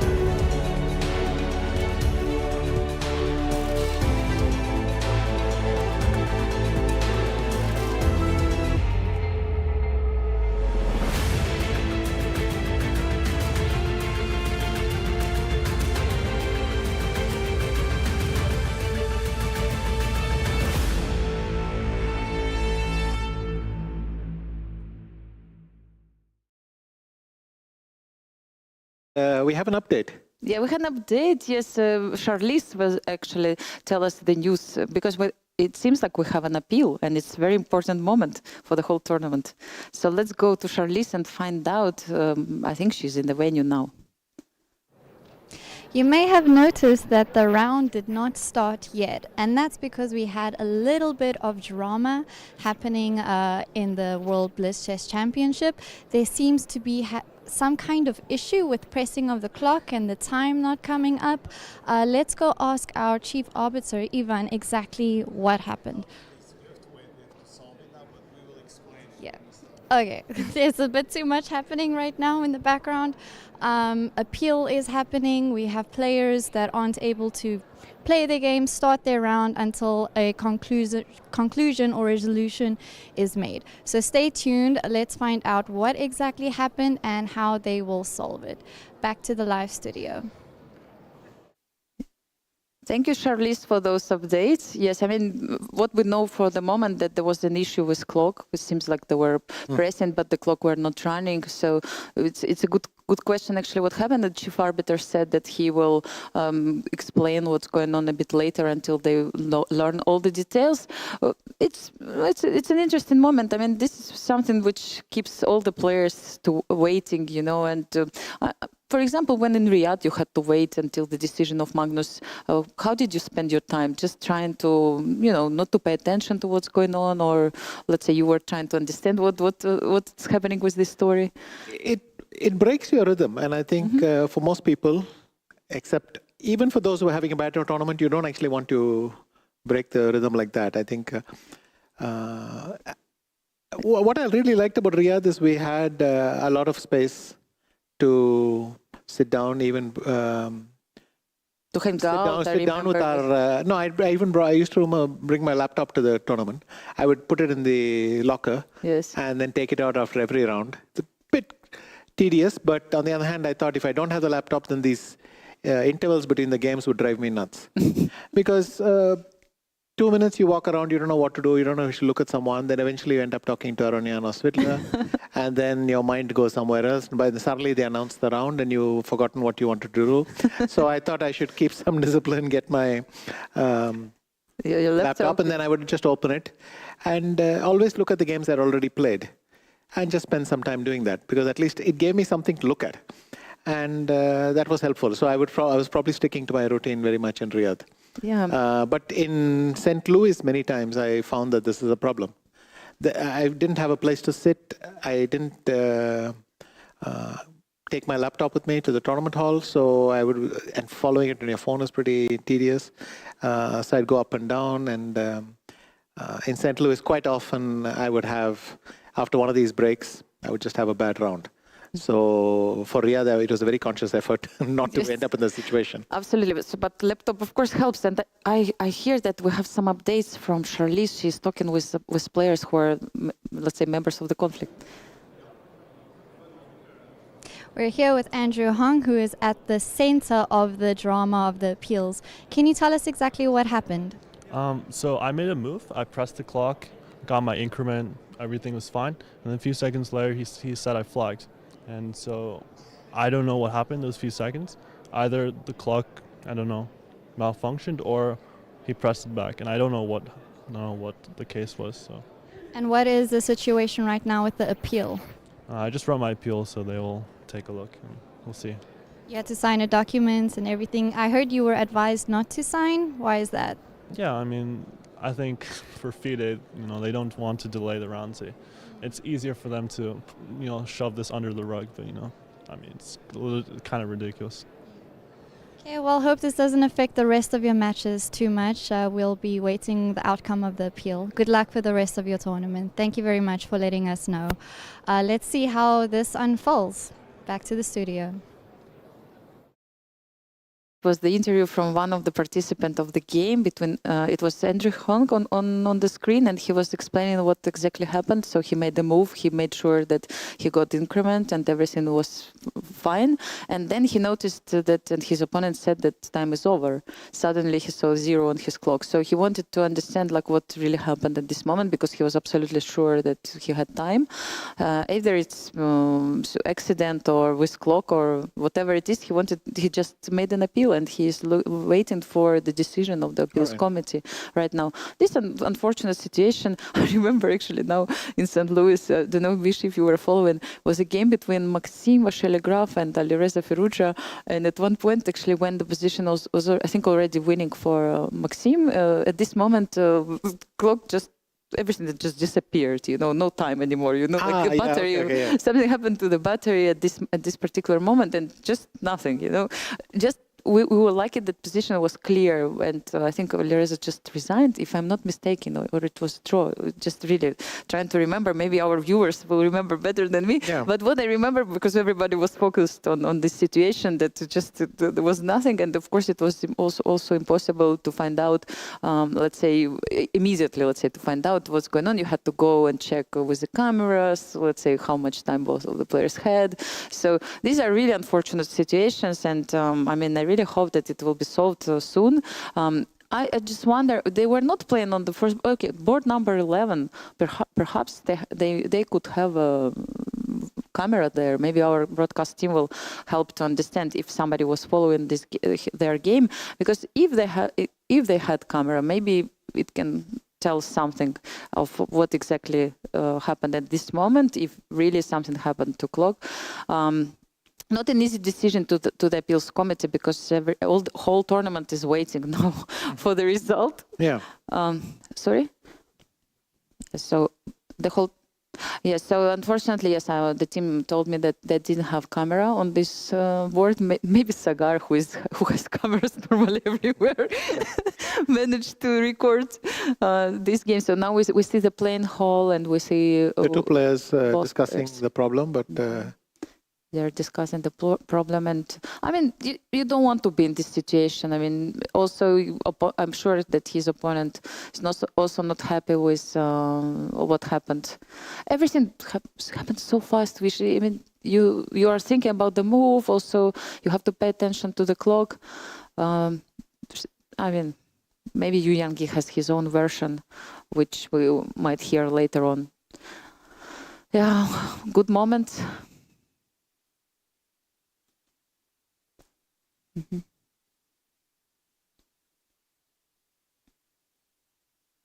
Yeah, I mean, I remember that. I mean, some training games, it happened a couple of times that first of all, you forget to push the clock, or you didn't push good enough and time is still running for you. This happened, let's say, before. I'm sure maybe sometimes you try to push the clock and it didn't happen. Something went wrong. Have ever happened to you something like that? I'm sure it should I be remember something. a lot of instances where in classical chess, people forget to press their clock. In Blitz, it's almost muscle memory, you just tack, tack, tack, tack, tack, tack. I don't recall people not pressing the clock, but pressing it badly happens quite often.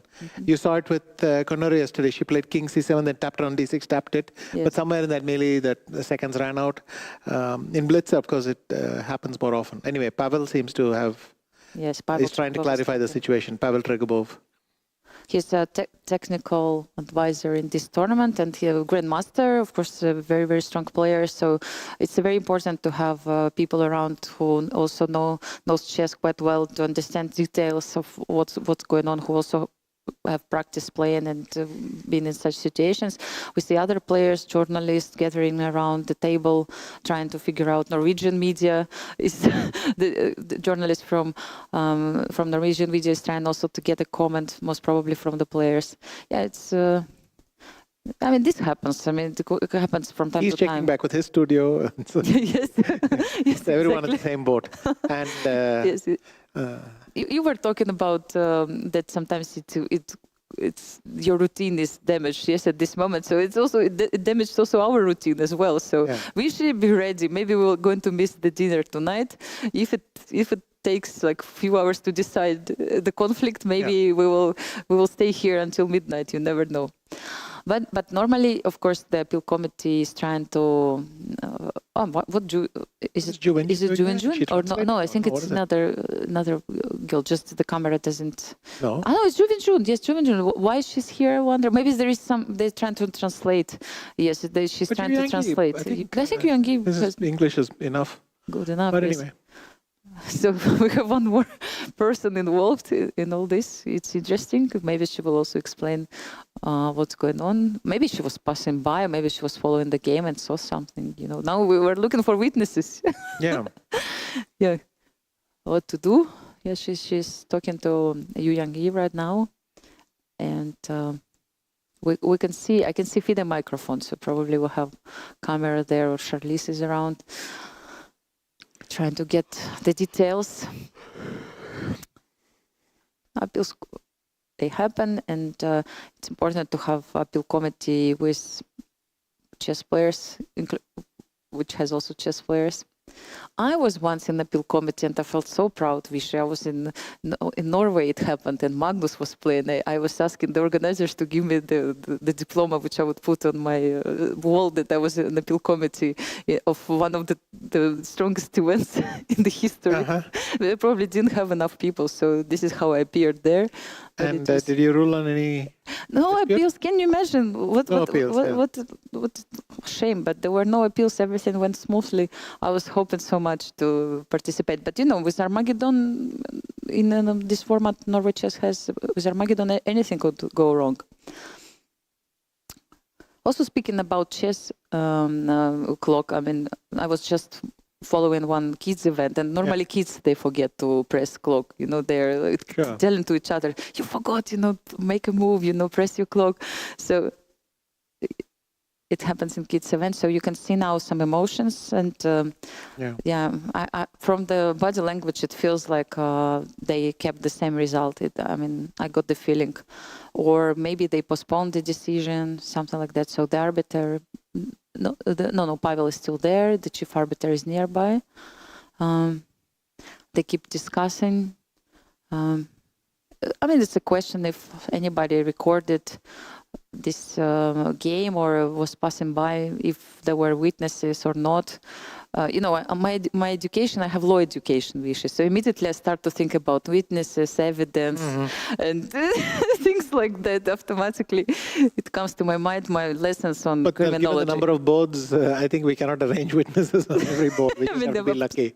Yes, absolutely. I can tell you that this game, which I told you before Hans played, attracted a lot of attention. There were 100 people watching, so you never know. It depends also on the position on the board and if the game was long enough, because sometimes what I noticed, players, they finish their games and then they, walk in and then they see somebody still playing. So normally at one point we have like many people, many spectators, including players from the tournament watching the game. This is very common. Something what you said also, that in Riyadh you were also watching the games of the others, right, between the rounds. Yes. So yes. Anything to keep me distracted. And were you preparing also for your next round? No, that was pointless because I knew I didn't have enough time to prepare anything. Oh, really? Yes, because the pairings are announced and normally you have just a few minutes. Just a few minutes. And I thought it's too much effort to try to prepare. So I didn't want to do something like that. But I would look at the previous game and it gave me some sort of so you were preparing satisfaction to know, okay, this is the thing I missed, and then look for some fragments of others, and then close the computer, go back. But it was fun back there. It feels like you were preparing for our broadcast back these days. We're doing the same right now. Checking the games. It's something. Just at that time, just the pressure is different, right? So you still had to play the tournament. I mean, now we just can stay here and I can easily blunder pieces of players and don't have any responsibility for that. Yeah. So, I mean. It feels easy. I don't know. Maybe we can go for another break because we don't know how much time it will take. Perhaps I can also run around and gather some news. Will be great if our broadcast team will let us to do so.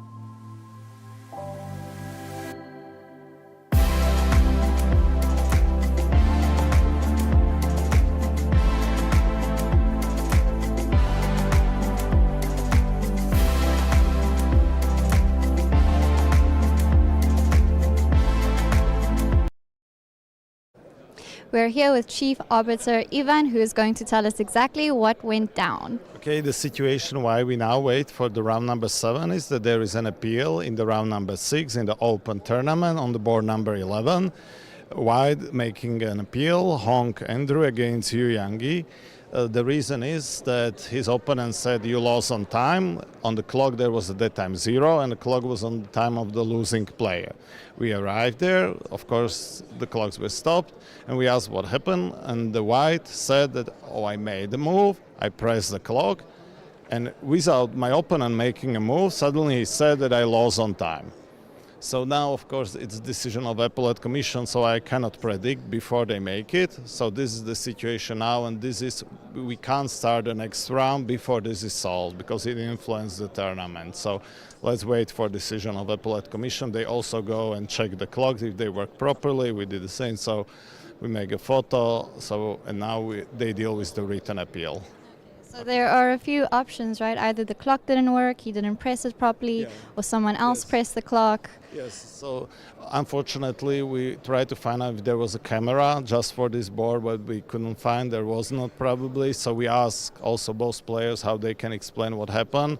But his opponent said, I did not touch and no one touched the clock. So at the time when we arrived, it should be like it was. So, okay, but we have to wait. Let's hope we don't wait too long. But okay, thank you very much for letting us know, and we'll see what happens. Yes, thank you. Back to the studio.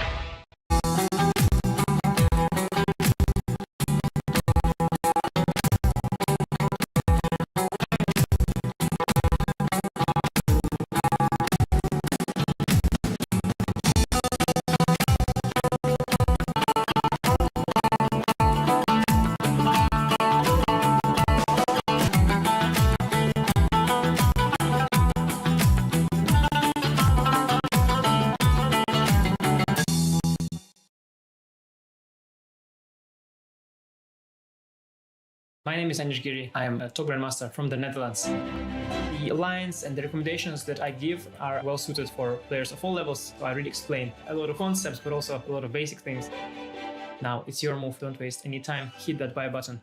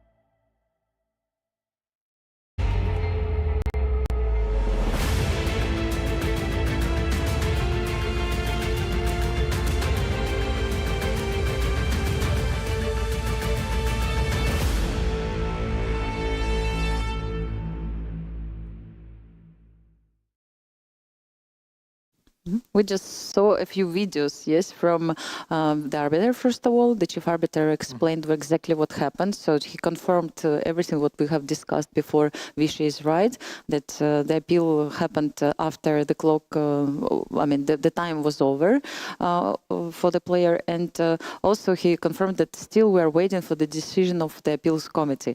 We also saw some videos about social projects of FIDE, and I was actually told that this project, Chess in Prisons, which FIDE is running, they had similar issues with the players who were, of course, not professionals, and they were forgetting also to push the clocks. It also was happening there. And I was just checking briefly the regulations for the tournament, for the World Rapid and Blitz Championship, and I know that actually Pavel is now he is head of the appeals committee as a technical advisor of FIDE, and we have 2 more members of the appeals committee. This is very normal to have like 3 members in the committee, so they can make the decision either 2 against 1 or 3 against 0 and things like that. And I also learned that in order to make an appeal, you have to pay $300. Yes. Yes. So there is always a fee normally in such kind of situations. It's made with a purpose, right? So not anybody just go and start doing appeals then, right? At least you correct the frivolous appeals. Exactly. So and if you're refunded in case the decision goes against you. Yeah. Normally, don't carry with you so much money, or you have a card. But what I know that sometimes they can just take from your price if you got one, they can just take this money from your prize fund. Appeal is happening right now. That's why we have a delay for both tournaments. Players and while players are waiting, and since we watched also many videos about FIDE social projects, Vish, I wanted to ask you if you are actually taking part in any of social projects yourself or together with FIDE. Are you involved in anything? I have not yet been involved in the Chess in Prisons, which is a very interesting project. I guess you know that you can vote for this project. Okay, yes, I didn't know that. As one of the top social projects. Yes. It's a community called Anthem. And so I would encourage the audience, if they think this is a noble project, to cast your vote for that. Absolutely, and I'm actually involved in one of the projects which we could just see watch on the screens. I'm involved in the project with girls refugees in Kenya. So already for 2 years, no matter what's going on Friday, Saturday morning, I have to wake up, and normally I do have like 3 Zoom lessons with girls from the Girls Club project in Kenya. So they're located in Kenya. It's Angelina Jolie School and 2 more, Mont Chapelle and 1 more school, and about like 250 girls study chess with me and Salome Melia. We're running this project where I'm giving chess lessons. We are giving chess lessons to girls, and we are using new technologies. Nowadays through Zoom you can do a lot of things. And from the very beginning, we are just simply teaching them from the very beginning how to move the pieces and so on. And I will tell you, Vishy, this project became big part of my life. First of all, that like no matter what on Saturdays I'm doing it. But secondly, because I'm very involved in it, and I see the results also, that really girls, they can finally play chess after a few lessons, and they really enjoy it. And we could see all those photos which was taken by one of the official photographers of FIDE, and it's a very exciting event, and they also play some events, local events, and they're winning them. They started to win those events, and we can see that the effort we have done. This is really, it's happening. They know how to play chess, and they keep playing, and they're very excited about it. And during those lessons, we're not only talking about chess, but of course we want to somehow encourage them, and through chess, find new friends, have joy of playing the game, and share some nice experience together, and teach maybe somebody else in the area they live. And they don't have so many things to do. They don't have gadgets like kids who live in different areas. So it's a very special place. It's a refugee camp which actually has like more than 60,000 people living there. So it's the situation is not that great, but we're trying to make their life different and more fun. And I think chess, it's a great tool and great opportunity for them to discover a different world. And also we have a books club there, and we also started to introduce them also to some interesting books or stories connected to chess world. And we would all of them already know the names of the world champions, former world champions. So it's a nice project. And now FIDE actually made a decision that they want to have the team of girls and in the open section as well for the Olympiad. They're trying to make it real, make it happening. They want to gather the team of the best players from Kakuma and bring them to World Chess Olympiad in Budapest 2024. Yes, so I'm really looking forward. This is something which is very important. FIDE is involved in many initiatives like that, and the last project which we could also see there on the screens, it was about Ukrainian also refugees, and there were a few girls which were gathered in Poland, and Anastasiya Sorokina, the chairwoman of Women's Commission, she created this project. She was running it. I was also a little bit involved in that one, and it's really great to see that. Those kind of initiatives. Which actually help to popularize chess more and more around the world. But I think, Vishy, you don't really need to do that much. You just need to be in your country, and you just inspire the whole generation of players and their parents as well. And so many grandmasters appeared in India, I'm sure, only simply because of your existence. Let's say, have you thought about it? And your impact on Indian chess and world chess as well, by the fact that you were 5 times world champion and of course legend in your country. Like, how do you feel about it? Like, I suspect the hard work was the same. We had lots of people, organizing tournaments, starting coaching academies, and it's nice to say that simply finding out about me in the newspaper inspired a lot of people to play, yes. But if the sport isn't ready to accept these youngsters, then they will move on.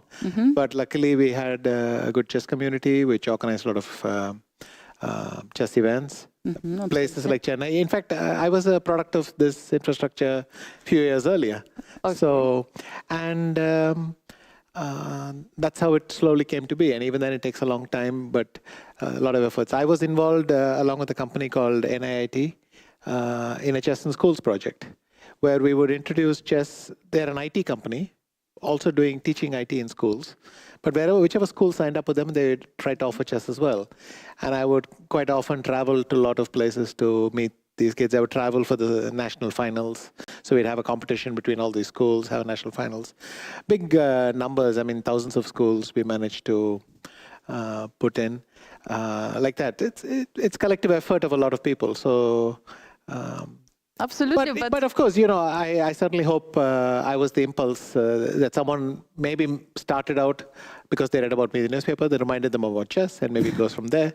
But I wonder how many kids got your name also. I remember that in Georgia, for example, many girls were named after Nona Gaprindashvili or Maya Cheburdanidze, right? I wonder what's happening in India. But chess is booming right now, right? How do you feel? Compared 20 years ago and nowadays, maybe 30 years ago, like, is it a really big, huge difference? Considerably, it's much more present in the media. I would say it's even sports in general. India has accepted sports much more. Once upon a time, we had this attitude to sport that it was something just you did for fun. But now the idea of sports as a career option, of sports as something that the country looks forward to winning medals in or winning competitions in. All this has happened, and a lot of sports are rising in India. But chess as well. Chess, and nowadays, again, we are once again in the news because of this new generation. Of course, yes. And so that's very important, because otherwise, slowly people forget about it. But this way, it's kept it alive, and we also benefited from the boom during the pandemic. People watched Queen's Gambit, they watched all the online events, they started competing. Exactly. Casual games of chess rose a lot, so we benefited a lot of trends. And but also Olympiad in Chennai. Let's remember also about the Olympiad. I mean, it also, I think, made it. It was very important for Indian chess as well to have such a great event in the country. And it was fantastic that we were able to organize it so quickly. Yes, and I remember that. And still, people in Chennai will talk about. I mean, people who are far away from the game, they'll still talk about the Olympiad.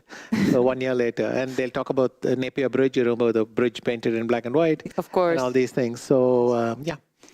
I mean, now we have, of course, I don't know how many Indian players we have now in the tournament right now, but of course, many people, they know Gukesh, they know Prague, and actually, I think they were attending the same school. Other product of this school, chess and schools? That school, it's called the Velamal School. They actually have a very, they're responsible for a lot of chess. I think, I don't have the exact number. Adiman was there, Sethuraman was there, Gukesh, Prague, Mendonca, just lots and lots of people studying at school, and they were given scholarships which allows them to spend time on chess. So they were really encouraged to think, and the school I think just did a phenomenal amount for chess in India. Oh, great. This is also absolutely great. Yes, so I mean, speaking about the situation also on the chess tournament, let me remind the viewers that yes, we were waiting for the results of the appeal, which was made by one of the players because he believed that he just lost on time, but it was not the fair result since he saw that he got time and increment on his clock. So we are still waiting for the decision of the appeals committee. It may take some time. And then probably it's a good opportunity to remind our viewers also what's happening in the women's section, because there we have actually standings and we haven't checked them yet. Yes, so let's have a look. Playing hall, empty still. Yes, we don't have still players because we still don't have pairings.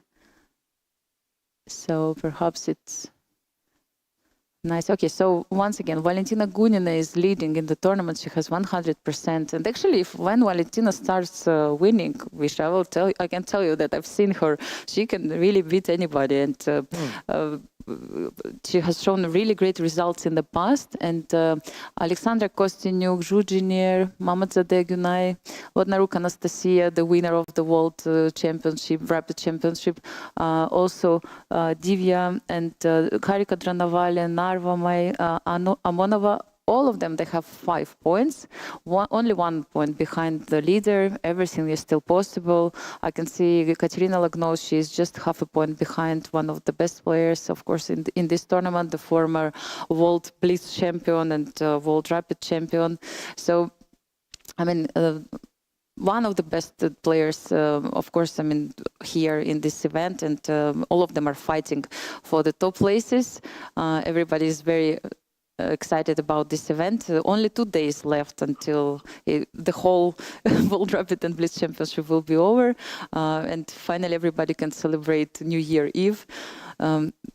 So it's very normal for chess players not to pay attention that much about the holidays, but keep playing and fighting for the prizes.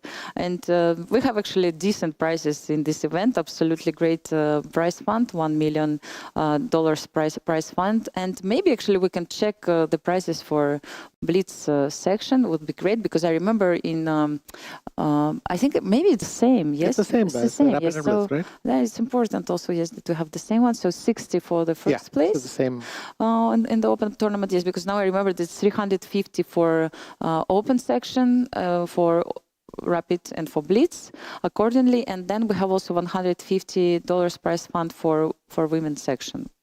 Yes, so it's 60-50, very, very decent prices. 40,000 for the first place in women's section, 30 and 20.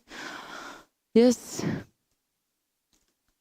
So, and I have great news, Vishy. We have the pairings for the open tournament. We have a decision. We have a decision. Can you please, it's very important to find out if they kept the same result for the appeal, or they decided to just move on and check it out later, the appeal. This would be nice to have the news, because sometimes it's possible to have an appeal and the result, but sometimes they need more time to solve it and it could take longer. That's the standings. So what I understand that we have the pairings based on the result 0-1 in favor of Yu Yang. So the appeal committee kept the same result. Okay. Yes, the same result. So once again, the standings. Yes. So Artemiev was leading 100%, 6 out of 6. Magnus Carlsen follows his step with only half a point behind, and we have a group of players with 5 points. And would be nice to see the pairings of round 7. Yeah, as expected, Magnus Artemiev. With white pieces. Anish Giri against Jan Nepomniachtchi. Duda against Krzysztof Sugirov. Pragnananda against Dubov. And Gukesh floating down to play Richard Rapport. Exactly. So we will keep our eye on first boards, definitely. We have also, I see that on the 6th board, Murzin Volodar is playing actually with Yu Yang, who just was the one of the participants of the appeal. So yeah, it's we will find out probably more details about what happened and which decision was made. If it's final decision, probably it is. If they kept the result 0-1.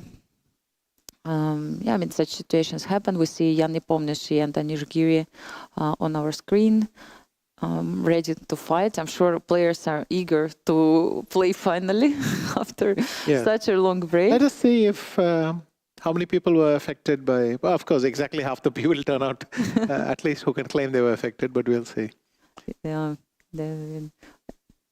We have young Krzysztof Duda right now. At the same time, they've also probably benefited from some rest. Though they don't realize it, you get a chance to take a breath and something. That's a good point. Yes, some people really need it. Some people, they're really eager to play immediately after the game is over. But in these situations, you don't really know. Because it's not at 5 o'clock you knew that you're going to play at 6 o'clock. At 5 o'clock, you thought you're going to play at 5:15. At 5:15, you thought you're going to play at 5:20. It's like these airlines.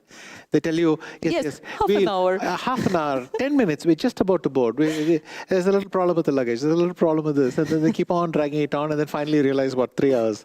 So thankfully, this is over and we can start again.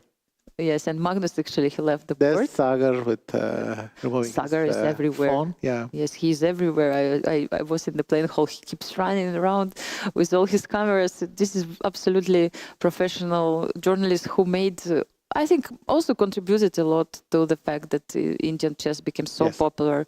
I mean, his reports, his really many interviews he's doing and running all around the world, recording every single game of very much. players. I mean, and he's built up a huge community. Yes, so, it's very important. He's doing a great job. They started as chess-based India, and a few years ago, I think the first time I saw them during the World Cup in Georgia, and they're doing really great job so far. Magnus, I think, is also like ready to play, but it may take some time because players need to find their places because pairings were published just right now. And I'm really curious about this game because, I mean, Artemiev, once even Magnus mentioned that Artemiev was one of the biggest stars in chess and that he's a very important rival for him. So we have I think, the games, we will have the most soon. So far, Ray Lopez, right? Yeah. Magnus's favorite and also Artemiev's favorite. Artemiev is joining in. But Artemiev has played everything, as has Magnus. So, he's allowing the marshal. Inviting to play. Maybe he's bluffing that Artemiev was bluffing, and so it can go. Let's see. Yes, no, Artemiev wasn't bluffing, but of course there might be some sideline he's looking at. I don't know if he's going to take. Yeah, so he didn't go knight takes e5, he went d4 instead. Don't know if we have the moves. Yes, some of them. Players play fast. Oh, and c takes d4, so... So actually, we can see on the camera, yes, a few moves also from the game. Yeah. So this typical position with isolated pawn on d5. Yeah. Just the start of the game. This is Zaitsev. Pragnananda against Dubov is one of these Rai Lopez's with d3 thrown in, so they're avoiding a big theoretical battles. decision. Gukesh against Gukesh, Rapport, Rook F1, a quiet move. Rapport bringing the queen here. So this strengthens his options to play G5. It also maybe sacks the exchange. Yeah, let's see. Let's maybe stay here for a while, because it's the only game with opposite castling. Maybe something will happen here. When I see such situations, I immediately think of some kind of attack. Will he be able to create? I mean, the fact that White moved his pawn on H3 helps Black actually to create maybe some kind of... Stir up the pot with the G5, G4 maybe. Yes. Yes, so actually we know that there is a first result. Yu Yangi made a draw against Volodar Murzin. Maybe I think it's not Yu a Yangi bad was idea. affected more than anyone else. Maybe, yes, that's a point, yes. And you don't feel well in such situation. Okay, here Queen D1, Knight E4 has happened. So he decided to bring his king back, to the battle, because this attack of Black could be very dangerous. And now where you move your knight, F5. F5 is forced. And is he going to play Knight C4? Is he going to play F3? F3, Rook H3. No, I think you want to avoid Rook that. H3. Let's show it. It's nice. F3, there is such a great resource. Rook H3 and if maybe. I mean, as a possibility. I mean, maybe even Rook H8 is very strong here. Yes, Rook H8, and it's hard to stop this Rook attack. H3 and attacking. Yeah. Yes, No, he seems to have brought his queen to E3. So G5 is on the board. I think Richard is going for it. So he went F5, Queen E2, E5, Queen E3. The point was if he takes, the pawn then defends this one. But Richard is throwing in one more pawn of his. I've never seen something like this. Suddenly this doesn't look that great, but nothing critical yet. Yes. If you take on F4, will you take with G pawn? Of course. Yes, and then you have all these 4 pawns and in the center. It would look really nice. So that's why Gukesh decides not to do so. Interesting that he took with the C pawn. I would have thought you exchanged the knights. Because now maybe some King B8 and Knight B4 somewhere, bringing the knight here. But of course, Gukesh can play Knight C5. Let's see. Rook AC1, now Knight B4. I like really how Knight B4, immediately he felt the danger. And then Knight C5. Yeah. Knight B4 is on the board. Yeah, and the point is after Knight D5, he can go Queen B3. So this one is opened up. So Richard takes on E3. I think FE3 is simple. Yeah. And now Rook E3 was not impossible.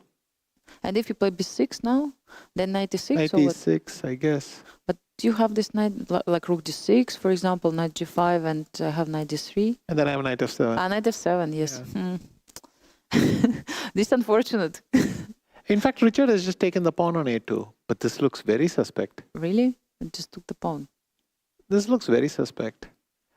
I think almost as a rule, I'll have to play Rook C4. Oh, then he wants to play B5.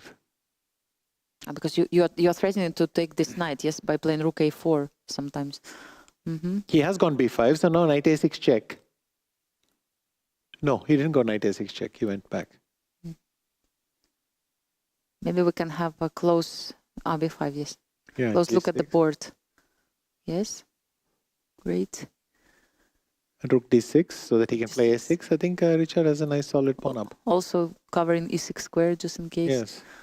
But White still has, no, he doesn't have G4. Yeah, G4 would be nice. Now A6 and Knight D5. Well, Knight he just D5. flipped the A6. Okay, Knight D5 has happened. Keep an eye on this 3 pawn. King F1. Oh, and B4, using the fact that White has just walked into this check. Yeah. And if Rook B3, A5, we have a trapped Rook. Wow. Oh, so that is a major blunder. A4 is not a threat right now. Knight is here, but still it's unpleasant to have such a Rook on B3. No, he just has to calculate something now. He has to calculate whether Knight E3 check works. He is going for it, but King Yes, E2. King E2, and what the... Knight C4, but B3, and then Knight B6. So he is... he's running back with so he's his won, knight. okay, I think this one is probably resigns unless some miracle happens. Now Rich has a big advantage in this position. So that we can come I back think to F4 Magnus. and Knight E4, Rook D4 is good enough. So Giri не помощью draw, maybe Magnus... Yeah, let's see what... I think very comfortable for Artemiev. Yes, let's switch to Magnus game so we can see the board as well. we can follow the board. Yes, what bishop on h3 is doing, probably. What, another appeal? He offered a draw. Maybe he offered a draw. They've been here before, that's why. Because queen f4, queen b3, queen c1, queen d5, queen f4, queen b3. I see. And they So take the game draw, finished in a draw, which is a good result for Artemiev, who had black pieces with Magnus and keeps his lead after this game. Maybe somebody will join him. Let's see. Duda plays against Sugirov. Right now, let's go for this game. It's one of those positions, I like to say, it looks good for both sides. Pragnananda, Dubov. I think Pragnananda has a serious advantage, but he felt the need to take this because of the d3 square. Still don't understand. He took with the rook. He took with the rook, yes. Not with the pawn. Because I thought Why not with the pawn? Yes. Maybe just he felt that would be disadvantageous, so he But took the with the rook. pawn can be. Oh, and Queen came to h4 to the king's Dubov is side. fishing. Rook is already Rook on f3. Rook f3. He'll just take it without a Yes, and then takes on h3. Yeah. I don't know, queen h. And queen takes f3 as well. Queen takes f3 is possible. So now it's I don't know how much. What about the material situation? Yes, he will try to bring pieces to the board. Bishop d4, immediately bishop d4, there is a checkmate is he probably. Taking a draw? No, because there were queen g3 and rook c2 wins. Yes, queen g3 and rook c2 wins, so that was cool, yeah. Yes, the idea is that then you cannot rook play rook c2 d2 because the queen e1. e1. Yeah. Oh my gosh, what a And, wow, what a moment. Has to resign, yeah. Wow. Okay, that's a really strong game by Danya Dubov. Yeah, wow. Even Prag can't believe he walked into knight f3. Unbelievable, yes. So rook f3, and he found all these consequences of moves. Wow, but that is impressive. And Dubov joins the... No, he's half point behind... he joins Magnus, but he's half point behind Artemiev. Yes, Kukesh report. Kukesh has done a surprisingly good job, or not really? No, he's probably lost anyway. Knight c8, and that rook is just helpless there. And the next move, I'm going to bring both rooks over here. Yes, and then pin you on the fifth. This is what's happening, yes. But this pin will be very strong. Yes, so we go to Sugirov is getting very exciting. Queen g5 happened, but there's this preponderance. So bishop d4, and then... this knight on d3 is enjoying his time there. So he sacrificed an exchange somewhere on the way. But position looks really good for black right now. Knight c5, and then probably e4, the bishop will be... I would have done rook f2, but bishop e3, and now he's now bringing his queen to e5, queen e5, and then it's game over. And yeah, I mean, all these threats, and yeah, resigns. Big news. Gukesh did lose to Rapport. Vashier beats Pokidov Shamsuddin. Christiansen beats Arjun Erigaisi. So what I know... Johan Christiansen's having a pretty amazing tournament. We have actually an interview right now. Charlize managed to catch the leader of the tournament, Artemiev. Let's have a look. And we didn't have time to watch the women. We're here with Artemiev, leader of the Open Blitz. You just played against Magnus and Drew. How was the game? Yes, now I played against Magnus and I have black pieces. Of course, usually it's a big challenge because Magnus a tough opponent for everyone, I think. But in this game we have a very famous line. It was Marshall opening probably in Rui Lopez, c3 d5.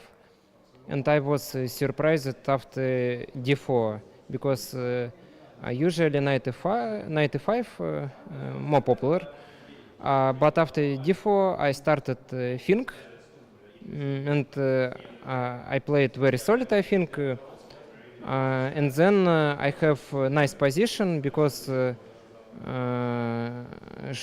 Magnus make a mistake, maybe few not best moves. And in the final position, I think that black is better, but slightly, and I have some troubles with time, and I choose make a draw, and Magnus too. So okay, it's good result with black pieces. Definitely a good result. And you were a lot lower on time. You had like a minute left at the end with 20 seconds. Did that, like, I felt stressed for you just watching your seconds tick down, but you remained so calm. What is your secret? Like, what are you thinking in that time when you have so like little time left, when you have 20 seconds against Magnus Carlsen? Yes. If true, I want to have more time on the clock, but sometimes I have not easy openings, variations, and need to find good moves, and it's question about opening preparation.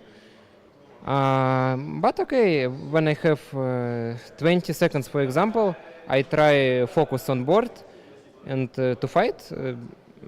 I believe that mostly I will find good moves, and I have good experience in chess, many tournaments in my chess career.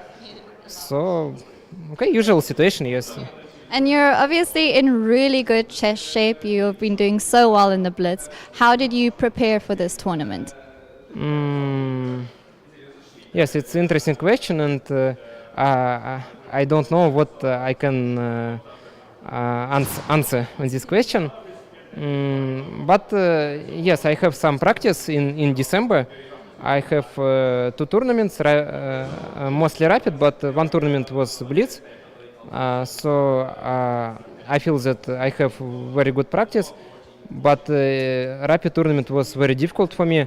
I played not so well, but finally I have +4, and I'm in prizes, but no more.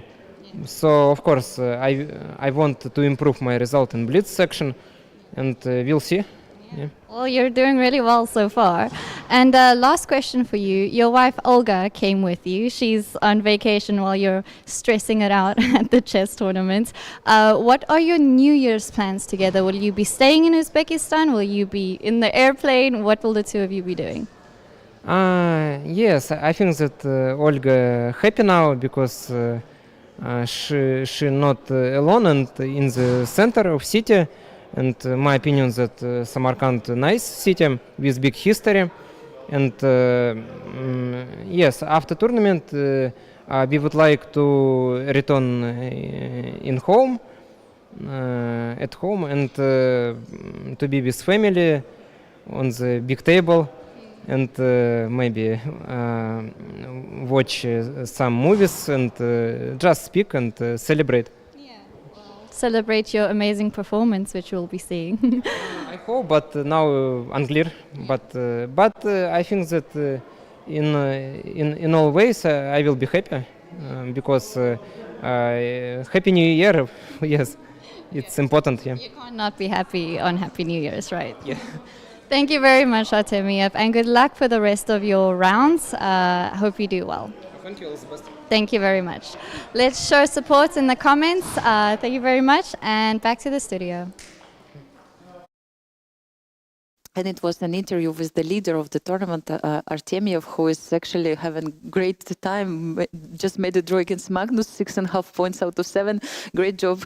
But we have to talk about Gunina. Absolutely. She is now 7 out of 7. So let's quickly see what happened there. I told you, if Valentina starts, it's really difficult to stop her. She's like in this kind of mode. She managed to win the game against Mamadzada, a very talented player from Azerbaijan. And yeah, just piling on that c6 pawn, pushing everything back. Yes. Rook coming everywhere. It looks like white outplayed black easily at this point. So black's opening was quite suspect. Like dream position she got. Now it's too strong because all the pieces are lining up on the king side. This move threatens bishop f4.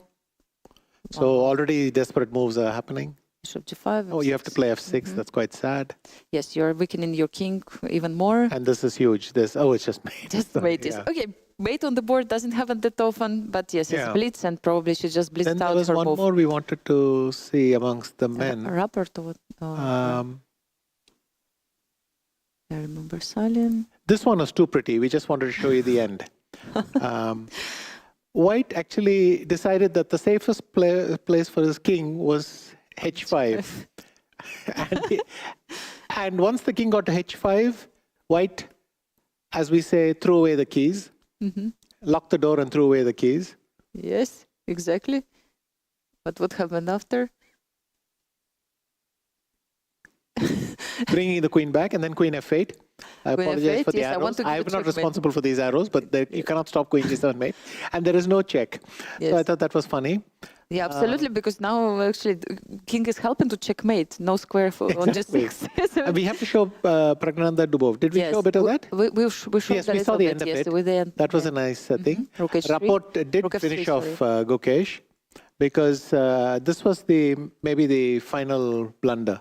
Because after b4, suddenly white has a choice between abandoning this pawn or getting his rook trapped.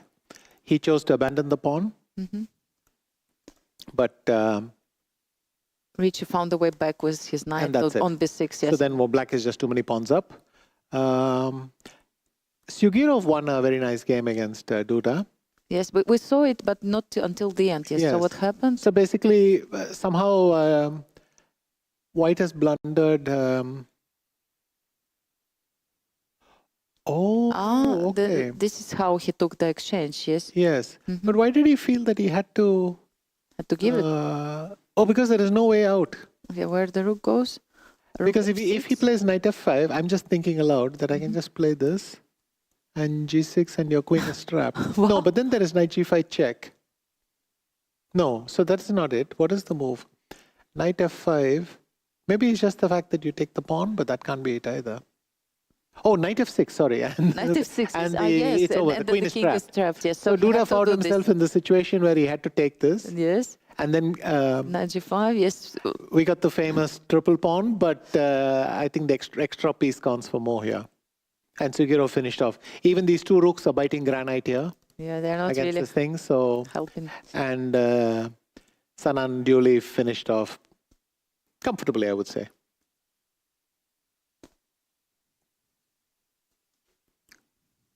I mean, I think rook f2 here would have been even faster, but he went e4 and then brought the queen to the decisive square. Anand is very, very also strong player, and we know that he had this great score against Magnus. I remember beating him a couple of times in classical games. This is how he became famous also in the chess world worldwide. Salem beat, I think. Won the game. Good news for Emirati player. On move 102, there's a cute line here at the end, which is this pawn ending, rook and pawn ending. And the thing is, for the moment, the rook cannot move from the square because... First you promote one pawn. So if I do this, I'll promote this pawn. Yes. And then promote the other one. We'll see this in a way. White just makes a waiting move, and black has run out of moves, so he comes back, whereupon c8 happens. And then it's the other way around. And then you win a rook. Yes, and he wins the rook, yes. Okay, that's nice.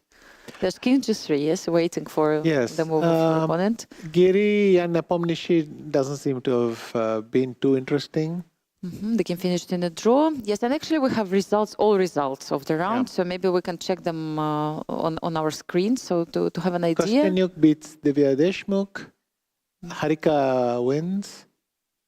Bodnaruk wins again. So she's, after that one defeat, she's otherwise doing very well. Let's see the results in the open section. Yes, we remember 2 draws on the first boards. Magnus Carlsen drew against the leader of the tournament, Vladislav Artemiev. Then Anish Giri drew against Jan Nepomniachtchi. Jan Krzysztof just lost the game against Sugirov. We just showed it. Pragnananda loses against Daniil Dubov. And same happened to Gukesh. Murzin Volodar draw against Yu Yangyi. It happened very quickly. Yu Yangyi is one of the participants of the appeal. Vashier Legraf won his game against Vahidov, right? And now you see the other results on your screens. And perhaps we can jump to women's section. Few results we have mentioned already, but absolutely great result by Valentina Gunina so far. She is leading the tournament with 7 out of 7 after beating in style Mamadzada. Then Divya lost her game against Alexandra Kostyanyuk, former world rapid champion. Dranavali Harika beat Amonova. Zhu Jiner lost against Anastasiya Bodnaruk, who has very decent tournament as well right now, sharing the second place. Narva Mai drew against Ekaterina Lagno. Goryachkina managed to win against Salimova, and I think she's, of course, getting up. Then we have some Juvin June. I just want to mention that not having, let's say, the best tournament so far. She made a draw in this round, and she has 4.5 right now at the moment. Yeah, I mean, few draws in the women's section compared to the first rounds. Not like the beginning where you had to go to board 16 or about 18, 18 to get a draw. The first draw. I think things have slowed down a bit from there, from that high point. Yes, now everybody's ready to fight. It's Blitz, and it's that's why we love this game. Everybody's in this kind of mood. They're ready to bite and to finish your opponent. So let's have a look on the women's section. We still have time before the next round, so maybe let's check a few games. How actually Anastasiya Bodnaruk managed to win? Okay. Because I mean, of course, we have to keep an eye on the world champion. Yeah. Okay, so this was one of these quiet Sicilians.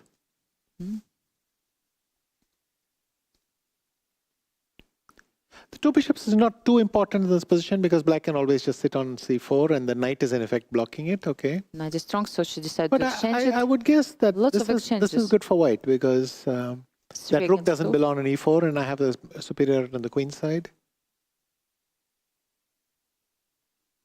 I wonder what happened later on because it seems like very solid game so far. F3 rook gets to second rank. I think it's something what black was trying to do. Very active rook on second rank, and it can be really important. What white had to do? Maybe like rook c1, rook d1, rook c1, and trying to get rid of this rook, something like that. Because I mean, it's really annoying to have. That's a good idea. But rook d1, I play e4. E4, maybe. But of course, I could do this anyway. Yeah. It doesn't matter. Yeah, you need to because really. This pawn on e3 doesn't matter. Yeah. You really want to get rid of this happens, and then suddenly black is just much better because g5, h5, king f5, g4, e4, everything will happen. It's common, yes, and I don't know why she felt she had to play this, but anyway, she switched to the correct plan, and now you get this. Finally she managed to get rid of this rook. If white was willing to trade the thing here, she could have just gone back rook e1 and traded it anyway. Yes, but somehow she decided to play king f2 and then just. Well, she lost some time with that. Sometimes, yes. Okay. And now, yes, it's and a question. F3. Yes, f3, and the pawn is just unstoppable. After that, yes. I wonder if this was the way to draw this. I go king here. You go here. No, if I go here... I should protect my pawn, yes, and king f1 or what? But then I have e2 check. E2 and then you take on g2 and f3, f2 is coming. So then I'm thinking here maybe I have to take this. That's and try to claim that your thing here is quite far. I don't know if I'll make it. Yeah, let's see. Because you're quite fast. d5. You always don't have this dark squares. I have to go this way. But funnily enough, we get up to here, and now I can play b4. And then you go bishop g7, and that's it. And if I don't play... I can play king takes b7. It's a draw. Because if you take this, I go check first, and then check again, and take the thing. Wow. But...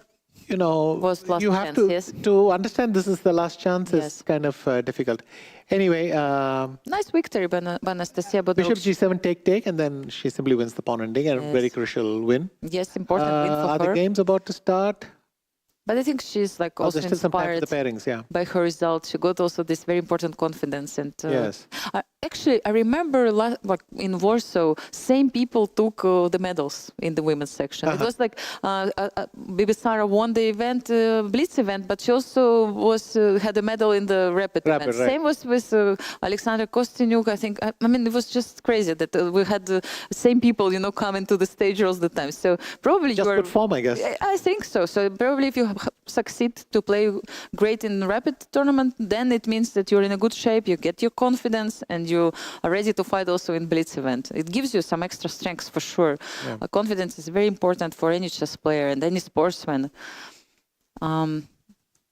It's hard to say how much time we have and if we have pairings already. I hope we don't have appeals in this round, Vishy, because okay, enough is enough. I mean, one appeal per day, it's possible. He lost again, yes. Andrew, who made the appeal. Yes, really. Could be he was affected, but could be also that his opponent played of well. course, So, you are affected by this situation. Yeah, I mean, I think probably did the right thing. You should fight for your. If you believe that this is what happened, you have to try to do something like that. But yes, I mean, your mood can be spoiled, especially after the appeal was not successful. Yes, let's have a look on standings or the pairings, whatever we have. Yeah. Play and hold, yes, I think we have standings. Yeah, I think we have the pairings because people are starting to sit down. Everybody's coming, so it's clear we have them published. I'm very curious. So, Sugirev Sanan is on the first board. And Dubov Artemiev, that's going to be very Dubov Artemiev is going to be big as well. Yan Nepomniachtchi, same points with Salem. Yes, I felt that Salem actually jumped up quite far. He beat Tabatabai. Yes, and Richie Rapport plays with Rakhmanov. Nikhil Sarin with 5.5 points plays against Maxim. Bharat Subramanian as well, up in 5.5. Yes, so you can see all these two pairings. youngsters, yeah.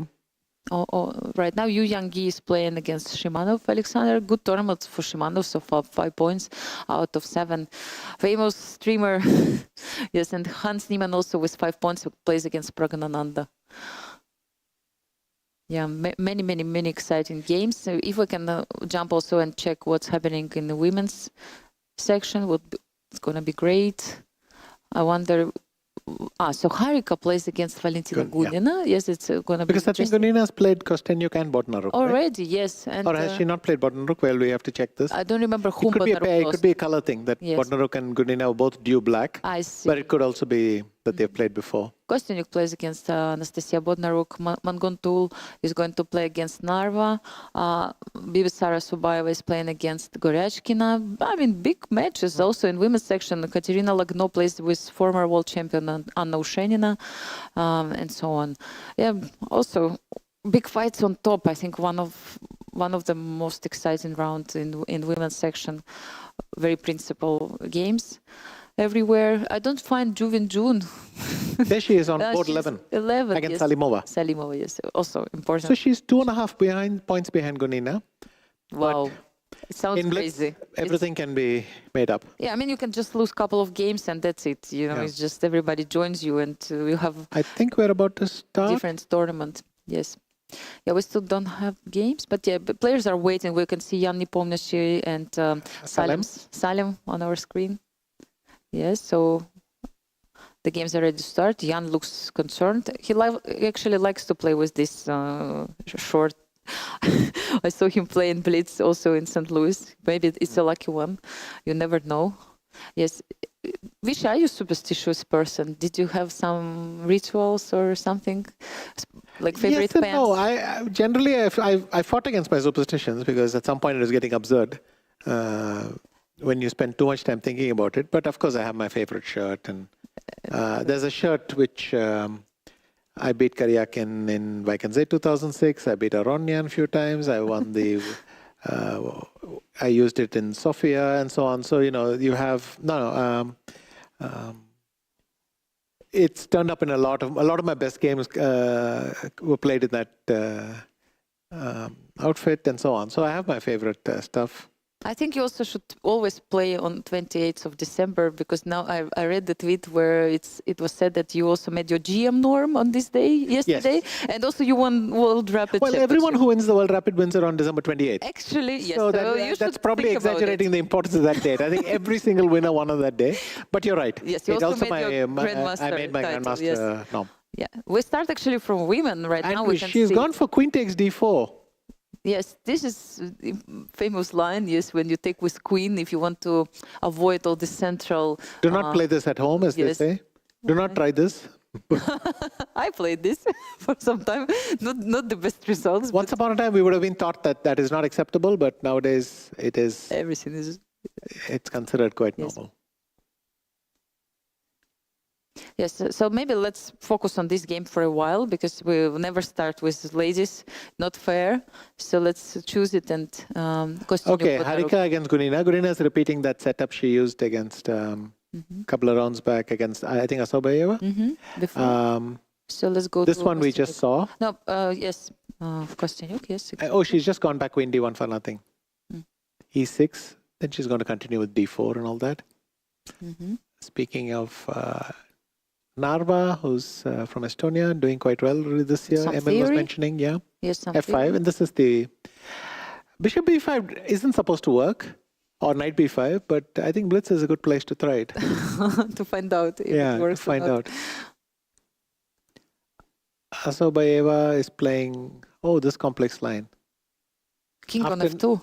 The thing is, after knight a2, what are you supposed to do? I think you go b5, maybe you go b5 or something.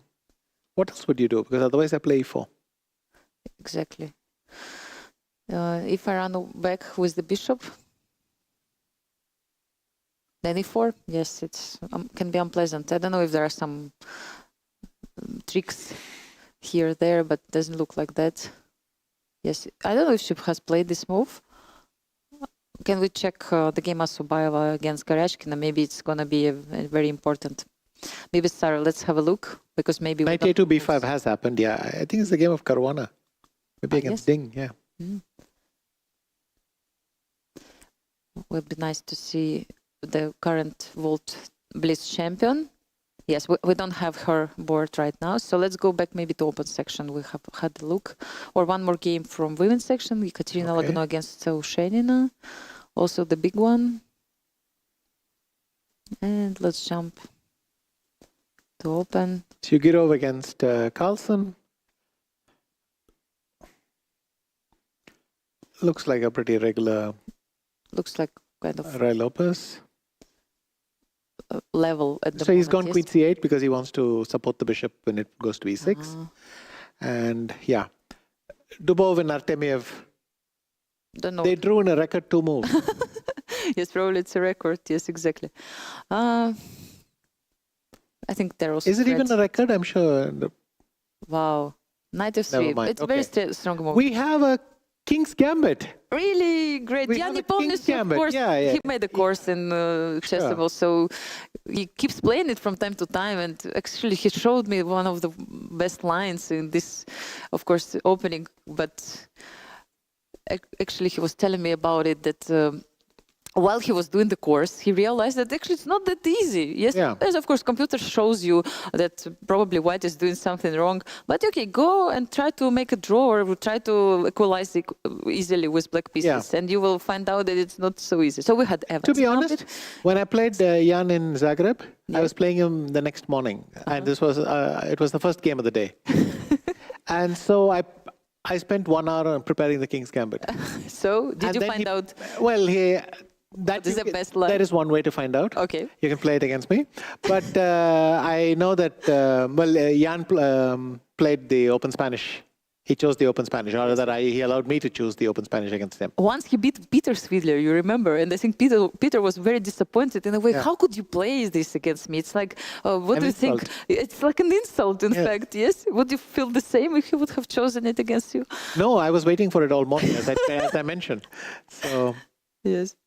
Yeah, so I was just told that Gunina lost her first half a point. So she has 7.5 out of 8 right now. So the game finished in a draw, but we keep our eye on Nihal against MVL.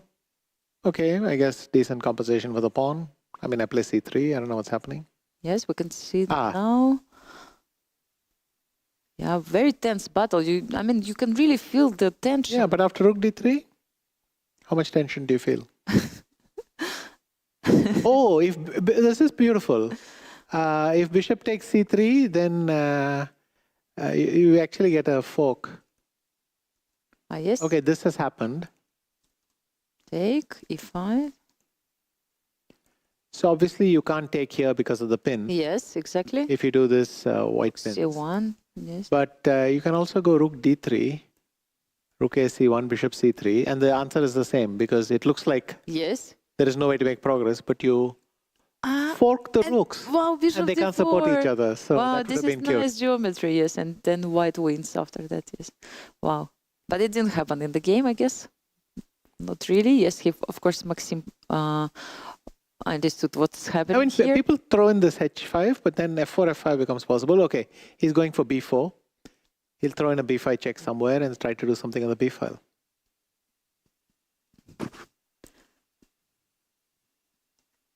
Bishop c3. He protected pawn on b4 after bishop c3. So bishop goes back.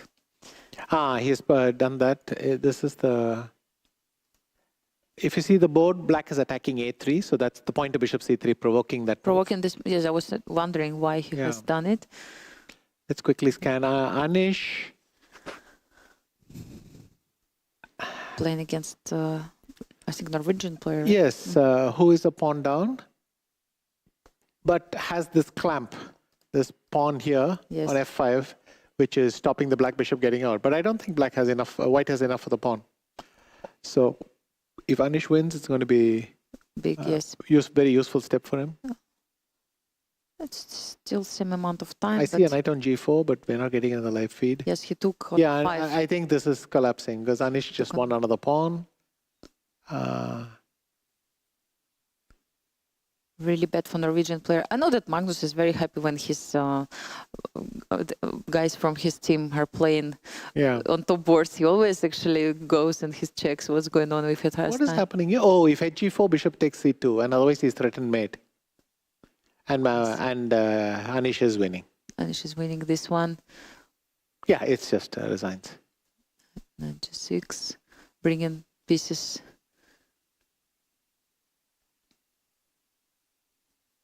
Now threatening to take on g4, I guess. Oops, he took the rook with the rook. 6. And queen threatening c3 now is to even check. e3. Yes, king goes to h1. What is the idea? If First of all, f8 is defended, so he doesn't even need that. But Anish... Anish just takes everything, actually, yes. Yes, and comes back with his queen. Protecting b7. I think resignation would not be a bad idea here, but okay, extra piece for Anish, and yeah, I mean, of course, absolutely winning position, but his opponent keeps playing. Even Anish gives him a little stare before, but then decides that this is a fantastic position to complain about. Is he seriously playing this position? He does. I think he's not happy to play it, but yeah, okay, he resigns now, and we have time to jump to another game. I heard there's something happened in Rapport game. Okay, so big step for Anish. What was happening in Gukesh, Pansulaya? I guess Gukesh is maybe suffering a little bit, but nothing sensational. On our board, we can see actually Pragnananda. Kostyanyuk playing against Bodnaruk, and I think another it's very queen big. ending. Yes, rook endings all the time. What? No, queen, sorry. Oh, the queen e3 was a mistake. She had to go to queen e2 because then after king d5, I could take on a2 and I have a draw. Yes, exactly. But now it's not a draw. The king breaks king through. is running from checks. I think king d8 and e7 should clinch it. King d7. And queen b5 was a mistake. It should have gone to a7, but anyway. Yes, so the king is going around. So queen d7, yes. Queen d7 was better because it's better to give a discover check. Exactly. But she's trying to promote. King e8. And queen f8 mate. No. Okay, Alexandra is even laughing. You know? Oh my goodness! I mean, she just missed this. This is a pain. I mean, she knew that she was winning and just missing checkmate like that. Oh, it's painful. This is just horrible. Oh, it's just Blitz, you know. I never seen this.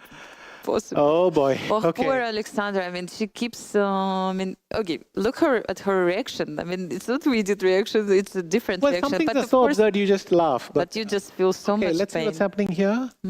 Salem. Wow, poor Alexandra. I mean, really feel for her. But now, yeah. So it seems like Anastasiya Bodnaruk has the tournament of her life, literally. I mean, winning such positions. I think her opponents are not having the tournament of their lives as well. I think the game. Oh, and in fact, Jan beat Salem. Salem is 21 moves, or I don't know. We will check it out later.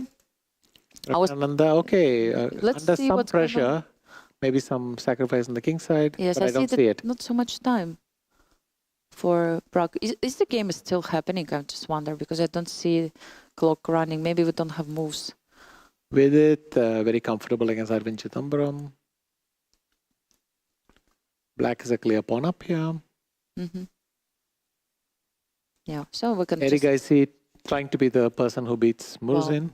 Well, I mean, really, maybe it's the first time that Murzin Yes, is after losing. G5, I think Murzin is in big trouble. Absolutely, yes. This king is just doesn't look good for what's Well, going G5, on. but even GF5 is going to be winning. But G5 and Rook G1, why not? Yeah. And Rook G1, yes, and everybody comes to the king's side. Yes, I You heard want to that quickly look at the women? yes, and but I heard, yeah, We know what did happened check. to Kostenyo. Yes, better we didn't know, but yeah, Subayeva against Karachkina. What happened in that game?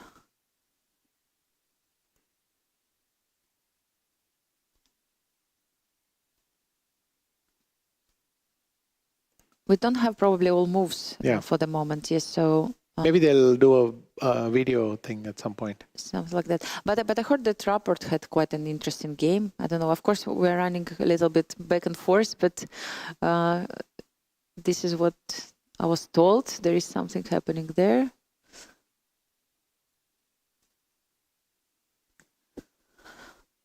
What is C3 pawn running? Anybody can stop?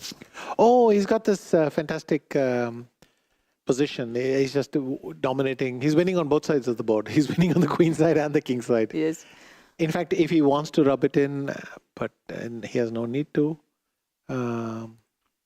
protect both pawns, play queen g5. No. So we don't have all the moves. I don't know if I can do something about it, if we can recharge. I think queen h4 is almost resigns, right? Because I'm going to just take on d4. And what has he got against that? G4 will be. It's not possible to protect this pawn. Yes. Yeah. We are trying to get all moves because we're stopped after some time. What happened to Sugirov? I don't know. Yes. But I think most of the boards are finished or something. I think it was probably a draw. Remember, the position was pretty Or is there still level? Yeah. So. Yeah. There.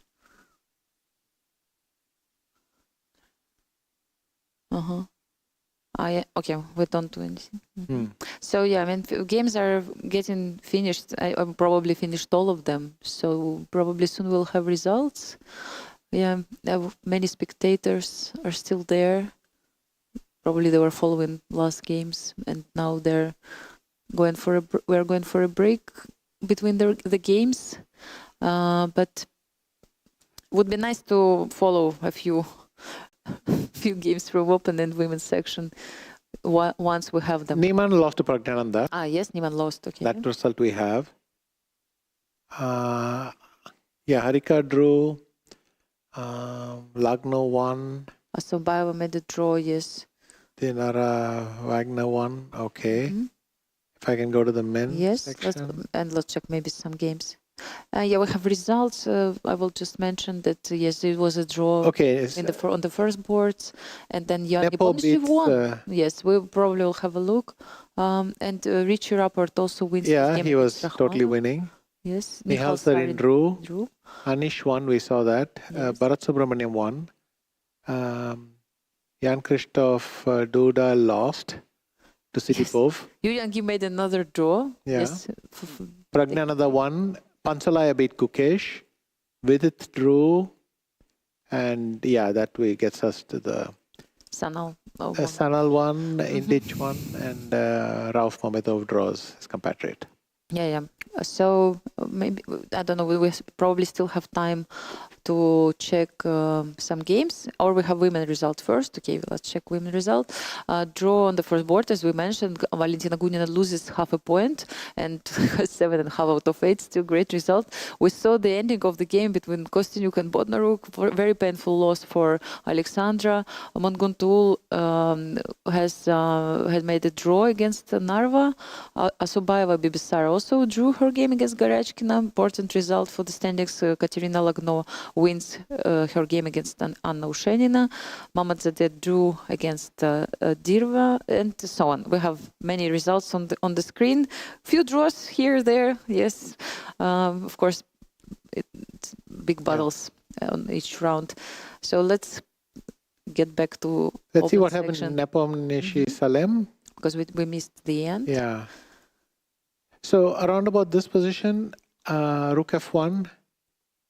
And what Nepomniachtchi is using is the simple superior pawn structure. The bishop has been trapped on h8. Yes. And white has this lovely square. This just very good move, yes. Yeah. You actually and the second rook joins in the battle. Yes. Rook f2. It's still not over, but...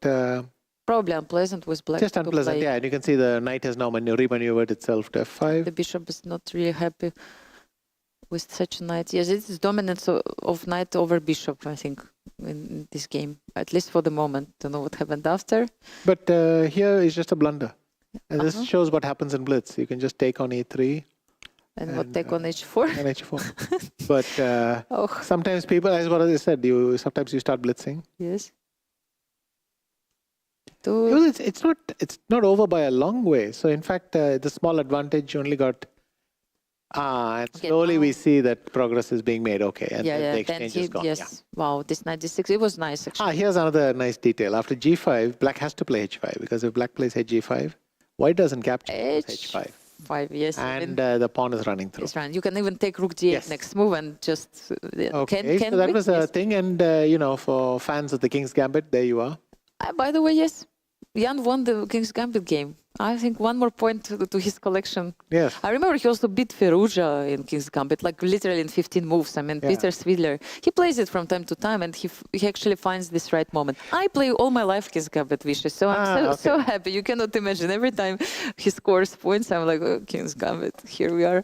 Okay, so here we see what I want to think. After Queen b7 check, Alexandra played d7. Now the thing is, you can actually play this move. Yeah. Because wherever black goes, you will discover with check. Yes. And that gives you some more time. Exactly. So useful trick to know in queen ending. She went d7, queen b4 check. Now she's stuck. Going here is a draw. Yes. So the only way to win would be to block first. Yes, like d7, queen d6. You have to block here. And then check here happens. You have to go forward. Queen a8. Queen a8. Then you come here. You come here. And eventually you go here and then the checks run out. Oh, queen d8, but queen c7. Queen d8, queen c7. Yeah. Or king b7, there's no checks anymore. Yes. But instead, she blundered... badly. She went king e8, which is winning in all lines except for one. And it's just mate. So very, very unfortunate for... It's just crazy, yes. Yeah, poor Alexandra. I mean, I hope she will just forget about it. To be fair, she managed to laugh about it and sat there for 5-6 minutes. Yes. Trying to understand what could have happened. No, but I spoke about this with Alexandra before also. Also, Zhu Wenjun has lost to Salikova, really? So kind of a big deal.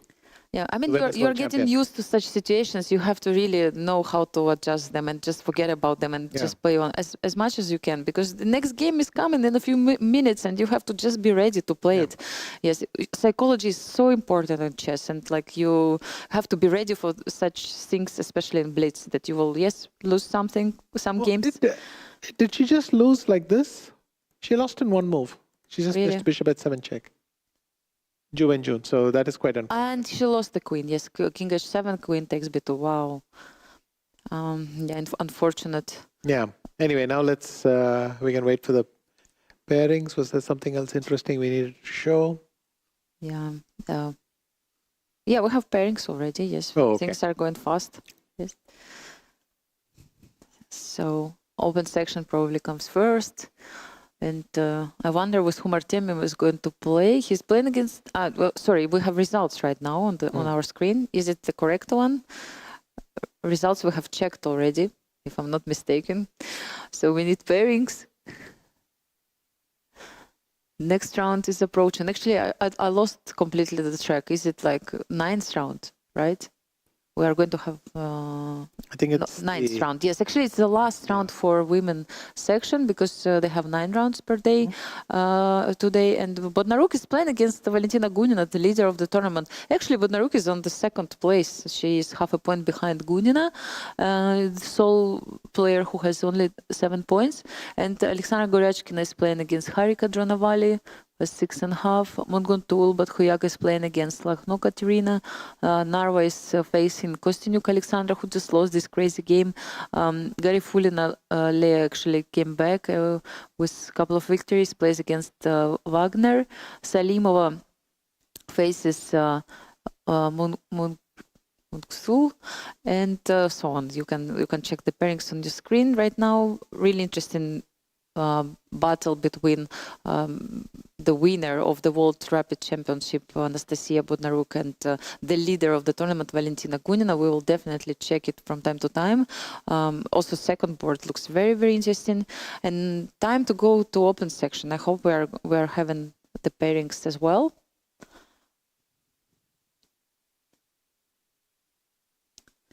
Magnus Carlsen is playing. Bharat Subramaniam. Okay. Yes, Subramanian, and another Indian youngster to add to his collection from Qatar.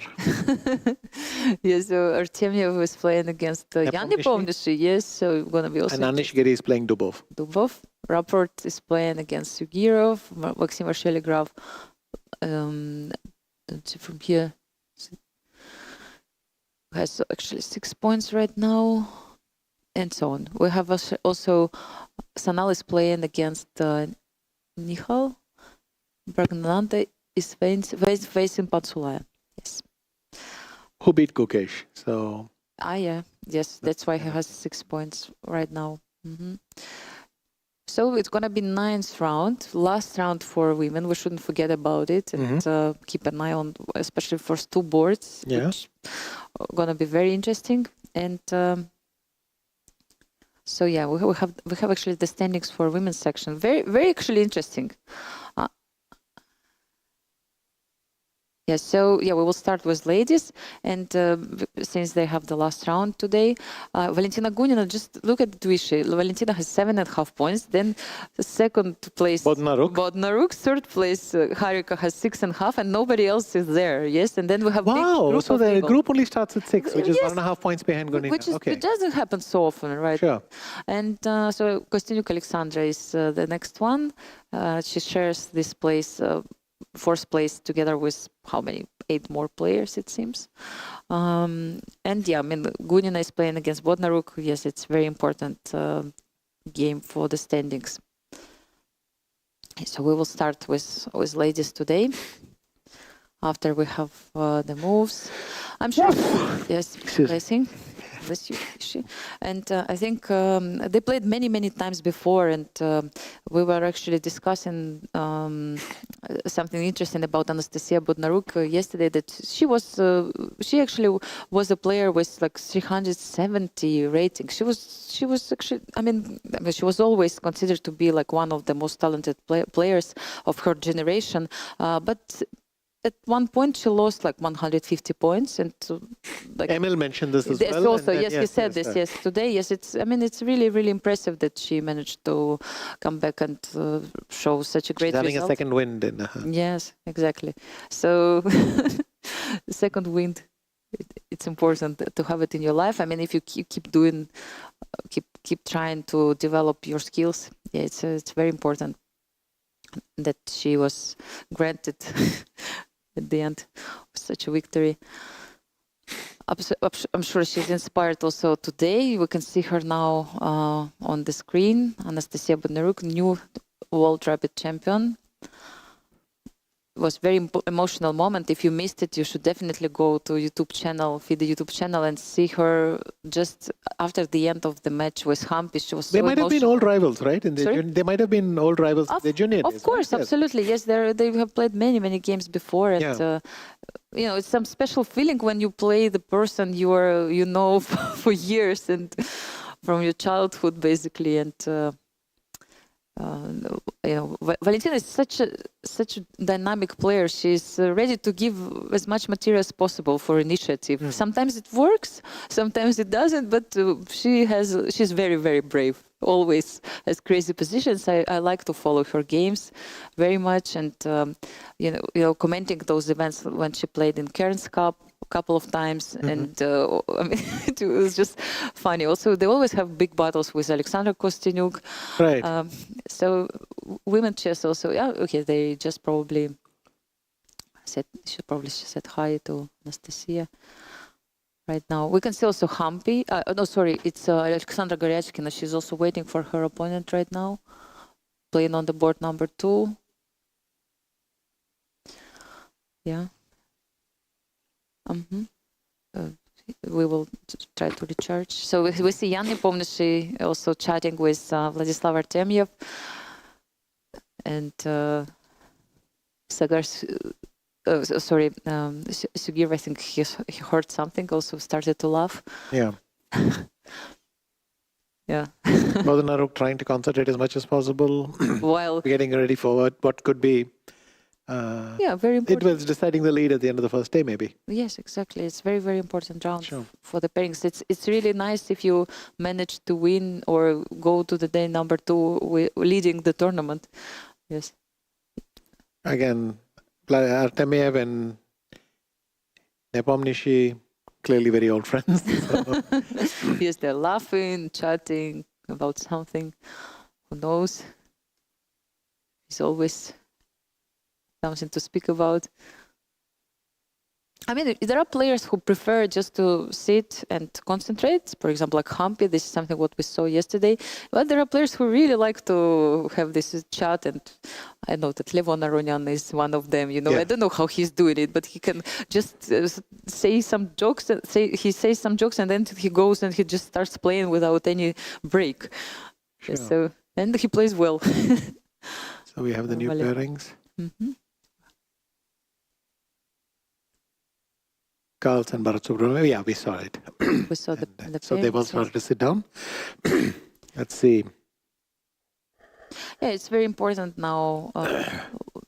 They're thinking also which opening to choose, because they know each other very well and they probably have some ideas what to play. Yeah, it's hard, of course, to prepare without computers, but I mean, still, you know, chess players can do it. They remember maybe the previous games they played against each other, trying to avoid some lines, trying to think of what interesting they could play. Again, it's Blitz, and the strategy can be different, and the approach can be completely different from classical game. And then you are choosing variations which fits your style and allows you not to think that much at the opening stage and save some time. So I'm sure all these thoughts are going now. Harika already is there. Yeah, so we have 30 seconds before the start. Alexandra Goryachkina is on your screen. Very, very strong player, of course, and she was competing for the women's world champion title against Juvin June. She didn't manage to win this match, but she fought really hard. Definitely one of the best players in the world. Yes, and we see Caro-Kann on the board, E5 line, closed variation. Yes, it's called. And Caro-Kann. Probably we can also choose this. Maybe better to watch it like this, no? Yes. Normally, first move we still can get, but we'll see. No moves.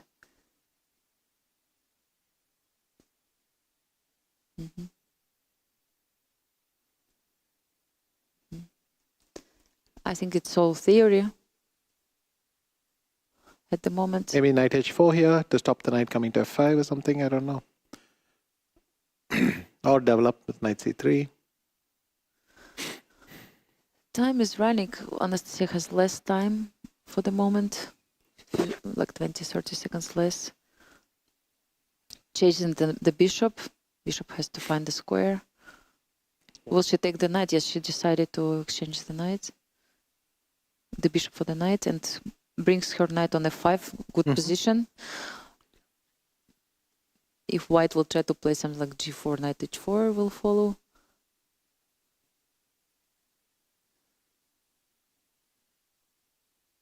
Bishop e7, she's finishing the development. Probably will castle next move.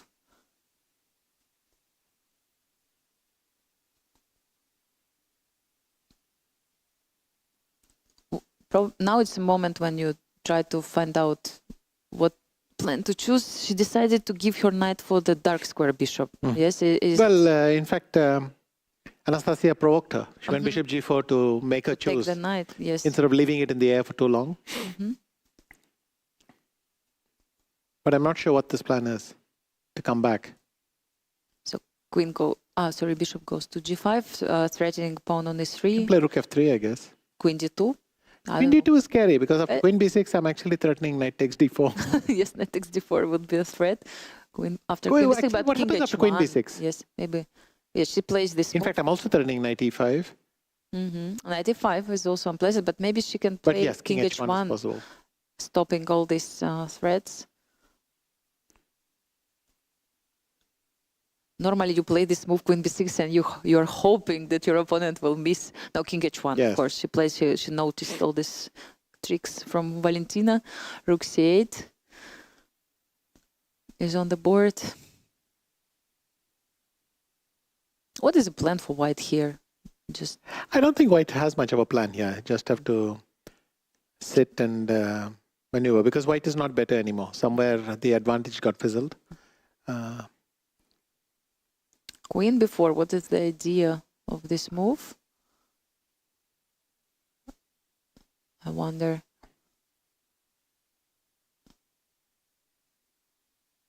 In fact, she could have taken knight takes e5. Yes? Queen b4 because she's taking bishop e3 and taking c1. Yes. The point is, Anastasiya has just gone rook c1. Yes, rook and that c1. gives this extra opportunity. So she could have taken on e5. Do you think it was better to get 2 pieces for rook and 2 pawns? Yes. Yes. I think that's a good trade. Yeah, but she decided to play differently. I see that the f5 was played and passant happened. Rook f6. I actually like what Black is doing also. Can we quickly scan and see what the so she decided doing? To bring back we missed the entire tournament. Yes, on the right side, open side. Yes, let's go back to open tournament for a while, at least. Yeah.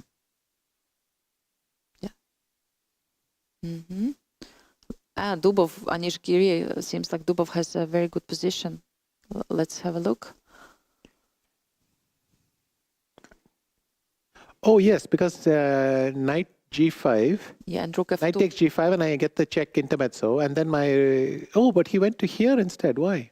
Knight f6 takes and maybe... Oh, because he's going to put a rook on g6 and he's claiming king and pawn endings are 1. Which in fact they are because you run out of moves. So he's doing it more slow. Like if rook e2 now, rook g6? Yes. Rook e2, rook g6 right. and then king h3. Rook and, f3. I don't know. Rook f3. Yes. Yeah. Maybe. And rook f3. And this is very unpleasant. Yeah. So it's a better rook ending for... yeah, rook f3 now. Dubov. Yeah. Because of e4, because I can go back normally king g2, but e4 and the rook is now fixed there forever. So you'll have to play rook g1 to stop h5. Yes, so h5 is a threat. Rook f1, yeah, rook f3 and e4, yes, probably next move. Because white cannot play e4 himself, b3. Because the b3 collapses, yeah. Fall. Actually, h5 maybe some ideas. He's going back to g2. No, he's going to h4. h4? Brave. What to do? Because h5 was also maybe a threat sometimes. Yes, h5 was a threat. But if I played h5, is he really going to go king takes h5? This is what I'm thinking also. Wow. Maybe you can go But there's another plan, which is I can do this. Rook g5? Yeah. And then suddenly rook f6 is a threat because I'm threatening rook, doubling the rooks on the 5th rank and then the g pawn goes. Oh my gosh, very I can do rook g5 now. But then you can already run back king h3. No, then I have rook f6. So what I can do now is this one. Here. Yes. And if you come back, then I go here, and the next move I come here, and I take the pawn. And you take the pawn, yes. There might be some options of using the file, so I have to go back. There might be details in this execution. I don't want to take this rook from f3. It looks so nice there, maybe e4. But then you can have some weakness, yes, on e4. Another plan is he's gone rook g5, and another plan is just play e4.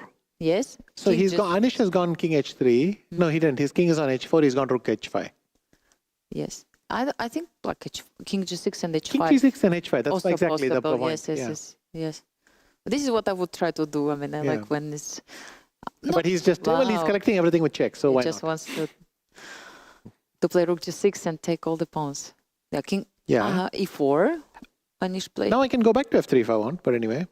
Rook e3, he is like accepting Well, now the problem is black has to lose some time. Maybe he plays h5 and then after rook f1 he goes rook f6. Yeah. But Anish is trying to stir up the pot over there. Very unpleasant for Anish, but still, I'm not sure that it's... No, it should be lost because you're not making progress. Even if you play a5 and give that pawn, yes, you're not getting ahead in structure or anything. H4. Now he's going to double on the fourth. He's going to go rook f4. Rook f4. And then rook so rook g1 would have been nice as well. Yes, but okay, probably he rook would have f4. missed. Now imagine the second rook comes to... Now we just take on a5. Now it's... I heard the news that Bodnaruk missed the checkmate. Can we see the final position quickly on the screen? What happened there? Yes, okay, rook g4, he takes this pawn. And then rook takes e4. Okay, we'll come back to the game after. It's just mathematics. Take, now I'll take.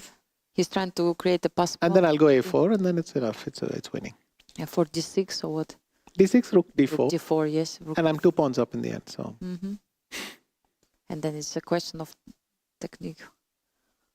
Yeah, d6. He plays it, or he has to play. With g pawn is winning. But e and g is also winning.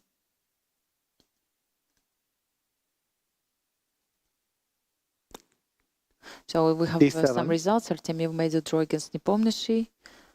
And okay, he is trying to chase a pawn right now. Kings go. Oh, it's saying that I might even get the pawn to the third before I make any further decisions. Okay, trying to hold descending. And now I can play g5, g4, and then the rook is holding both pawns, and then the king will come in some direction. g6. Just. But he kept a little square for himself over here on the far side, on the dark side. And so now king h5. Check. What? He wants to go rook a2 or what? No. And now a3. And the thing is that pawn has improved itself. Yeah, he should resign this. Yes, this is winning for... now king f5, g4, g4, g5, g4, g3, and then walk the king. And takes a little bit of time, but it's not in question. Anish plays... He can even play rook b2 check and a2 if he wants, but I would skip that and just play g5. Anish understands, of course, the valuation of the position, but he still wants to use his chances. Nobody ever won a chess game by resigning. Absolutely not. So it's better to keep playing. It's better to resign later than before. Yeah. There were some accidents in chess world when people were resigning in the drawish positions. Yes, that's one of the most popular ones. Yes. Remember Peter? You can just go king e5. I think Peter against Kramnik in opposite Karlovich, right? This one, yes, is very famous. But okay, Peter was also mentioning it lately. Check rook before he's given his rook and queen is on the board. But will they play now? No, they will not play. So why not king f6? Because then rook f5 check anyway. And rook f5, yes, okay. So now they will play this. Oh, come on. This is a queen against rook. I'm sure. Look, what's going on here? You have this 50 move rule. Okay, finished quickly. But normally, players, they know how to hold this position for a long time, and it could be one of those cases. But game is over very soon. King was too passive. Yeah, great victory by Danya Dubov. Great technique in the rook ending. Yeah. Carlsen beats Bharat Subramaniam in the end. That wasn't clear here, where in fact black looks like he's doing very well. In fact, black is doing better. But then somewhere in the chaos, well, it's not yet chaos, but... I think d3 will lost at one point. I have feeling that this pawn is a key pawn in this position. Bishop before, no, not really. How did this one go so bad? He went f6. But even rook c8 was a blunder because white is also threatening knight g5. And suddenly, boom, it was over in 2 moves. Okay. That's also Blitz. Then there are a couple of draws. MVL beat Sidipov. Am I saying that correctly? And then Nihal Sarin wins. Pragnananda wins. Arjun Erigaisi wins. Can we check what's going on here? Maybe a couple of moves. Oh, so this is Arjun's favorite system nowadays.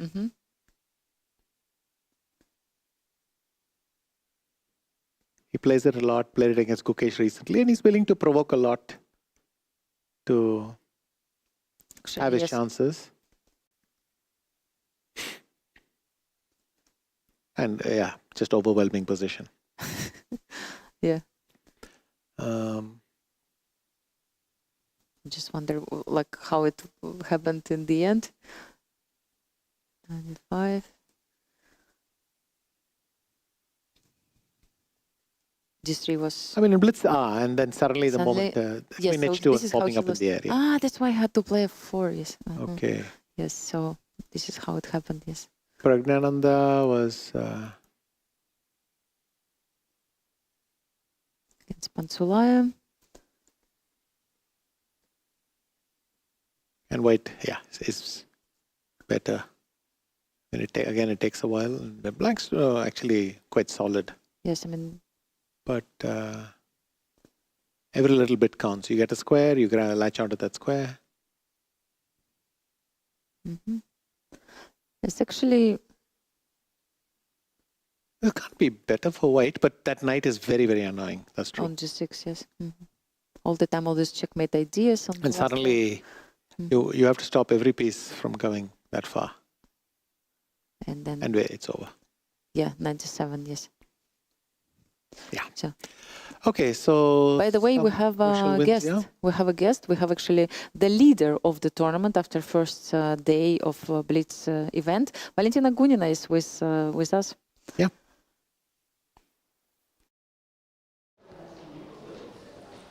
We are here live with Valentina Gunina, who is leading the women's Blitz with 0 losses, 8.5 out of 9. How are you feeling about today, and how are you feeling for tomorrow?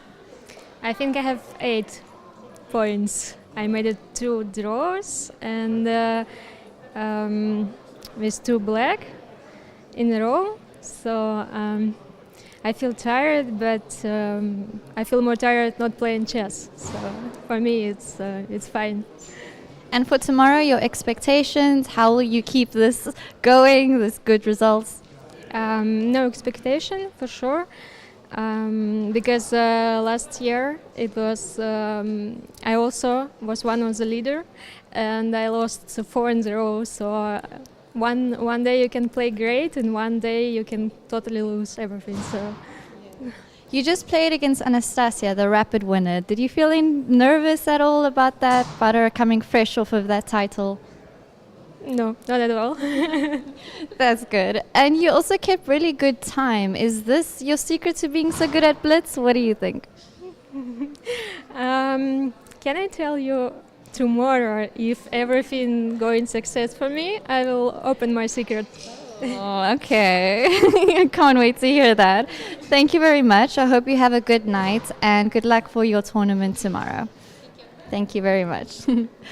Back to the studio.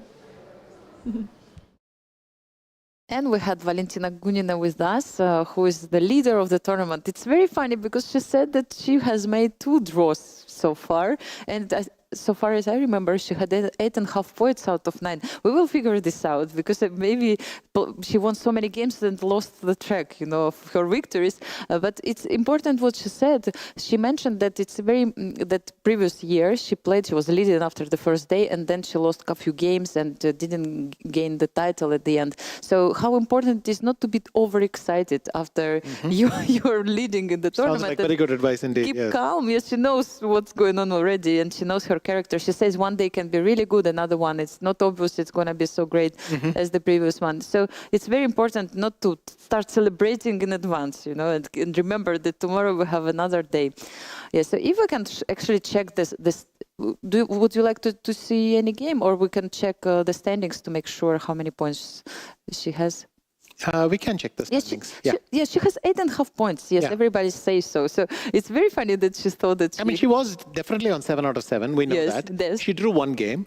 And she won now against Anastasiya. So, I mean, it's very interesting. Like, she had feeling that she said, I made 2 draws in a row. Wow. I mean, amazing situation. So, but if we check the standings once again, we will have clear confirmation that she has 8.5 points. I will definitely, if I have chance, I will ask her about it.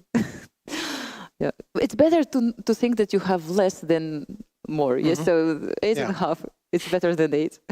Yes, I mean, absolutely great result by Valentina Gunina, who won 8 games. She almost achieved the result of Magnus Carlsen, who beat actually 8.5. You're not that far off, yeah. Exactly, 9 out of 9. He did this in Croatia, and now Valentina Gunina was really about to repeat the same success. Yes, we see 8.5 points. She won the game against Anastasiya Bodnaruk, the new world rapid champion. And she said actually she was not nervous playing against her. Probably they met many times before this success. Draw on the second board between Alexandra Goryachkina and Harika Dranavali, important result for standings as well. Mangontu lost her game against Lagno Katerina. I think there is still a big gap between first place and the rivals, but we will check it a bit later. Kostyniuk recovered. She managed to win in the last round, 7 points. She got out of 9, also great result. And Garifulina, 7 points as well. She managed to beat Wagner. So it will be great to have standings if they're ready, so we can confirm. Yes, no standings for women's section. We will definitely come back to it, but we can check all results of open section at the moment. Let's have a look. Magnus Carlsen won the game. So he has caught up with Artemiev. It looks like, because he actually slowed down a little bit, made 2 draws in the last rounds, and draw against Yanni Pomnichis this time. Anish Giri lost that game, of course. We checked it against Danil Dubov. So he joins them as well? Yeah, you mean Danya Dubov? Yes, he joins Carlsen 7.5 points. On 7.5. Yes. And Richard and Anand stay on 7. Yes, and Maxim Vasheligrau is on 7. The game, has also 7. Nihal Sarin is on 7. That's great. That's great. Pragnananda is on 7. Good. Erigaisi is on 6.5. Yu Yangi is on 6. Sarana, Arvind Chidambaram, Korobov, Rauf Mamedov, all on 6.5. So quite a chasing pack. Absolutely, yes. So now we will check the results, and actually it's time for a break. So after we're going to see some advertisement right now, to watch some advertisement. Please stay with us on the other side of the break. We're going to come back soon. Don't leave, don't go anywhere, and see you soon. What does it take to be a chess champion? It takes talent. It takes practice. It takes creativity. It takes confidence. It takes an ability to keep cool, to find the best solution, to be on top of the situation. December 26th to December 30th, the ancient city of Samarkand, Uzbekistan, hosts the FIDE World Rapid and Blitz Championships 2023. Star lineup featuring 300 plus world's best chess players. Prize fund of $1 million. Compete for 4 titles over 5 intense days. Don't miss it. Watch the event live on FIDE YouTube.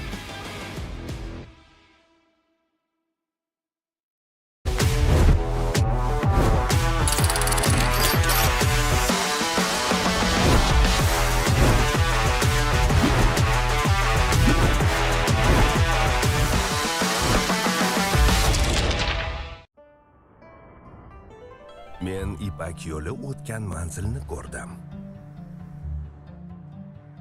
Men hayotim mazmunini to'ldirgan iforlardan bahramand bo'ldim. Men moziy bag'rida har qadamdan muhabbatni his qildim.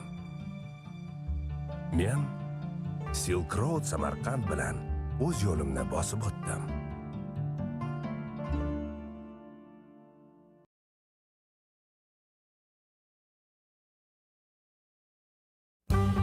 This course is about white playing d4, all the tools you need to get an advantage with white and not be tricked early in the opening. Now, it has a really long, complicated name that I'm going to mispronounce now, so you can make fun of me. Okay, don't make fun of me too much. I'm trying to help you here. It's called the Chelyabinsk variation, and I'm probably mispronouncing Chelyabinsk. That's why I call it the A6 Slav.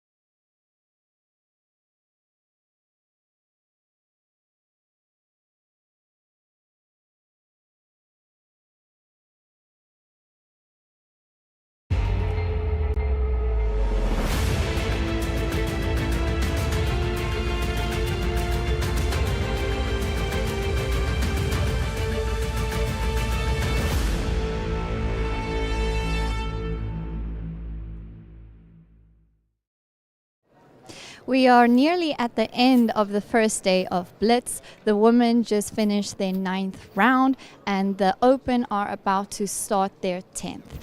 In the women's section, we have a sole leader, Valentina Gunina, who is leading by a whole point. She hasn't lost a single game in this whole tournament.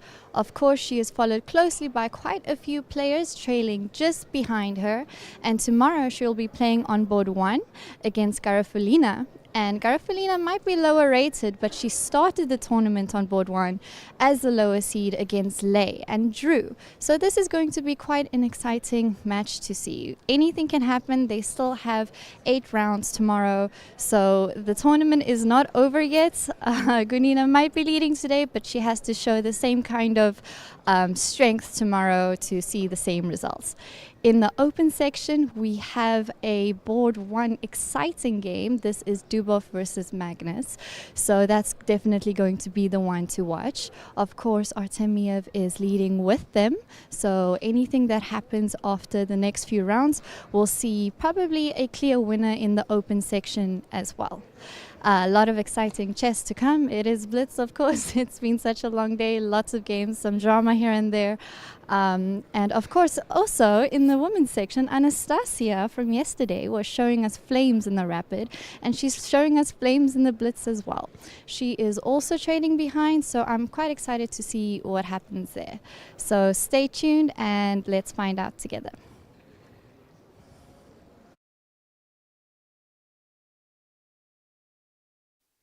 Thank you, Charlize. It was great to have some news from the playing venue. And yes, now we're going to have the 10th round in open section. Women are resting already. They have some free time until tomorrow. It's going to be, I think, 8 more rounds for them. And in the open section, we have 12 rounds today and then 9 rounds tomorrow. In total, 21 rounds for open section rounds for the open section, and we have actually the pairings. I don't know if our team has prepared, but I see them on my screen. I can tell you that a very exciting match is going to happen between Daniil Dubov and Magnus Carlsen. They're playing on the first board. We remember that Daniil Dubov was helping Magnus during the World Championship match. The last one he played against Jan Nepomniachtchi in Dubai. Nihal Sarin is facing Vladislav Artemiev. Yes, so actually, yeah, you were right that 3 of them, they have 7.5 points. 7.5 points, yes, and they share the first place. Dubov, Magnus is former second, of course. But they always have entertaining encounters in the rapid Blitz, so we hope that should be quite something. Also, we can mention that Nihal had a tough day yesterday. Yes, not only on the chessboard, but with the drug test as well, the doping control. Oh my gosh, you were right. I read this tweet. And you would imagine that the combination of that would mean he would come today tired. But in fact, today he's recovered. Whereas in the rapid, he never quite got going. I mean that not everything ties in very easily. Sometimes things go wrong, but then you start playing well. Sometimes everything goes well, but you're playing badly. These things are not related always. So, by the way, for example, some people when they play even better when they're sick. It also happens sometimes. Yes, but I don't know how it's possible. But yes, you don't feel well. Everything is falling apart, but you somehow can concentrate and still deliver some good results. Again, I don't know how is it happening. It happened to me also a couple of times that I was almost dying on playing the game, but still managed to play not so bad compared to the previous days. I've played some good games on medicines. Really? So it is the thing. Now we know which medicines, by the way, you were taking. Okay, so the usual cold and fever stuff, but yes. So maybe actually it gives you some different feeling about the game. And yes, we have the standings, and now everybody can see that we have 3 leaders at the moment. 3 players are sharing the first place: Artemiev, Dubov, and Magnus Carlsen. Then we have a group of 6 people sharing the first place. Sanan Sugirov is having great events so far. Pragnananda, Nepomniachtchi, Vasily Graf, Nihal, we just mentioned him, and Richie Rapport. All of them, they have 7 points, and it's just half a point behind the trio of leaders. Everything is still possible. We have still 3 rounds to go, and nothing has decided yet. So the two leaders are going to play. Both Daniil and Magnus, they have 7.5 points. That's an important, of course, game for the standings. I see also Anish Giri is playing against Prague. Yeah, nice. Also gonna be fine.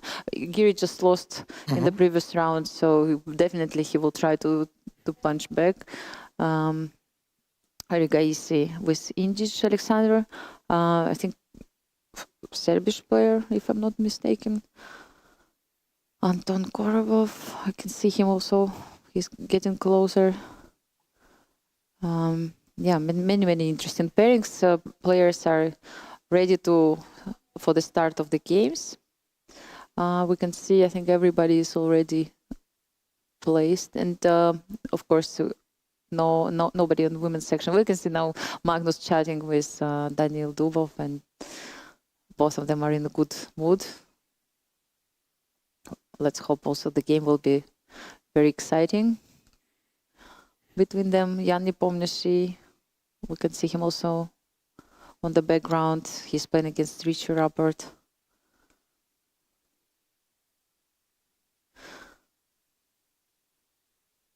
Yes, waiting for the start of the round. Don't know how much time is still left, but of course the games start soon.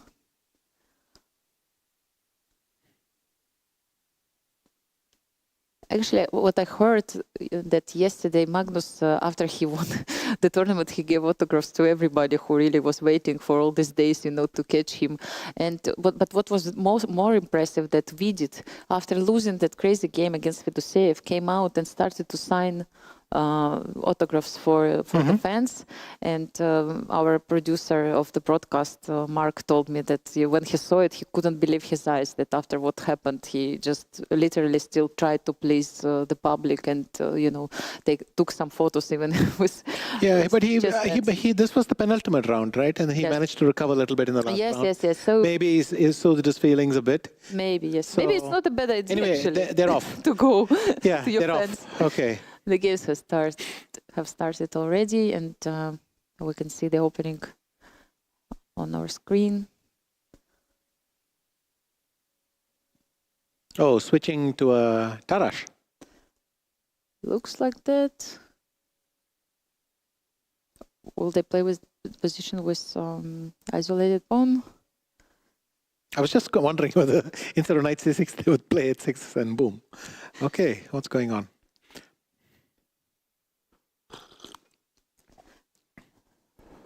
You see, Daniil took this pawn and now he's playing with it off the board. b3, trying to. Yeah, you can see the pawn that's being rotated. Yes, he's rotating this pawn. Yeah. He took it and immediately started to rotate it. Yes, bishop goes to. So White's trying to get a stable advantage on based on this isolated pawn. The fact that Magnus paused for h6 allows White to play b3, bishop b2, and yeah. Nothing critical, of course, but maybe a slight edge emerging. Do you prefer to play with isolated pawn or against isolated pawn? Nowadays, it's a bit more abstract. You don't play, I mean, it's a bit more specific. You don't play isolated pawns or not. Maybe you choose the setups. The lines where it seems to be good, you play them, and the lines where you're not comfortable, you don't. But I'm not a natural isolated pawn player. Maybe because I don't have d4 in my main repertoire, I don't end up with this isolated pawn much. I think the only variation I end up with it is Panovs, the Caro-Kann. Whereas in the d4 side, you can get it from the Nimzo, from the... from any openings, from Tarash. Yes. Sorry. Tarash, if black chooses, and so on.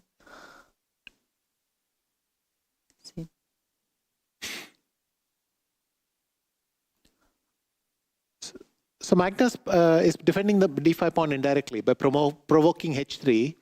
If white captures on d5, black will capture on h3, and that's kind of the idea.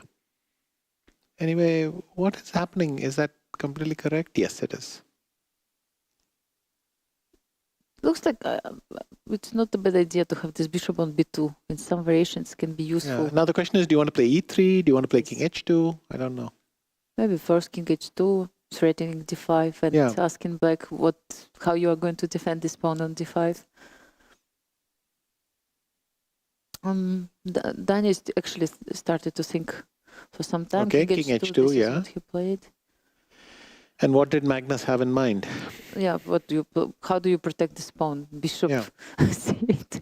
I don't know. I don't want to play this move, but I mean, such moves like knight before, after a3, you have to go back. Doesn't help. Do you play queen c8? Not really. No, because then knight takes d5 and the row c file is working against you. Horrible. Yes, you don't. I mean, in case it's not clear from the video feed, there is a rook on c1.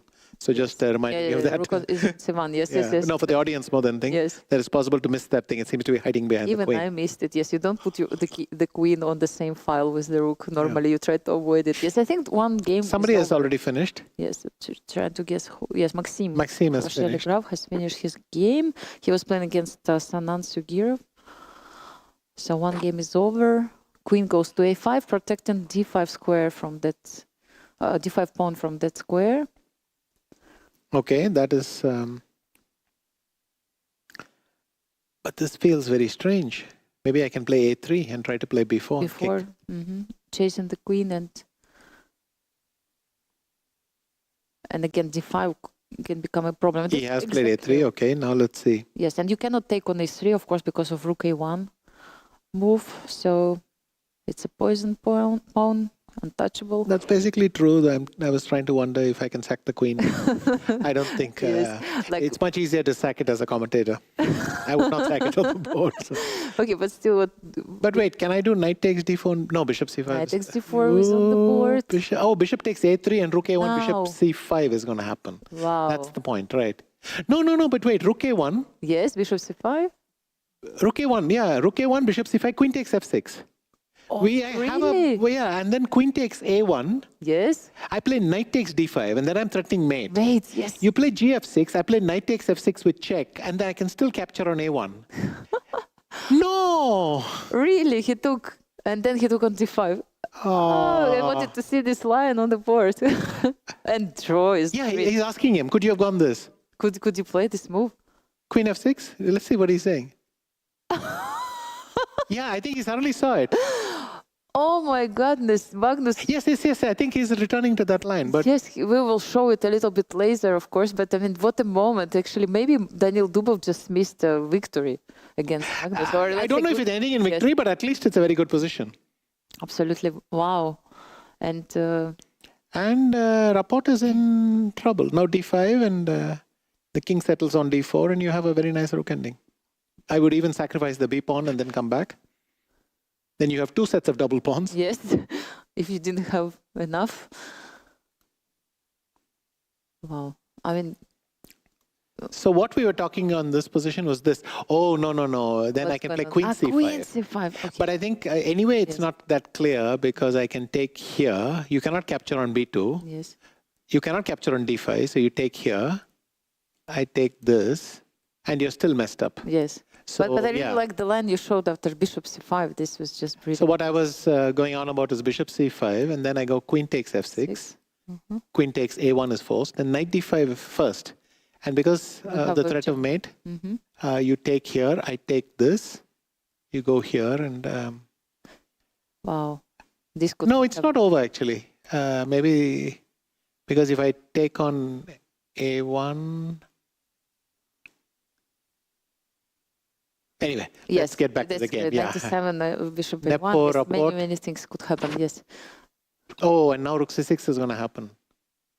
Yeah, rook c6. f5 and rook f6 and but then black goes to this 6th, 7th rank himself and no, he gives a check first and then he's going to come back or what? Come back to e7. Protective. But then I play rook then I play d6. Rook d7 and king comes. Then king d4, king c6, king e5. And protects the pawn on d6 and good chances. After that, maybe he doesn't need to do it immediately, yes. Maybe can play first king. In these things, you might as well improve your position to the maximum. I think now d6 works. Yeah, because king is far away. Yes. Yes. d6 and the king is too far away. So he goes king c4, prevent Oh, the d4, maybe b5. he didn't like rook e1 or something. I don't know, but... Check c7. Now, does rook c6 work? King goes to d4. King b5. King e5 might just be the thing. King e5, yeah. King e5 and like it's a king d6. King goes first, yes. King e5, and if rook e7, king d6. No, he goes rook d6. What is rook d6? I don't know. What is it? What's the idea? He wants to go with the king to f6, maybe. Yes. Okay. Maybe he wants to come from this side. So rook e7 maybe is forced. And now, what's going on? Maybe he should just go back to f6. Yes, the best maybe just to go. 18 seconds, 8 seconds. Wow, okay, I think now it's countdown time. Yeah. Yeah, now rook e2, rook c8. Okay, he's cutting him off. f6, correct. So he's going to give a check on d2. Yes, king goes okay, to that didn't c3, happen. Protecting b2, rook e5, threatening pawn on d5. What now? If you go rook d8, it's king c5. So he goes after f6 pawn. Yes, g5 is on the board. d6. He could have gone king c6. Yes. Maybe. Oh, but this also seems to be reasonable. d7, and if he takes. Oh, he's going to lose a lot of pawns. But wait, I'll take the one on. I'll go king c6. King a4. And this rook g7. Oh, this is fine. This is. I think he almost pointed at his clock before going back. Yeah, rook g7. What is he doing? I don't know why not rook g7. He could have taken this g2 pawn, but maybe this pawn is running fast. Now checks, and he's taken on b2, but the race. And then rook b8, and then g5. I don't know why he pushed him even closer. The king wants to be there anyway. Yes, he helped the king to go there. Oh, when the king is on e4, rook c8 check will kick your king further. So that's why he decided to do so. So rook g1 now. Yeah, king f6, and it's game over. Yes. I just got the news that the leader of the tournament, Artemiev, lost. Now just take on b2, take on b2, yeah. And then what? King f7, and white is winning. Yeah, b8, g8, queen. Yes, queen. Rook takes, and then, yeah, I mean, this was very funny. Did you see that Richard tried to jump with his king on d4, but of course... I'm glad they have a sense of humor at this time. Normally, you can have a heart attack. Imagine your opponent is really doing something like this, king d4. Funnily enough, king e5 is also the way to resign, but for white, not for black. So. Oh my God, I mean, if somebody would do this to me, I would think that... because you are not sure, right? If it's. But I think had he gone rook g7 and taken on g2, he should. I think it's. Oh, the king is on a4, is it? And that maybe influenced his decision. Yes, he decided. But I thought that he has to take this g2 pawn, but. Anyway. Yeah. I know that Artemiev just lost his game against Nihal. So Nihal is the leader. Yes. Hey, fantastic for him. Good. After all the troubles he had. Yes. We just met this. I mean, he apparently needed to wait up to 3 hours to give the final test and then his sleep was ruined if it wasn't already ruined by his loss to Fedoshev. But there we have it. You're still so young. You still have so much energy. No matter what happens. I mean, people sometimes they still stay partying till 5 o'clock and then they still come and win the tournament. Yes, that's so 12 o'clock. I mean, it's okay. So let's have a look what happened in that game. Maybe especially at the end is very interesting because this game was the first loss for the leader of the tournament. What is happening with this game is incomplete, or we can't see it? Yeah, okay. we probably. Oh yeah, Arjun no, he's winning. He's a piece up. So that one is over. Ergasy won at the end. Yes, we will have the result right now. Okidov beats Fedoshev, the hero of yesterday. Korb was still playing or not? Swidler beats Pansalayan with it drawing. Giri and Prague just drew. They made the draw in their game. Yes. So maybe it's not a bad idea to show how the leader lost his position. Artemiev lost the first game in the tournament. I'm really curious, like what's going on, what happened. I mean,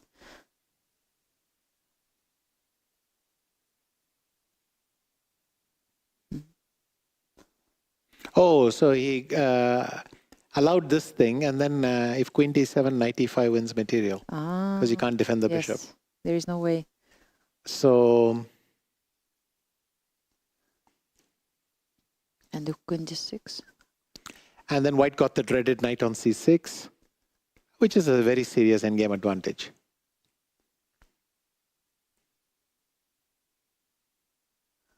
But still unclear how. Ah, okay, he took the pawn on a6 after that. Black is trying to do something, but really hard to. Oh, and he lost a second pawn.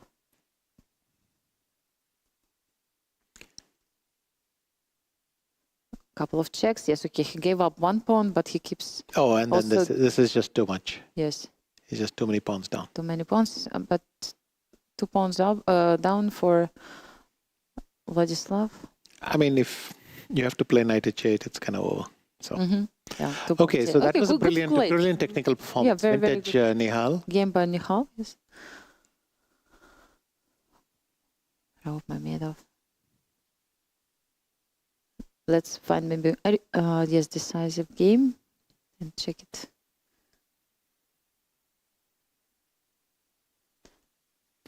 Any obvious candidates to have Yes. a look? Korobov is still playing.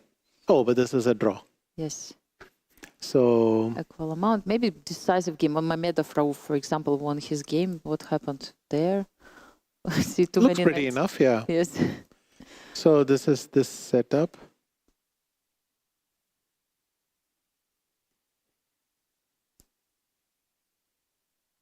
So he got the 2 bishops, but he didn't castle. And then he got pushed aside a little bit, okay.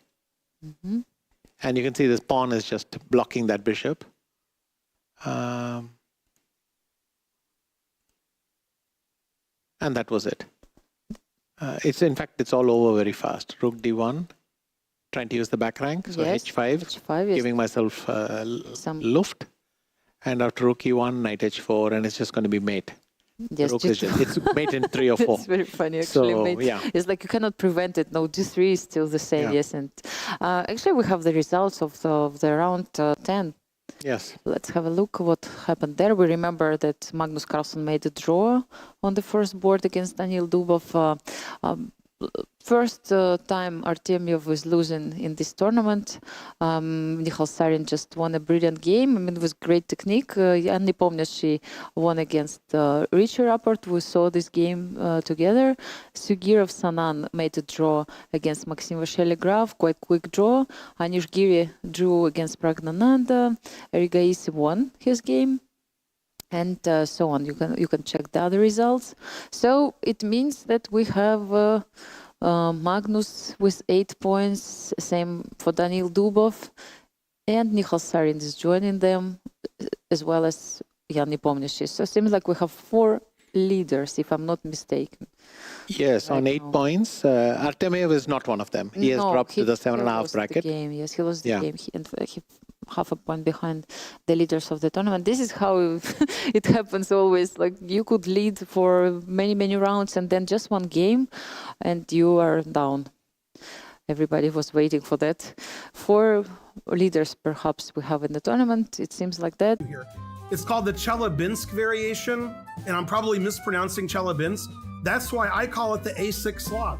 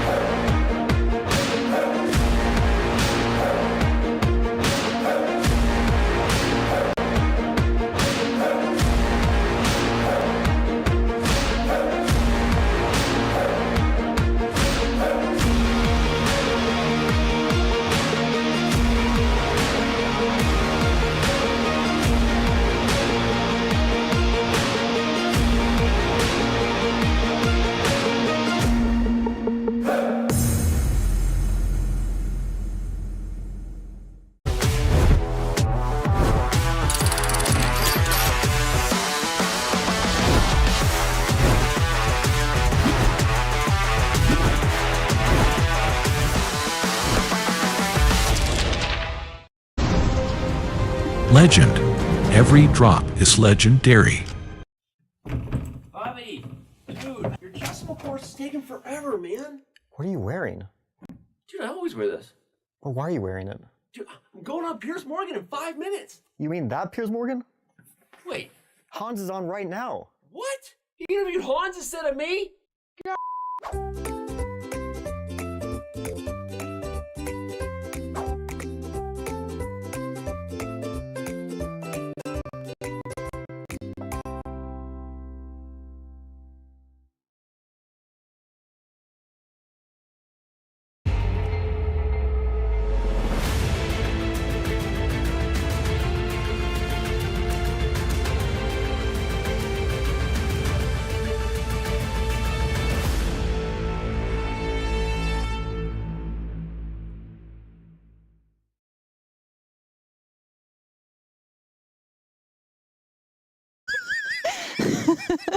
We're laughing actually because we're checking just some games here.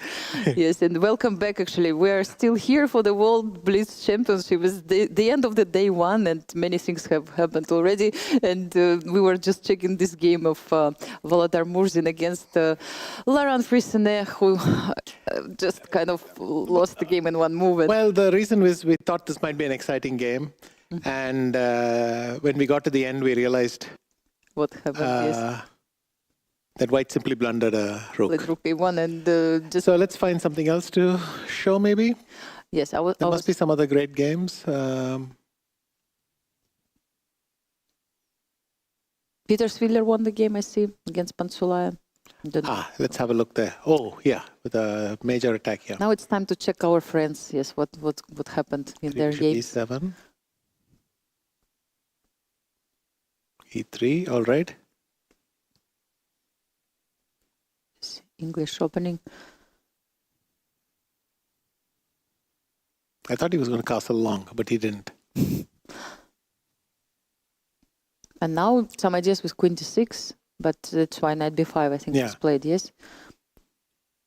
Also, I think he's going to take, well, he thought he was going to take the two bishops. Oh, and suddenly knight g5 takes h3 is coming on the menu. And the c file can be plugged with that rook. Also, you cannot really take because taking with a pawn is good for black. Yes, knight has to run away. Yeah, so knight c3, queen c7. Is that a blunder? Yes, knight f1. Oh, but it's not a blunder because if you take, then the queen ain't going back. Oops, and wow. So, yes. yeah. So, it's not so what looked like a blunder turned out not to be. Knight of 1. But it is a blunder in another way because the black's other plan, which was to take on h3, is actually coming up. Bishop h3 doesn't care about the rook on c6. Okay, he took and then the thing. I wonder if this would have made a difference. Immediately, if you play bishop. G takes h3, king 2. Oh. Okay, so it didn't seem to have worked out so well. Bishop b5. Maybe it's even worth going queen d7 and capturing here. I don't know. So he took king g2, rook e6. So black is trying to bring the rook to the king's side. Yeah.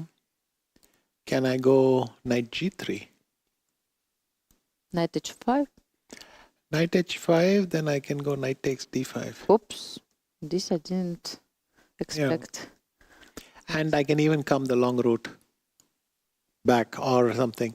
So what I should play after? Maybe you're forced to play h5. Oh, h5. But anyway, this happened. And suddenly white is kind of stuck here because he has to wait, and then of course. It turned out to be mate in few moves, yes. Yeah, you couldn't take the rook on g3, yes, because queen g3 and should and checkmate. yes, queen g2 and queen f1, yeah. So let's see how this works. Yeah, what would happen if I would have preferred not even to take on c6. Take here. So if it was the same story, knight f3, king g2, maybe I can play knight. I don't. But seriously, what about Queen D7? Why did he even take the... and also here I could ask the same question. Why not Queen D7? And you bring your queen to immediately to H3. to the king's side, yes. So for example, knight G3. I mean, I have to try to do something. Yes, but queen takes H3 and then queen- there is no defense to knight F3 mate. Ah, yes, there is nothing at all. Yes. So after Queen D7, okay, there's one difference in not taking. So which might be that you can bring the piece back. So you go here, and now if Queen takes H3, Bishop the bishop F1 at comes least. back to F1. Knight F3, queen takes F3. Yes. Ah, yes. That's important to show. And Queen takes F3 because the queen is attacked by the bishop. Yes, exactly. But I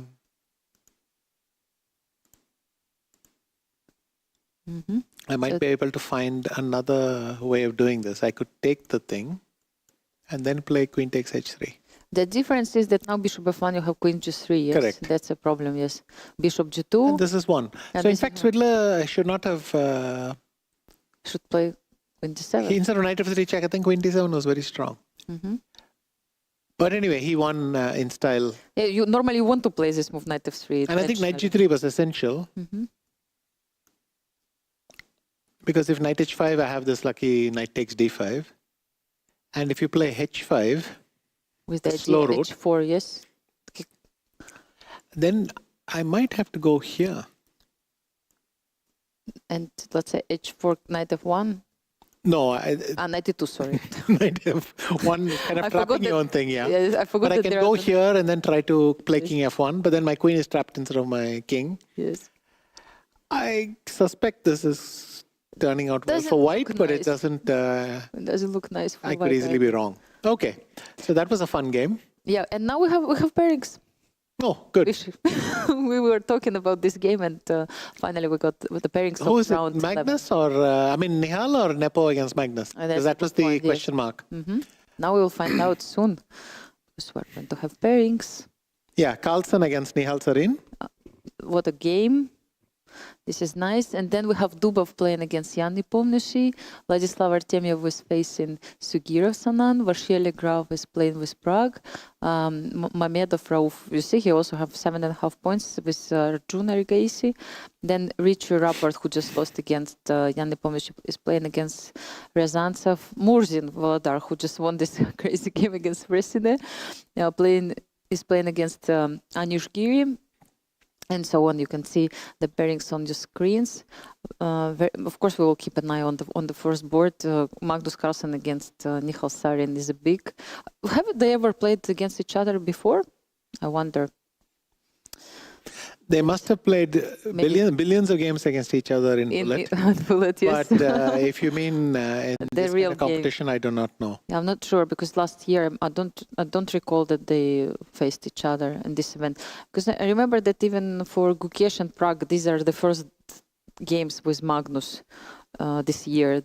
But Gukesh played in the World Cup and so on. Yeah, that's for But, sure. And also he played in Croatia. Yan Nepomniachtchi. Nepomniachtchi is chatting happily with his opponents and all his opponents before the game. And then beating them. So, yeah. It's okay. Well, both of them have a very good record till now. So both of them on 8.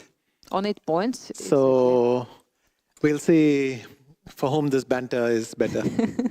Exactly. I mean, 4 leaders we have in the tournament. Let me remind you that 4 players have 8 points, and actually they all play against each other. 4 leaders are facing each other. Also, we see now Artemyev Vladislav, and back to Magnus, who is playing against Nihal Sarin. Big game for the only the only pair which is who are not laughing. Only players who are very serious.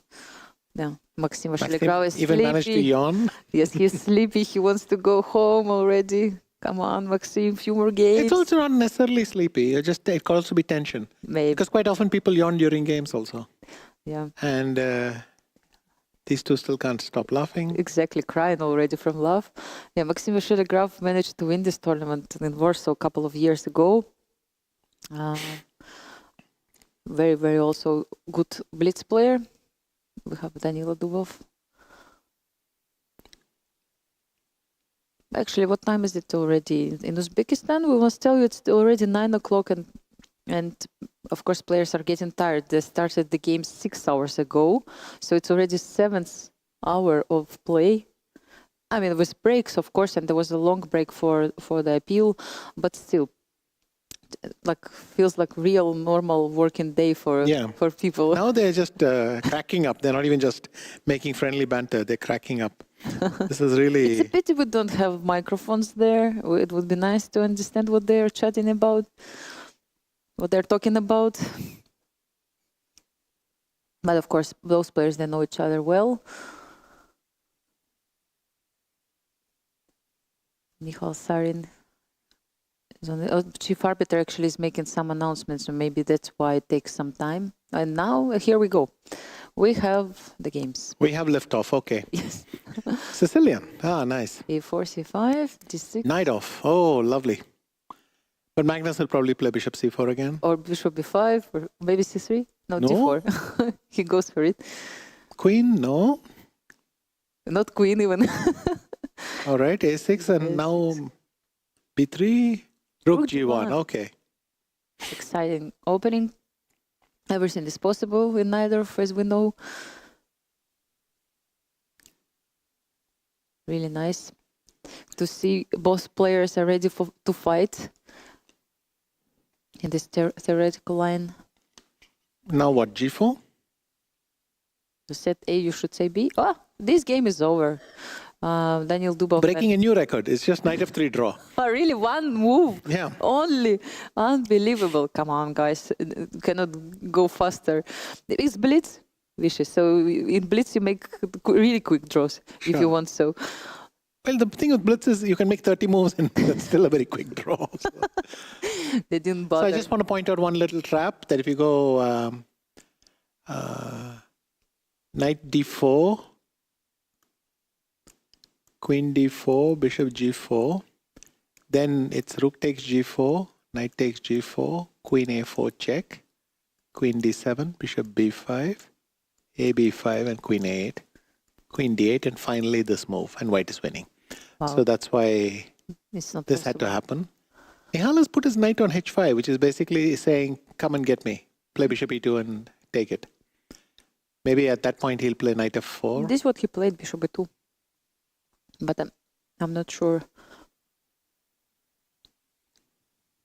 what is next.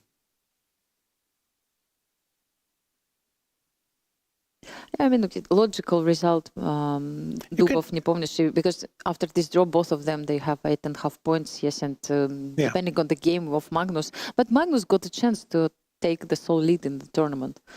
So if he wins this game, he will be the sole leader, but first you need to win, which is not an easy topic. And if Nihal wins, he will be the sole leader. Absolutely. Both of them have this great chance, opportunity to become the leaders in the tournament.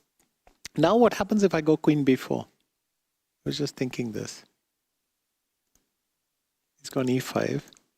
I don't know which is the appropriate square, d2 or thing, but I would rather go queen b4. And then if knight f4, I can just ignore it and castle. So is there something I can do after queen b4? And if queen b4 is so good, why isn't he playing it? Okay, good. So he played it.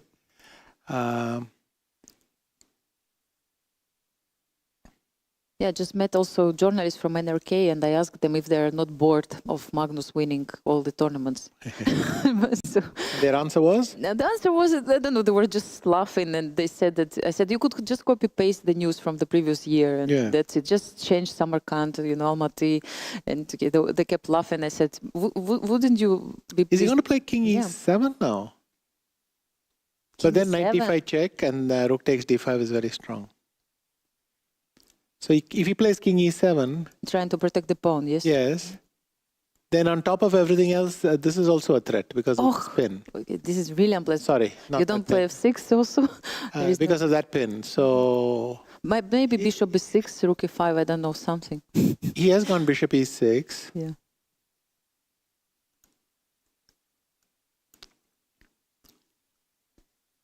And now if rook d6...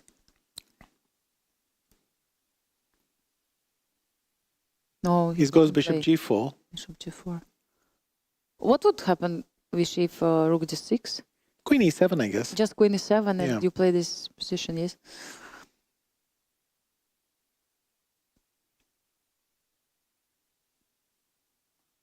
Bishop d4.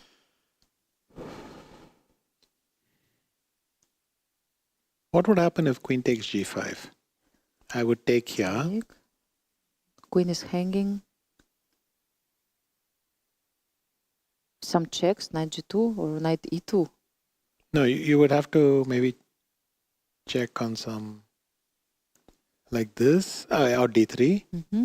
You take this. Queen, rook Yes, he has played queen g5. Take this and take this. Take this. Mm-hmm. But rook d6 is still going to win a pawn. So I'm curious how this is going to end. This is what has happened. He's played queen g5. Yes. When you have this discovered check, it's very useful to check all possible moves Yeah. for the knight. So the question is, why didn't he start with rook d6 then? Mm-hmm. But the way Nihal played it, it looks like it's preparation. So Really, bishop that is would answer a lot. bishop is queen is 7 and bishop g4 now. You mean? I'm guessing queen e7, but now bishop g4 I can castle. Mm-hmm. So I think you wanted to keep the option of queen takes d6 if the need arose. What's happening now? So if bishop e6, what are the plans? By the way, let's pay attention to clock. I mean, Nihal has 25 seconds against 1 minute, 20 seconds of Magnus. So Magnus actually 1 minute ahead. But he's thinking. No, but actually, if I do this, yeah, I will have to take the queen and then rook e6, and it is. What else could he play after bishop e6? Yeah. He takes on e6, yes, Knight knight d3, d3, king b1, yes. knight And b4, he takes queen. rook g5, fe6, rook d6. Yes, all this happens very quickly, and then Oh, he makes castles. Okay, brilliant. And castle. all that happened very fast, so very nice. Fast, but still has less time than Magnus on the clock. It happened. Maybe he just took time and opportunity to remember all these Yeah. lines. Rook g2, to me it looks like preparation. Huh? Yeah, it looks like that. Maybe they both know until the end Yes, what's look. going on. Yeah. Yeah. Wow. And maybe the computer just gives equality here or something. Mm-hmm. Sometimes you think that It could easily be some correspondence game, you know. And now a4, I think he'll play to liberate. Okay, he doesn't need it yet. Rook White c2? took all, Yeah, all pawns and he just takes on c2. because he wants to play rook b8. So he pauses here. Rook b6 to prevent it. And now what? Can we take on f2? Rook a8. What's the And if I idea? go a4, what happens?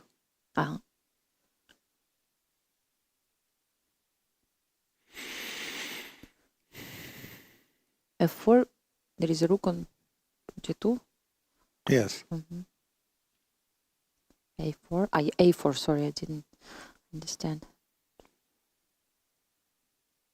He brings the king towards the center and protects e6 pawn. Just in case. So Magnus takes second pawn. Yeah, rook b8. But allows rook b8. Knight goes to b5 And now and let's say rook protects. e2. Yes, rook e2. But he's going to go rook h6 here. Pawn on e4 is hanging. Rook h6. He takes g6 pawn. After that, It might knight just takes be a forced b5. draw till Yes, the end. it seems like that. It's a draw. Yes, rook Yeah, g6. and then king goes f7. there. He played with 2 seconds. That's why he And now speed it's up. a draw, yeah. Yes, okay. Then he just finishes the game like that. But at one point, he just had 2 seconds on. Brilliant, Yes. brilliant preparation by Nihal. Yes, absolutely. Great job. The game finished in a draw, and all this thanks for great, huge work he has done at home. Yes. So, which means that we have only we have repetition, yes, of last moves of that game and different angle. And now we still have 4 leaders right now. I'm sorry, we still have 1 round to go and 4 leaders. Yes. We actually thought of both scenarios, But in except this fact, the third one. Yes, you're right. Actually, they just could finish the game in a draw. Yes. No, just as the commentators, we always think about drama. Yes, but in fact, it just can finish in a draw. Artemiev, it seems like winning his game, and maybe he will join. Is he winning? Is it? It's their game. Well, King G7. I mean, maybe it is better. It is better. It is better, but maybe not anymore. Because this knight is kind of paralyzed. And but he can still goes break to with D5. G5. G5 he could have played. Ah, okay. Oh, EF5 he has to watch out for. No, still he played G5, and now it's a question if White can. Oh, and EF5 he goes knight D6 check and collects. Now G4. Wait a minute. What is happening? I mean, really don't understand.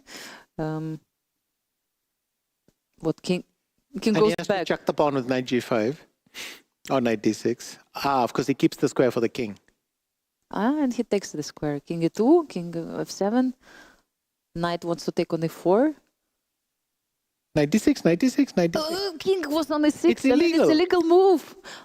Wow, illegal move actually doesn't make. You are not losing the game, but you lose 1 minute. I mean, Yeah, but only if your opponent finds out. Yes, of course. Oh my gosh, King E6.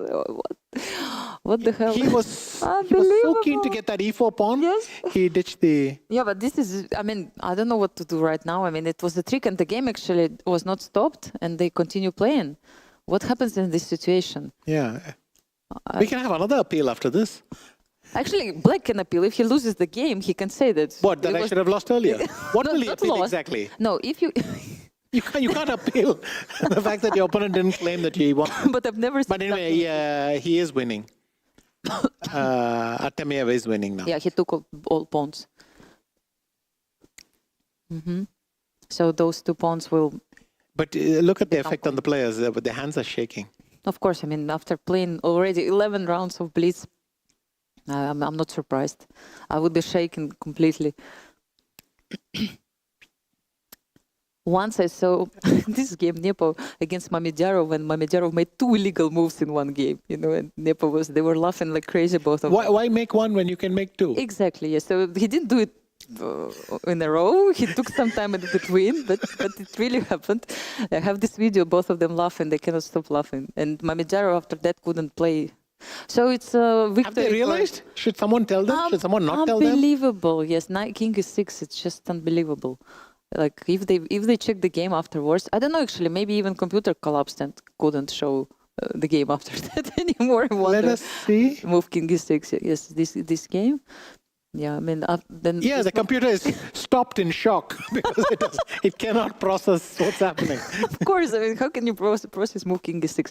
No, but there was no other way probably to defend the pawn. No, can we go to this moment? Ah, yes, it was here. Yes. No, but my point is this was valid. You could do this. And King F6. Ah, yes. King E3, King F6, Knight takes E4, and King G5 is a draw. So you can actually. You can play King G6 yes here. Yeah.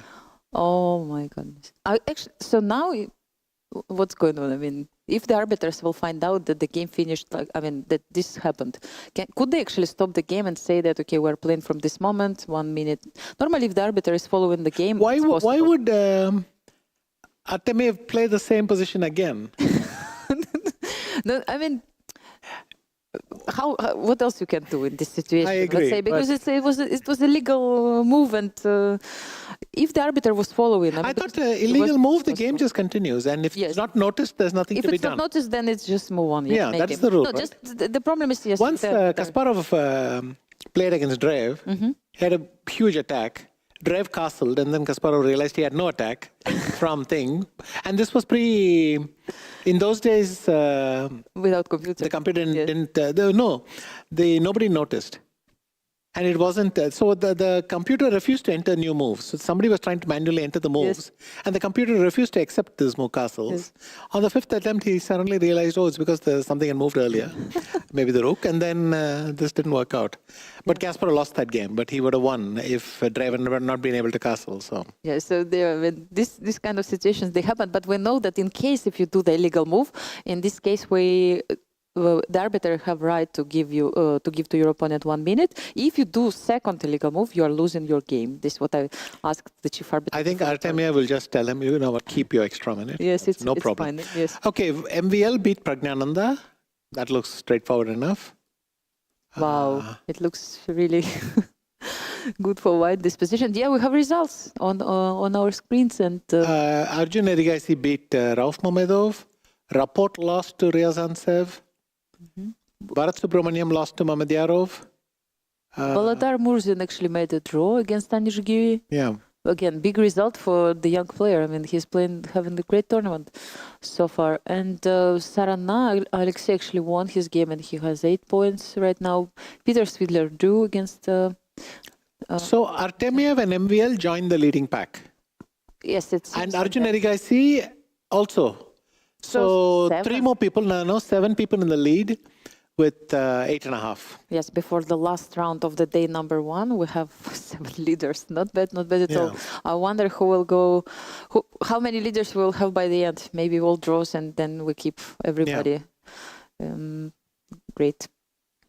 We'll find out very soon. But now we have this kind of break between the rounds and maybe it's time to check a few more games. We have some time for that. No, there are no. They're gone already. And I wonder actually what happened in this very important game for the standings between Artemiev and Sugirov. Did we have a look on that one, on the board number 3, where, let's say, after that game, so many moves.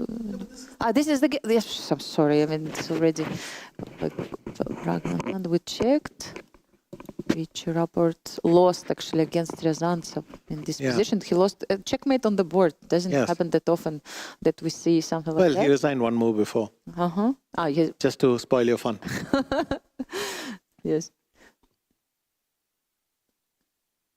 So maybe we can check moves against Giri. Yeah. So it's like, looks like some fortresses in this game. And Sarana, Alexei will have now 6 points. Some battle in the rook ending, it seems like.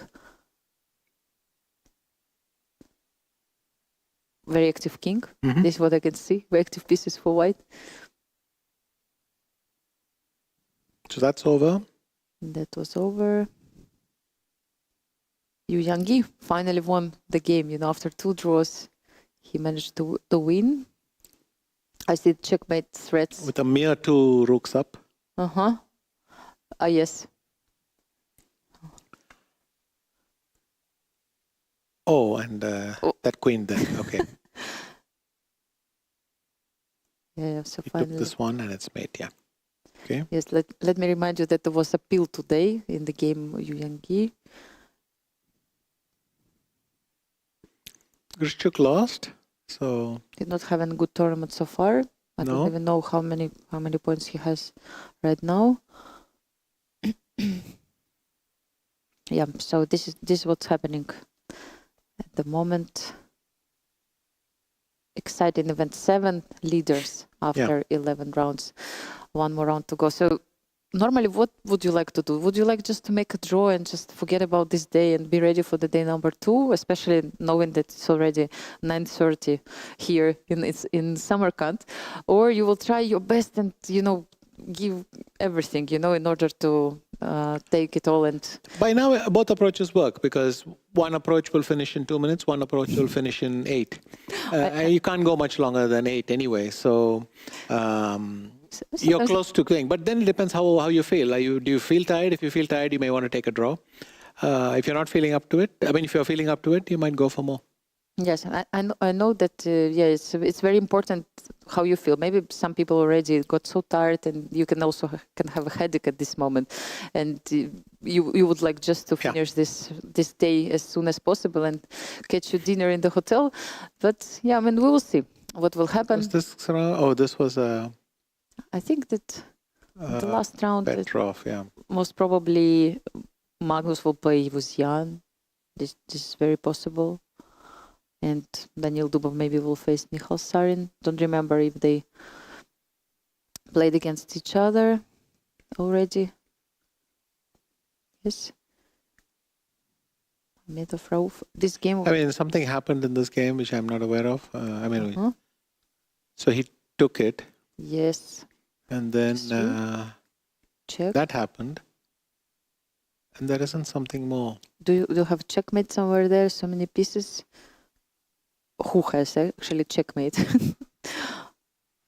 Queen h5. Oh. You couldn't take the rook because Yeah, of no, checkmate, mate, and yes. then And there is so he lost the knight as well. Yes, so it thanks was to the spin, difficult for yeah. white, yes, to defend. It because both kings were naked and let's say everything could happen with any of them, but somehow after queen g3. But why didn't he play king g2? Protecting g3 pawn. For a start, yes. I mean, he probably didn't want to allow the exchange of queens, but yes. It I was don't not see a that problem. bad. Well, which means he judged his position to be winning for white, but then could see the follow-up. Yes, so maybe... I mean, that's the only explanation. Yeah, because like if you do some natural moves like queen g6 and rook e1, king just hides on d7, d7, yes, and c8, yes. So it's really hard to... those rooks are defending all those squares on f file and d file, and suddenly you don't have checks. Yeah, I mean, it's brilliant actually that Arjun saw this. I mean, with the king on f7, he understood that it's just a couple of checks and white has nothing else. Let's just try this a little bit. If white has nothing else. It looks like that. Queen g6, yeah, king e7, the only move. I thought about knight f5, but then rook h8 or what at the end of the variation, like knight f5, rook f5, queen f5, rook h8. But what else then? Yeah. I mean, rook e1 and you just go to d8. So very sharp. Maybe some queen d6. You can proceed king c8. Yes. Yes. I thought about rook d4 first, but when queen d6? So, for example, rook e1. Where do you go? Oh, no, the other rook. It's important, maybe. The other rook? Maybe not. Yes. There is no. So if you play king d8, then I have something like rook d4, queen d6, rook c1, and some dreams. Yeah. But king d7, and it's. Let's see what MVL did. Okay. Queen d4. So it's central. What is this opening? Knight c6.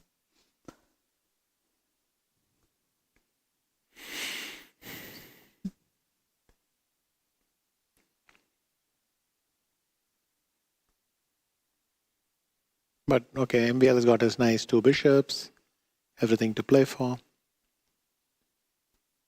But he was ready for a draw, it seems. No. No? He just tried twice. And, okay. I think here he...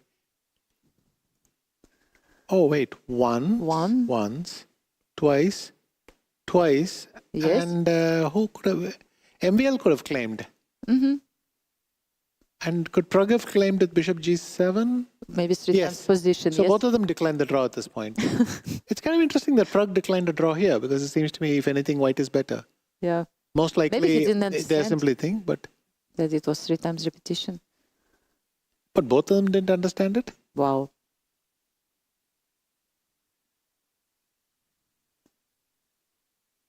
And just... Yeah, so they just went on.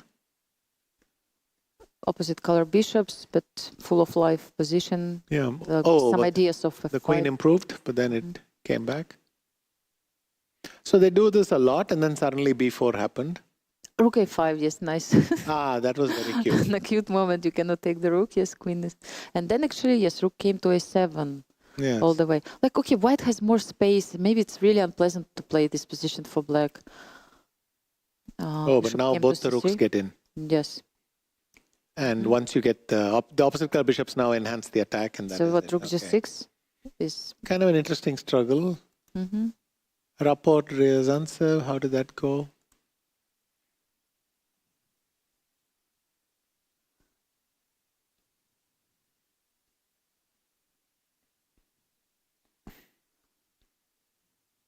Where the knight goes to g4, yes? Where? Or he stays on h2?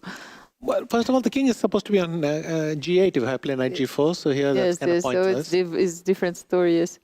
And yes, I think Ryazantsev clearly got the position he wanted. I mean, it's very favorable for black.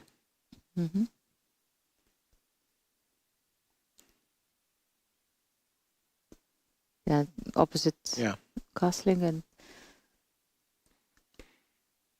somehow, yes, black is just brought the knight all the way to b1.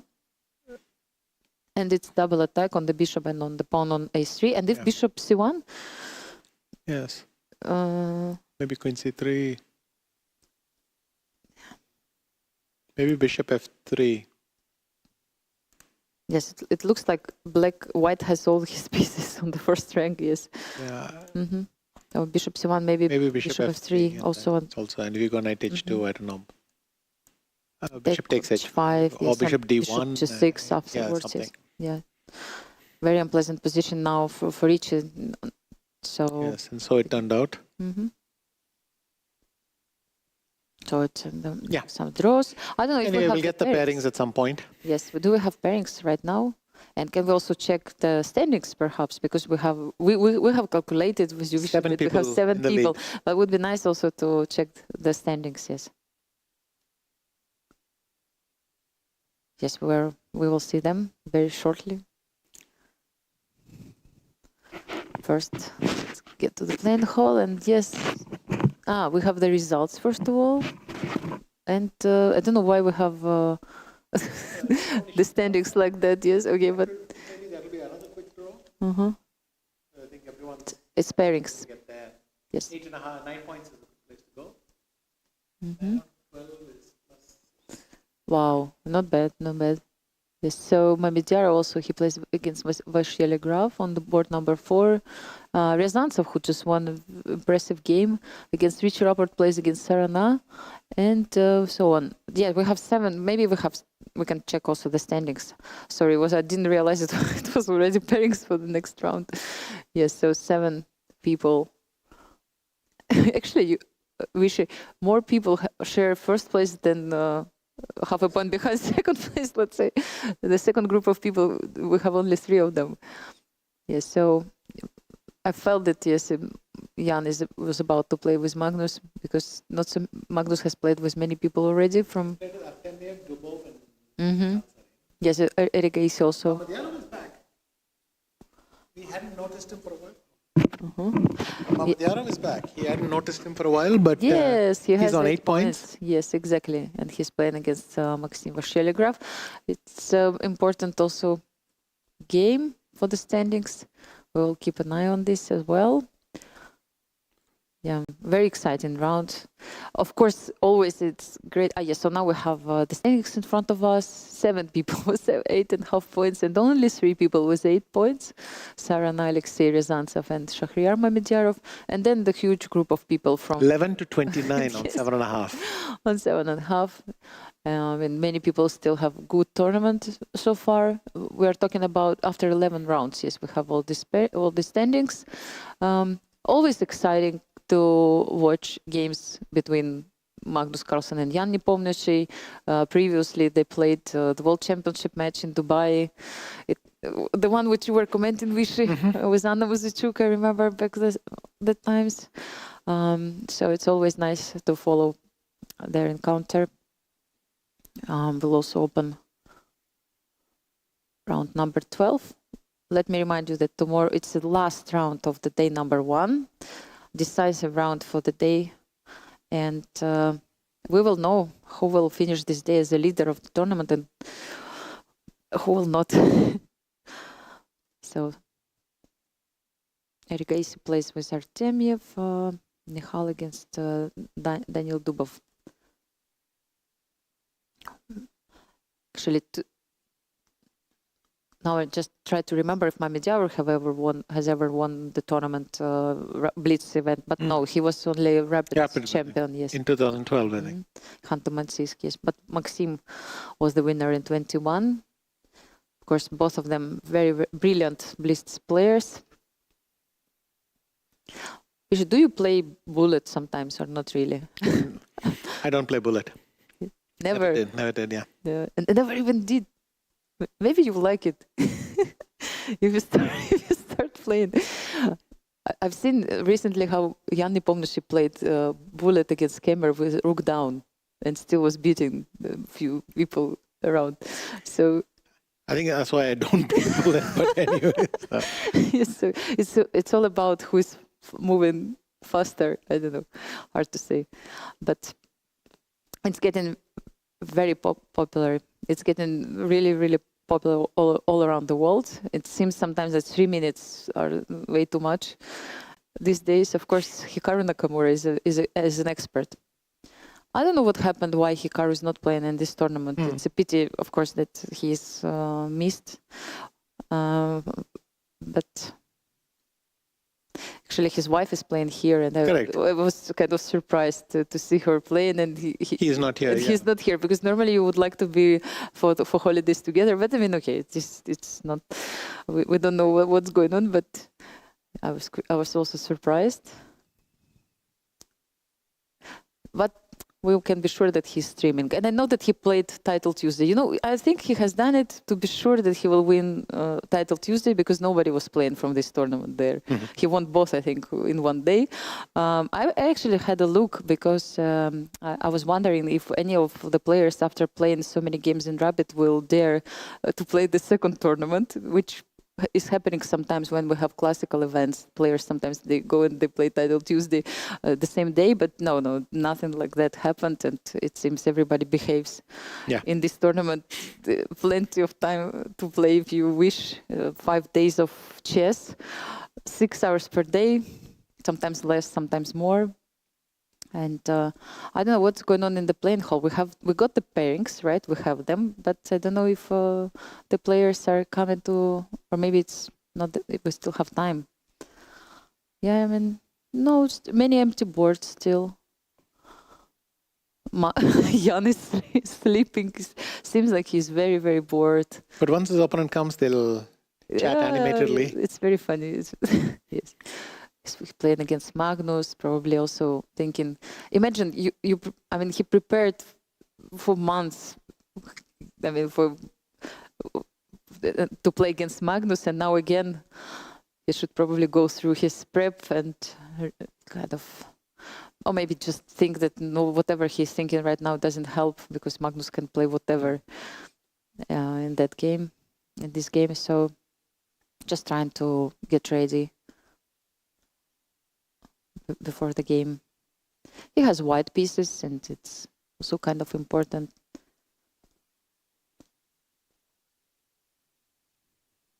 I remember that what tournament it was. I think Norway Chess. You know, they have these pairings according to the standings in the Blitz tournament, which you play before the tournament. And Wesley won the tournament, and he said, "I just want to make sure that I play with Magnus with white." Yeah. He thought somehow that it gives him some advantage in that event. Yes, I think Magnus is coming. Jan Nepomniachtchi smiled, shake his hand. So players are arriving. And we can see also Daniil Dubov on the background. He's chatting with his opponent, I think, who's sitting right now. With Nihal. No, he's chatting with someone else. Yes, Nihal Sarin is his opponent for this. Yeah, he was talking to Vasily Graf.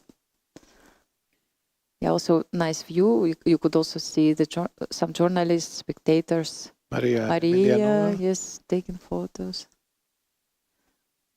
Yeah, it's nice to see all familiar faces.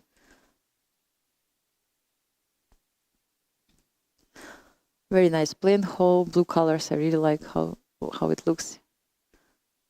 Magnus also chatting with Daniil. I don't know. There is some discussion. Only Sagar probably has microphones around everywhere, you know.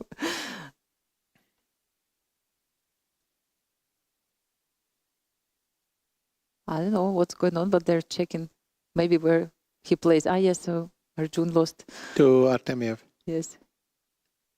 Yeah, yes, Sergei actually tried to sit on a different table, not on his table, so the arbiter helped him to find. No, I think he realized himself that something was wrong. Yeah, I remember this very funny video when Grishuk came to play the game, and then his opponent, I actually was against Jan Nepomniachtchi. He comes and he plays the move, and Jan said, "But you are not my opponent." So he had to run away. Okay. One of the funniest videos we have in the chess world when this happened. Did it ever happen to you that you prepared with white pieces and then you come and you realize that you play with black? Yes, it has happened a couple of times. Yeah, but this very strange feeling, of course, but did you try just to say, okay, calm down and say whatever? No, I think someone told me at the last minute, or at some point, I know what happened was I kept repeating that I'm playing this person is black and this person is black. And at some point, Aruna said, I checked the pairings. I think you're playing with white. Wow. Then I checked it. So, she actually saved a lot of time for you because yes, you could I would have wasted a lot of time with the wrong color. Yeah. This happens sometimes to any player. But great to have someone who keep an eye on the pairings and knows what exactly is happening. Yeah. Я не помню, with Magnus Carlsen, we still have 1 minute before the start of the games. I have a feeling it's not going to be some kind of short draws. I feel that it's going to be a fight.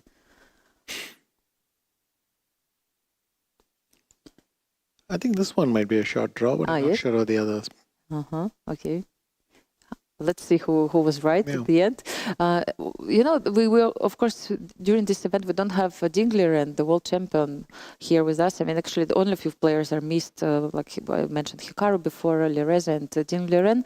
I think Dingler always plays no matter what. Never he makes short draws and always ready to fight in any kind of situation. And I mean, I don't even remember him doing this, but maybe I'm wrong. Like one move draw, but this cannot even come. Any memories like that? Yeah, so games are about to start. I think like we have a few seconds before the start of the game. So just for the record, 9:46, and maybe we'll finish about 10. So is it Karukan? Yeah, even the E takes F6. Well, apparently it isn't going to be a short draw after all. But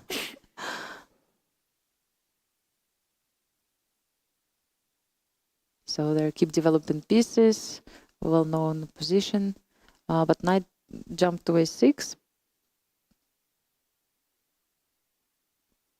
Of course, white doesn't take the knight and keeps the light square bishop alive on the board.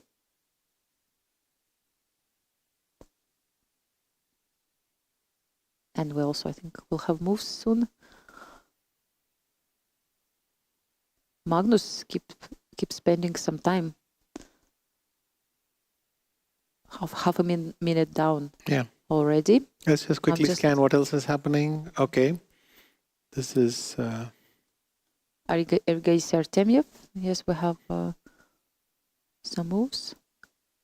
Yeah, also reading against Dubov. Artemiev drew. Yeah. Already. Oh, already, yeah. So yes, he went already. bishop f4 the third time, maybe. Maybe. Mamadiyaro and MVL finished. Also made the draw, yes, very fast. Yeah. Michal Sarin is playing. I mean, let's not forget this. This day has been delayed by an hour already. So exactly, yes. I think people wanted to get home.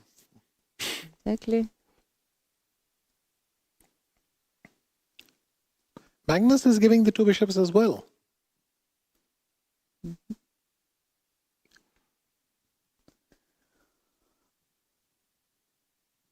It's a new style. You don't care about two bishops. Knight is important piece. So now f4 is a threat, so you have to watch out for that. Either you play rook fe1 or bishop f3 or something. It's a threat because bishop on e2 will be hanging. Yeah. Yes, so that's why white cannot take on f4. But this is interesting because in fact f4 is a threat almost no matter what. So for example, play h3. So f4. Well, then f4 wins the piece. Okay. Then on e2. Yes. So you take, and rook e2. But let's say you play bishop f3. Yes. I can play f4 anyway. Okay. Because you take, queen takes, and knight e6 equalizes ever. And d4 is falling after. So he's gone c5. c5, threatening the bishop. Yeah. c5, and bishop goes to e7. Probably will change the position to f6 later on. Yes. Yes, goes to f6. Now maybe bishop f4.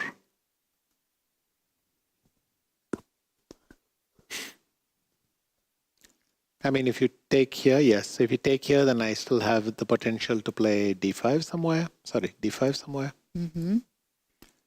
Sorry for all the arrows. D5 somewhere. So. And the 5 will be hanging for the moment. So let's see what Magnus comes up with. But otherwise, the bishop is going here. And then I could potentially capture this pawn. And you'll have to recapture with the pawn. Oh, so yes. that's another... and it's not going to be great because this pawn will be weak, yes. potentially. Nepo looks happy about his position for the moment. Bishop f4 is a nice move. And now Magnus needs to make an important choice because, as we discussed, if knight takes on f4, d5 will be really unpleasant later on. And in this case, okay, he takes here. Maybe there was no an alternative anymore. Maybe he had to take. Yeah. And now f5 pawn is hanging. But I'm getting my d5 move, no? Yes, I see. And but maybe there was nothing else to do. If he plays now g6, he has to defend the pawn on f5. Has he played queen d7? He's gone queen e7 maybe. Yeah, so queen e7, yes. The idea of... And then d5, yes. I mean, it's a sort of accomplishment. Before, yes, he managed to make d5 as he will still play b6 and blockade on c7, but...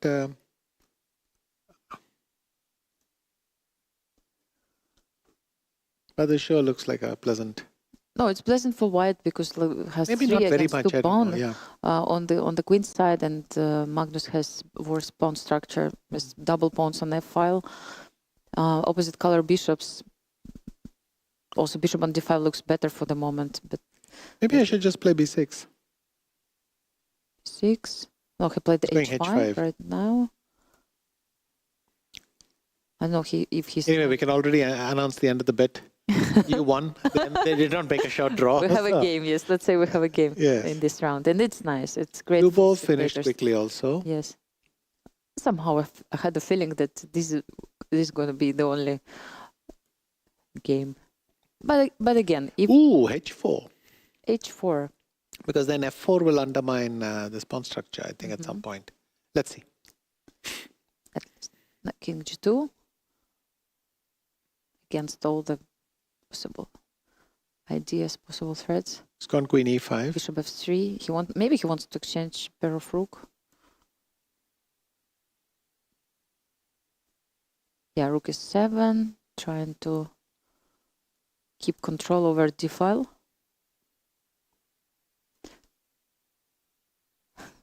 I just have news that Anish Giri gave up half of his pieces and then he lost the game against Shimanov.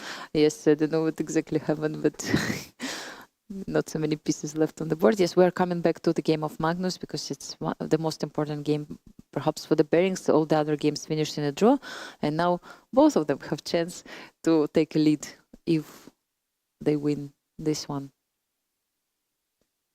Should he play rook c1 or should he take on d4 and play rook c1?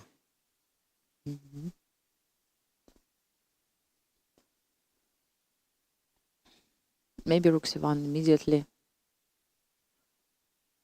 Yeah, okay. Decided to make sure that he... No, he didn't even play... And c6, yes. So oh, rook c1, he was afraid he'll lose the a pawn, yeah. Yeah, so now he got the pass pawn, but Magnus is blocking it, playing bishop b6. Pawn is not moving anywhere for the moment. Yeah. In any case, the question is if Nepo will find some tricks. So Magnus has to defend this position. Okay, he's going around to c5 and then to a5. He found more active position. King goes to a6. If c7, he will take the rook, so no time to do so. Bishop goes to d1 and b3. Yes, so f7 pawn will be lost, but black will take the pawn on c6. But if I play a5 here, what happens? a5. Wow. Because if you go bishop a5... Yeah, and bishop f7, and they agreed. No, my idea was this, and then if you take here, then I can take here. And you, anyway, it doesn't matter. I thought I'm tricking you, but King f6, and threatening the bishop, yes. But nice try, of course. Yes, so they're discussing again something, probably. Yes, we see the end of this game, yes, handshake between two players. And we don't have a clear leader. I think it's gonna be like tie for the first place. I don't know who else will join the group of So leaders. 7 people are tied for first, and maybe Yes. there's some people joining. But it seems like that. Would Shimanov know is too far away? But yes, and Duda, maybe? I don't know what's going on. No. No. We have I remember there were not so many players with 8 Wait, only points. 3, remember? Sivas, So if Mamikaro. Ryazantsev drew, Ryazantsev and Sarana are fighting to join. Yes. One of them could join if something happens. But hey, if anyone is winning, it's maybe Ryazantsev. Because he's got a pass pawn on b3.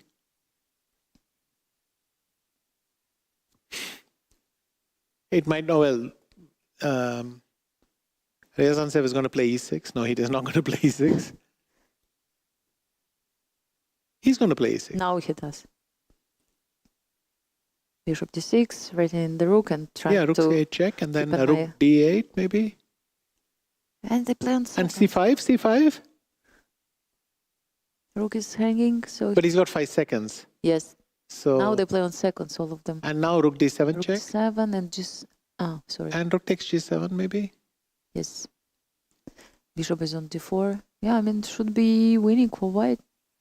Yes, bishop controls a1 square. And now king d3, h5, f5. What is he doing? What is bishop f6? Oh, he's stopping this pawn. Okay. First he stopped the pawn, yes, from running, and then Bishop h4. is it enough to win? Maybe some Zugzwang at some point. c5, yes, I thought about this movement, because if you take then e7 and queen, yes, so he takes queen. Now f6 and f6 it's over. and just, yes, everybody is... e7 and f7. And f7, yes, so king h7 is not... So Ryazantsev joins them. Yeah, Ryazantsev. Wow, Alexander Ryazantsev. So now there are 8 people on 9 points. Exactly, yes, and we have young Krzysztof Duda in front of us. They're playing actually rook, what is it? Queen against... Queen and bishop. Bishop, yes. I saw the bishop, but I didn't realize we have... So it's actually young Krzysztof who has the bishop. We almost lost his queen, yes? Bishop b7. Thanks God he had this move. Or g2. Now, if he wants to make a draw, it's a good moment. Duda looks like someone who spoiled something bigger earlier. But Yes, and that's why you keep playing this kind of position. Yeah. So probably had a piece up or something in this game, and I don't know. Yeah. I wonder what happened before. Yeah, because normally you keep playing. I mean, it's a draw, guys. Of course, like queen and bishop, hundreds of checks. But if you were winning before, I think they're going to gain a lot of time, though. normally we have these positions with queen and. Imagine he loses on time now, yes, which can happen as well. 6 seconds. What? 4 seconds? Okay. Many checks. Yes. So his opponent just needs to make 50 moves to claim draw.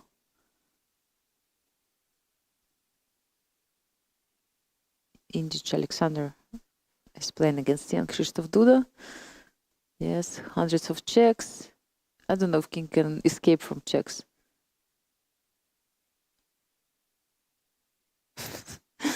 Yeah, It actually has escaped because queen f3, bishop g4, and there is no check on the board. But what happens next? Okay, Yeah. so finally you managed, and now you start giving all these checks. So what?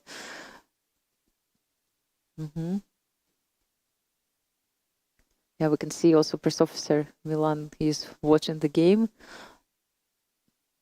He has a difficult job to do, to choose with whom to do the interview. Who is the leader of the day? Hard to say. So many people are sharing the first place. Come on, Jan Krzysztof, Yes. play queen f2 and finish it. No. No. One more shot. King b6 back, yes. Queen h2. No, but sometimes you are punished for this type of things. You know, you can Yeah. lose on time, and then I mean, it's possible. So we should be careful. Kaisa can be very Queen e8 harsh. check. And if bishop f7, then we have queen c6. No, please. He's coming closer to the king, I must admit, but No checks or what?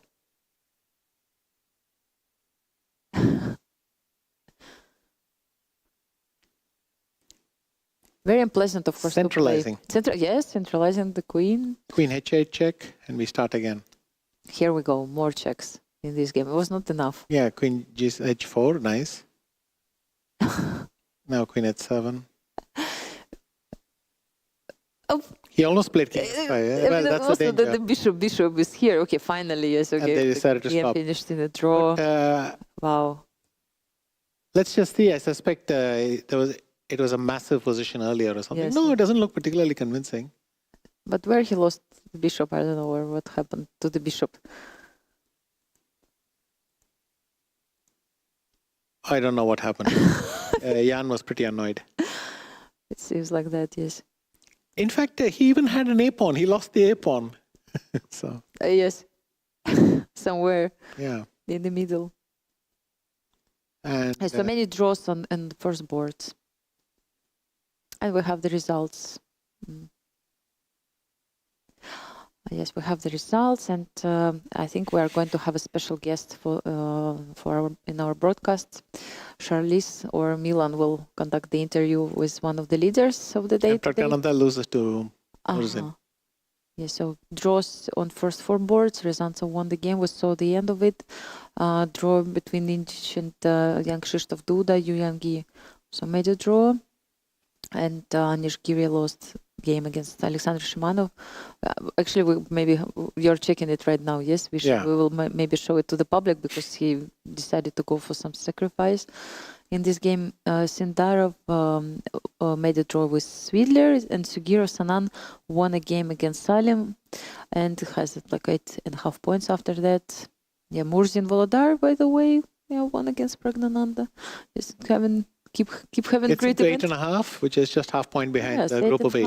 Tabatabai also 8.5. He won against Korobov Anton and few draws for players with 7.5 points. Yeah, I mean, I don't know if we have the standings after the final round of day 1 of Blitz. Not yet, so perhaps we will see them later. So are we ready to check the game of Anish? Like I see it's only finished after 20 moves.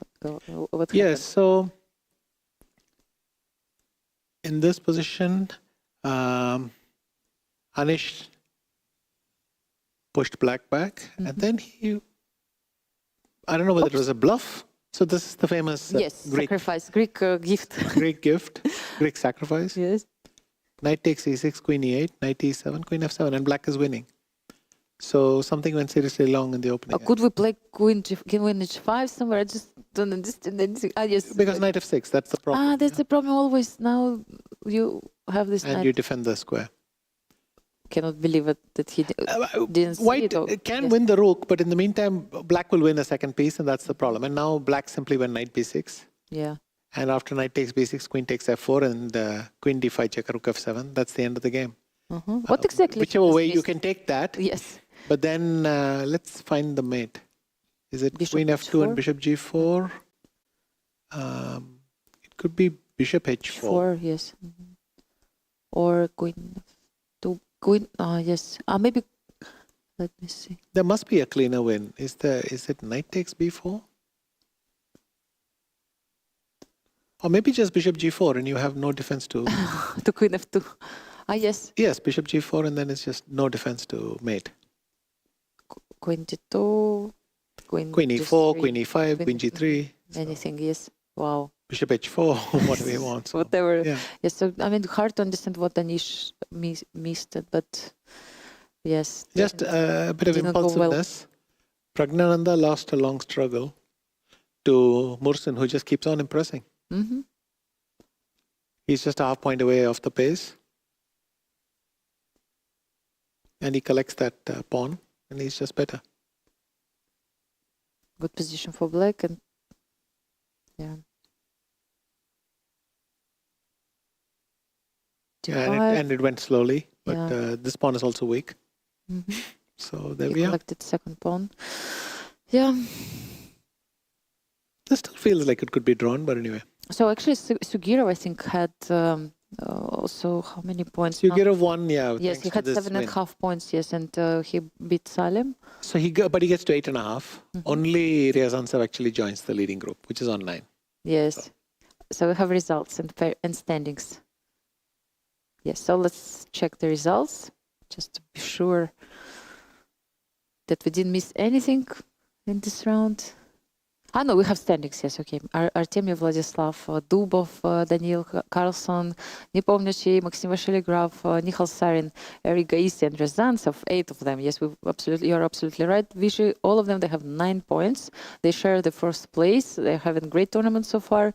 And the group of players, only 4 players actually, 5 players, Mamedyarov, Shakhriyar, Sugiurov, Sanan, Tabatabai, and Murzin and Shimanov have 8.5 points, just half a point behind the leaders of the tournament. Really exciting event. 8 players leading after day 1. Don't remember something like that immediately, let's say, but we have to check, of course, the statistics. Great tournament. How do you feel about this day, Vishy? As usual, a lot of action, but now a big group, and let's see. The early rounds tomorrow will be nice. Also, tomorrow is a much shorter day. Yes, so exactly. 9 rounds only. 9 rounds only, yes, and 8 for girls. So if somebody picks up the pace in rounds 13, 14, then you're at the home stretch. So we'll see. Yeah, we will see. And please don't forget to come back tomorrow at 3 p.m. local time. We are waiting for you in Samarkand and we're ready for the action. And we will know also tomorrow who is the winner of the World Blitz Championships. So see you tomorrow. Legend. Every drop is legendary.